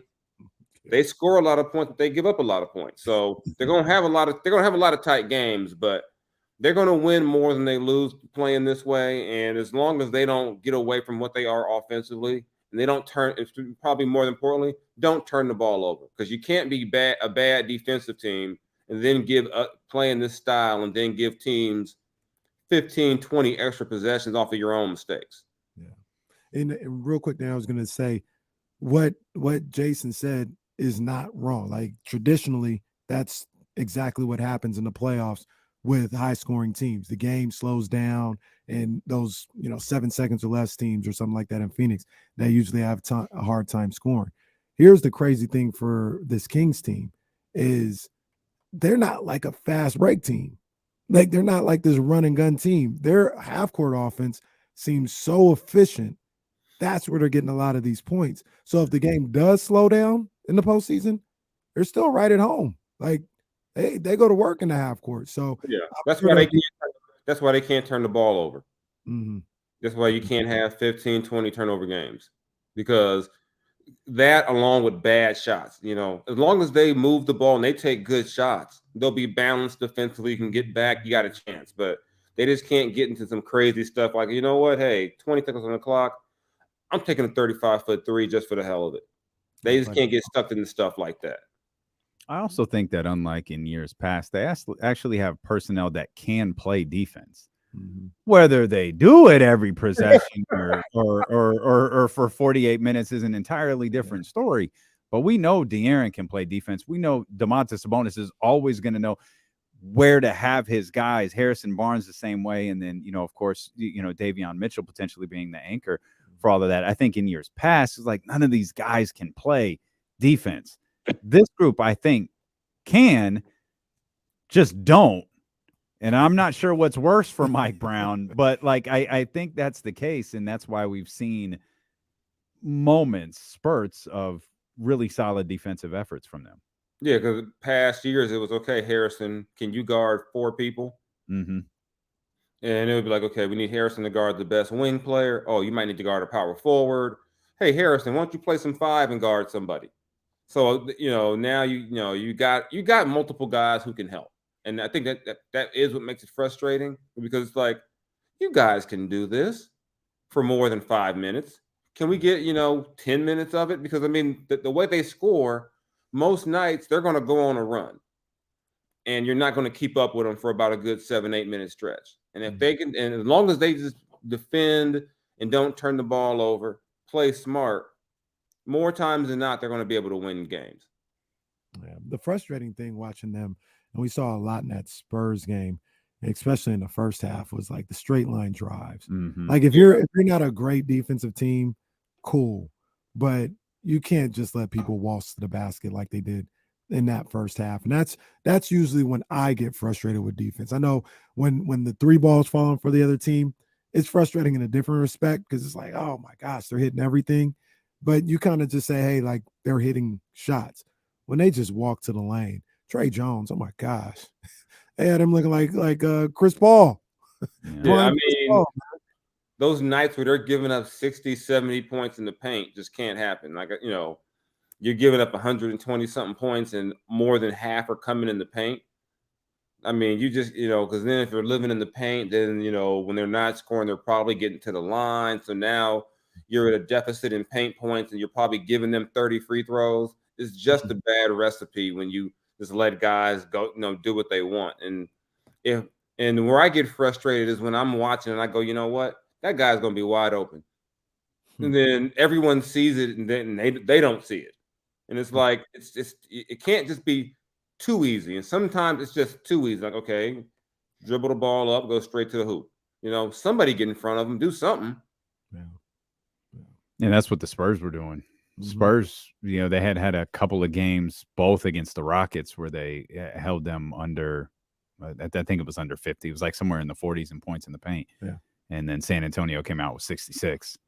And they look like prime Wilt Chamberlain out there getting buckets for them, and they couldn't do anything. And you say this all the time, Casey. That's less of interior defense and weakness on the perimeter. Yeah. You can't put Harrison everywhere. Can't put Harrison and Davion everywhere. Everybody got to do their part. Speaking of Davion, we talked about him earlier, and I think we both kind of came to the conclusion he had a big offensive game on Sunday against the Spurs.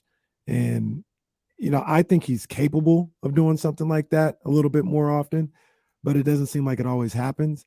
But it kind of feels like, like extra icing on the cake when he's able to score. And what I mean by that, Jay, is I feel like Davion is so important and so vital to the defensive end. He can have games where he has like 4 points, and I'm still like, cool, Davion did his job. He locked up. Do you feel the same way about watching him play, or do you think you want to see a little bit more from him on the offensive end? I mean, the way they score, it's kind of hard for me to nitpick Davion for not scoring enough. I mean, it's always good, when your backup point guard can go out there and maybe get you double digits. But I think, like you said, so much of his energy is committed sometimes to disrupting another guy, and he's shown he can be an improved shooter. He's shown he can do it. It's just also that he's in that spot where you're the backup point guard, so he's not going to get that same length in terms of minutes, and maybe on a given night he only gets up 4, 5, 6 shots. Whereas if he were playing more, he might get up 12, 13.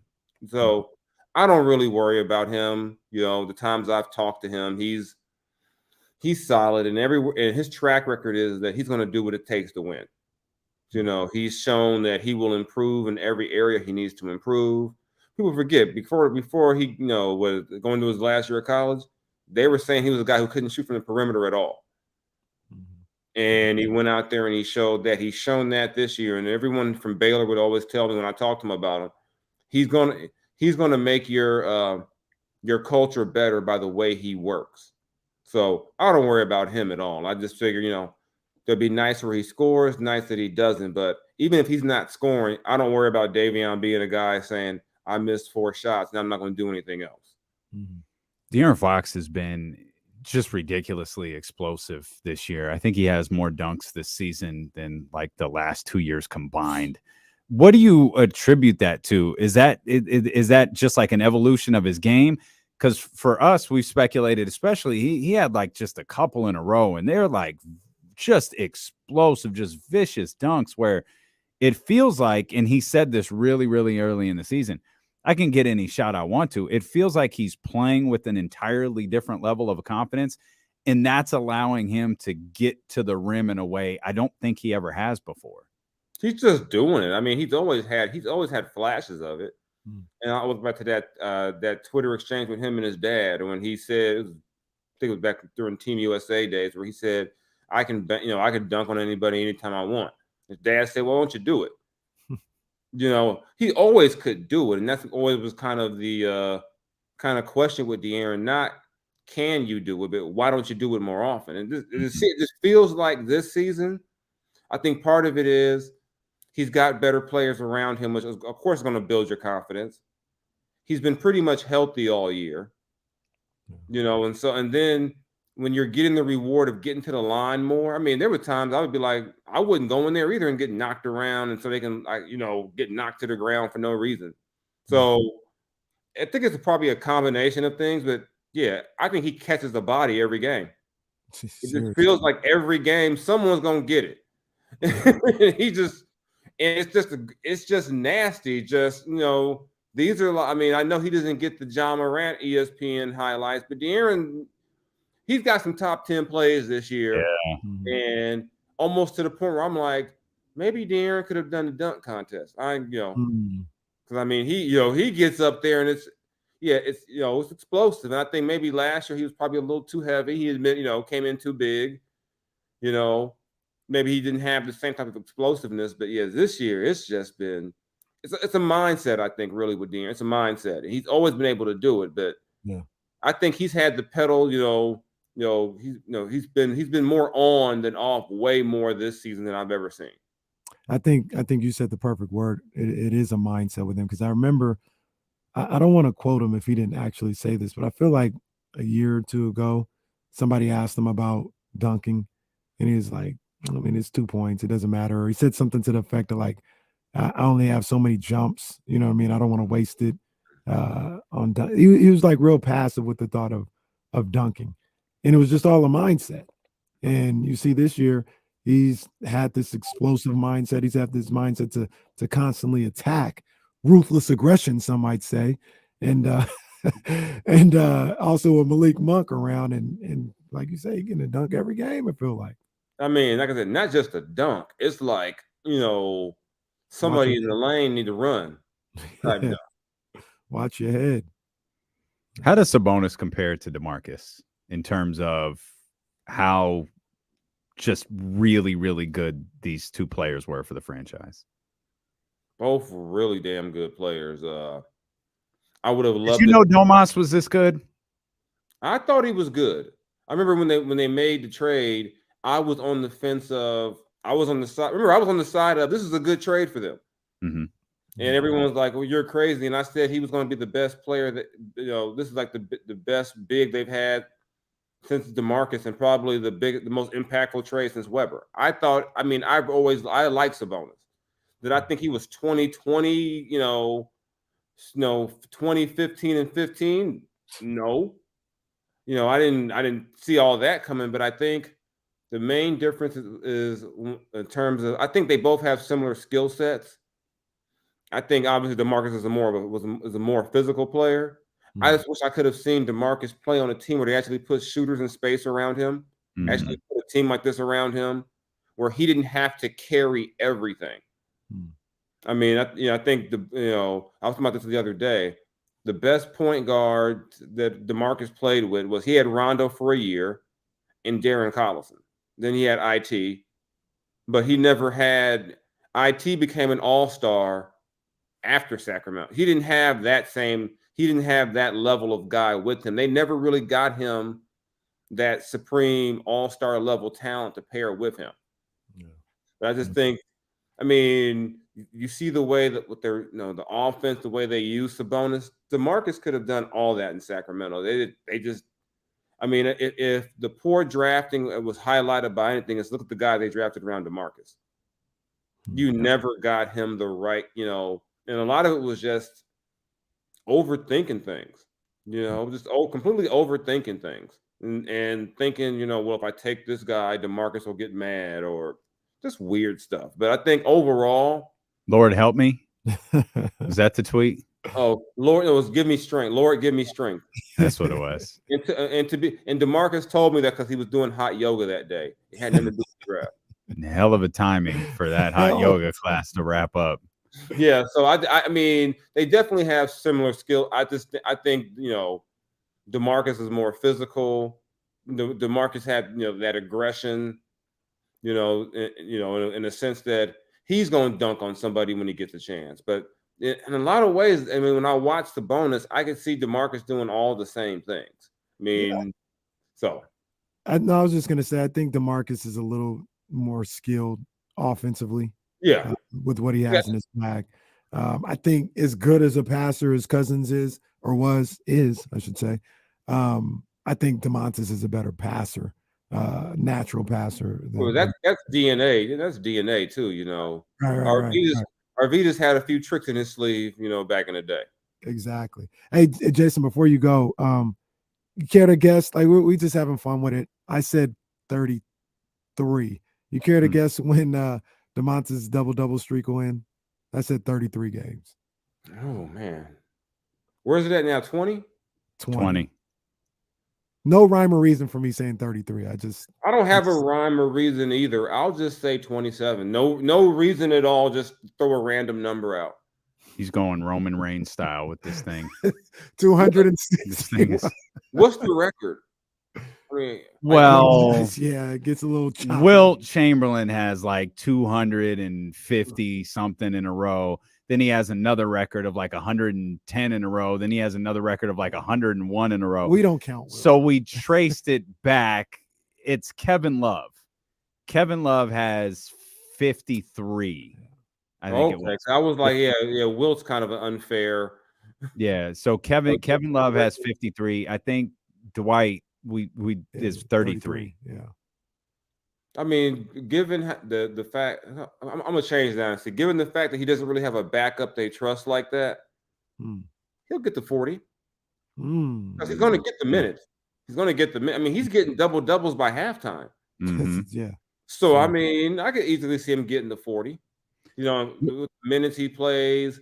I think if it ends because they're in a blowout. Either they're winning or they're, it's a big game and he just sits with like 17 and 8 and Mike Brown has enough class to throw him in the game late to get 2 rebounds. That's what happened the last time he didn't get a double-double. It was the Clippers game. They were just beating the mess out of him. And 26 minutes? Five rebounds? Yeah, so to me, that's how it ends. It just ends because the game is so lopsided you don't throw him back out there. But yeah, he gets these things just like in his sleep. It's easy. 7 first half double doubles, according to Will Z. Wow. 7 first half double doubles. I'm going Roman. This thing's going for the season. Oh, he's my. breaking the record. Oh my, let's he's, go. He's breaking the Kevin Love. Acknowledge him. God mode. God mode, indeed. He'll be in God mode. Okay. We'll see. If that happens, will you ask Domas if he was in God mode? I will go specifically to the game to ask him, was he in God mode? Because we'd ask James to do it. James would never do it. Like James would be like, "Why are we bringing God into this?" Yeah. I'd be like, I'm like, what's it feel like to be in God mode? You know, I'll wear the God mode shirt. He'll get it. Yeah. Maybe he'll get it. He'll be like, oh, okay. Hey, Jason, let's go Niners, brother. You know what it is, baby. Let's go. We got this, right? We got this. Come on, brother. It pains me to say this, but them boys or something. We them boys. Ain't that how it goes? I don't know. You know, I am not saying go. I'm not saying that. That's okay. Fellow Niner brother. You're You've a gone tired. too far. You've You've gone too far. You know, don't put that evil on me, Ricky Bobby. Don't put that evil on me. We appreciate you, Jason. Thanks as always. Catch y'all next week. All right. Jason Jones, The Athletic, and of course, J Street Vibes podcast, available wherever you get podcasts from. Rumors are Levi Stadium Vibes podcast is on the way, starring Kenny Caraway and Jason Jones. To Bartolo super 49er fan vibes from Jason Jones and Kenny Caraway coming to a podcast platform near you. Can't wait. Somewhere Can't Danny wait. in San Francisco is going. That's a great I idea. smell money. Let's do this. Danny is. You already got 4 Mr. texts and Krabs. 2 emails right now. Danny's Mr. Crab and SpongeBob. I don't get the reference, but Jesse knows he's there. Jesse's not listening to you. It's fine, Jesse. No, you're doing a good job in there. No, Sorry, guys. I was cutting the clip. No, you're doing good. Don't worry about it. It's fine. Oh, that's great stuff. Well, I forget. we ain't got nothing going on tonight. I love that Sean just blasted him too. Like that was hilarious. Oh, that's with tremendous. the lanyard on it. Lanyard, and he looked mortified Across his 2 sticks by the whole situation. Nothing going on tonight. College basketball. Kansas versus Kansas State. 2 versus 12. All right. In the battle for that's gonna be a good one. All right, I guess I'll tap into that. I don't really have a show I'm watching, so I will pop in a little bit for Philly and the Clippers. For sure.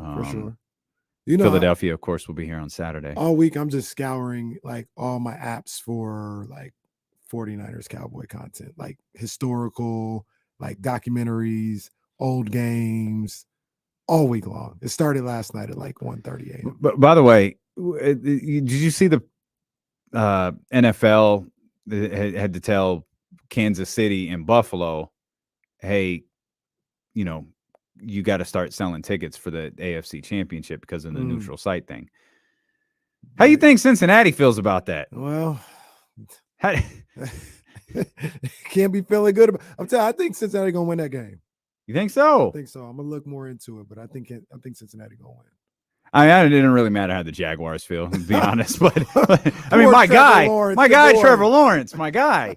But still, it's like, hey, bulletin board material doesn't mean a lot for you guys right now. Like, hey, if you get the job done, that's terrific. Come out and win. That'd be crazy. Oh, that would be wild. Crazy.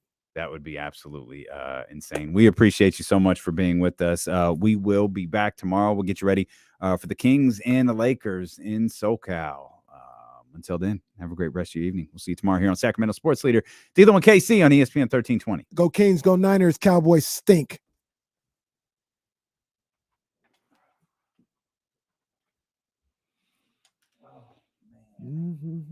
Good luck, Coach Molly. Shout out to Prep Curry for the gear. Hey, yeah, for sure. Hey, so the Niners, their 2023 right now draft is looking. Got 1, 2, 3 third-round picks, 1, 2, 3 fifth-round picks, a 6th round, and 4 7th-round picks. Damn, that's a lot. Just give up those ones in the front. That's what they've done. Yeah, they said to hell with them. Yeah, just take all them late picks, and you won't miss. You will not miss. Mm.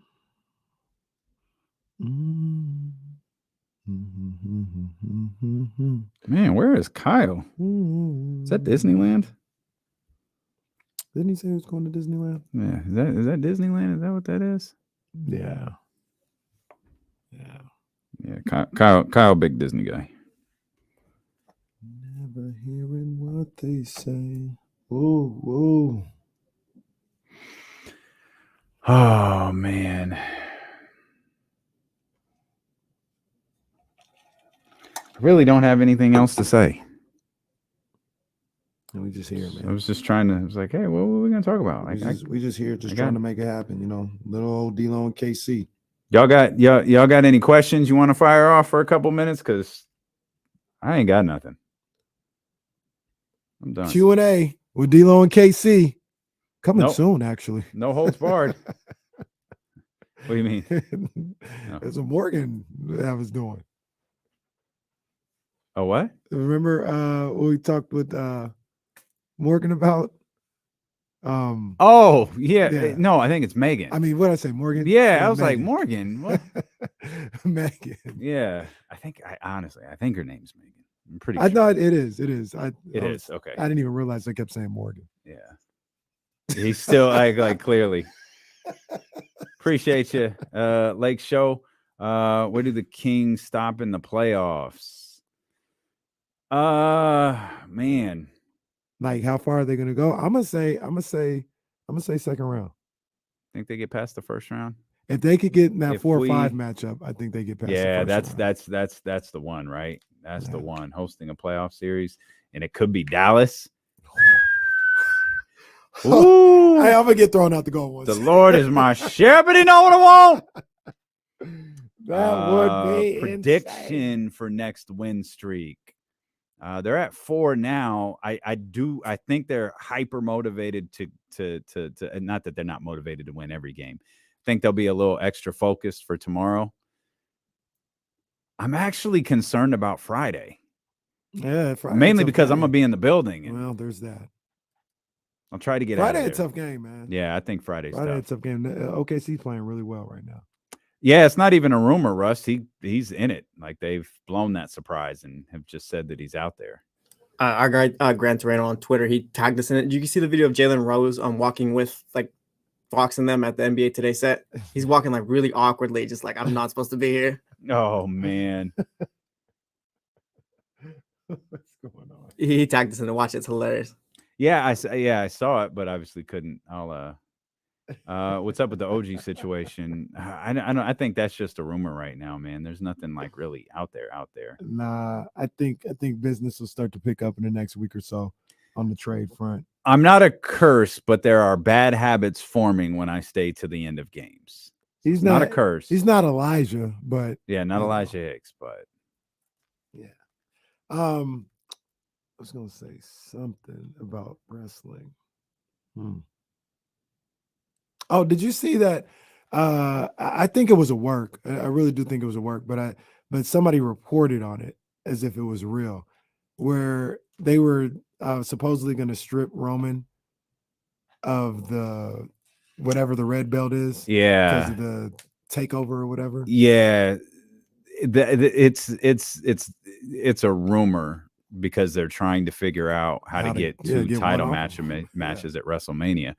Where I did think of this over the weekend when they announced Cody is, could you do Cody versus Roman on night 1? And then see, I think you check that. This is because I was that's not it. It is Roman versus Rock night 1.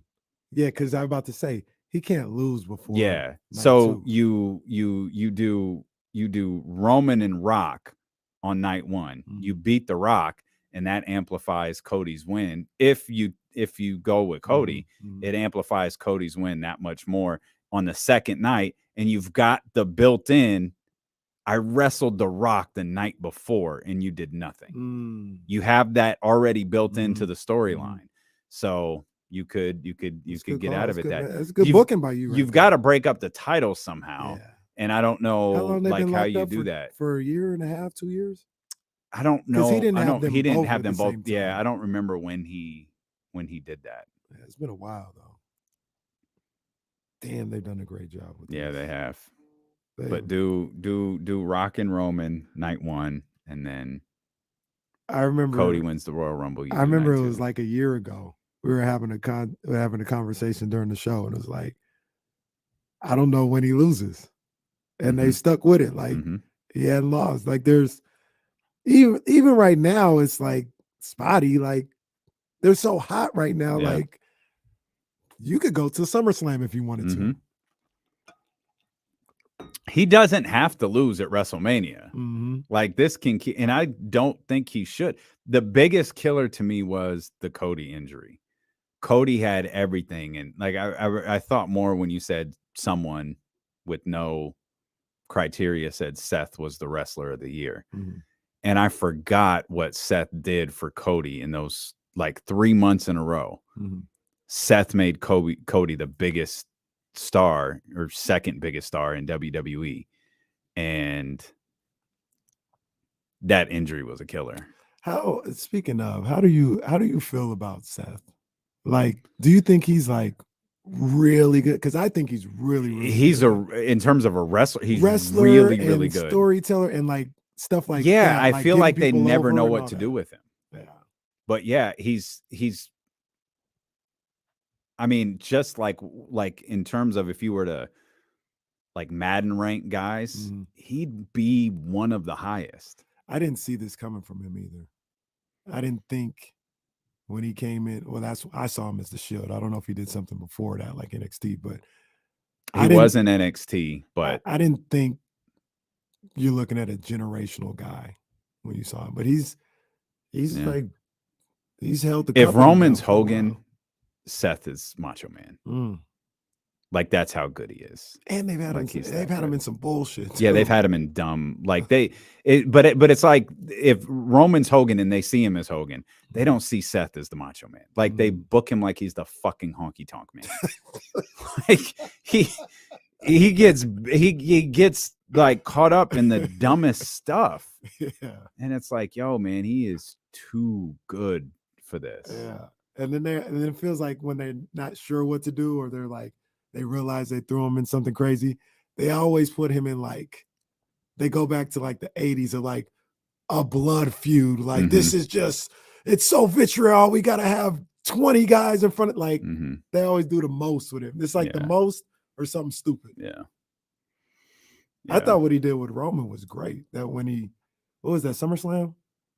When he, I don't think it was SummerSlam because I think that's when, Or or was it unless it Roman? was SummerSlam the year before, because Brock tipped over the ring in SummerSlam, didn't he? no, it was the one before that. Or was that Royal Is that Rumble? when he came out in the Shield? Yeah, that was good. Yeah, that was really good. Somebody mentioned Dolph I saw the Honky Tonk Man at Arco too. I might have seen Honky Tonk Man at Arco 1. To be honest with you, I think they're bringing back the Hurt Business. They should. I don't think they will though. I get the comp, Bryce. I think Rollins is better than Dolph Ziggler ever was. I think he is too. And Dolph is good. I like Dolph. But- I thought Dolph they didn't. Oh, they've like they've messed up Dolph so much, like you can't even do anything with them now because you'd be like, that's like when you made Jinder Mahal the champion. Like, how am I going to take this seriously? But he has everything to be like we're doing he's like Mr. Perfect. Like he's got everything. Yeah. Everything. It's too late now. Oh man, booking. Oh, that's a good call, Bryce. Yeah, for sure. Yeah, booking wise, Bryce, that is spot on. Yeah. All right, we're gonna go yell at some people. I don't want to give us life more in the work, people. but I feel like there's something we got to do for WrestleMania. Maybe we could do something for WrestleMania. You're always trying to add more work. I know, We're leaving. Kenny doing too much. Danny's been in your ear lately, huh? Fucking go Niners. Go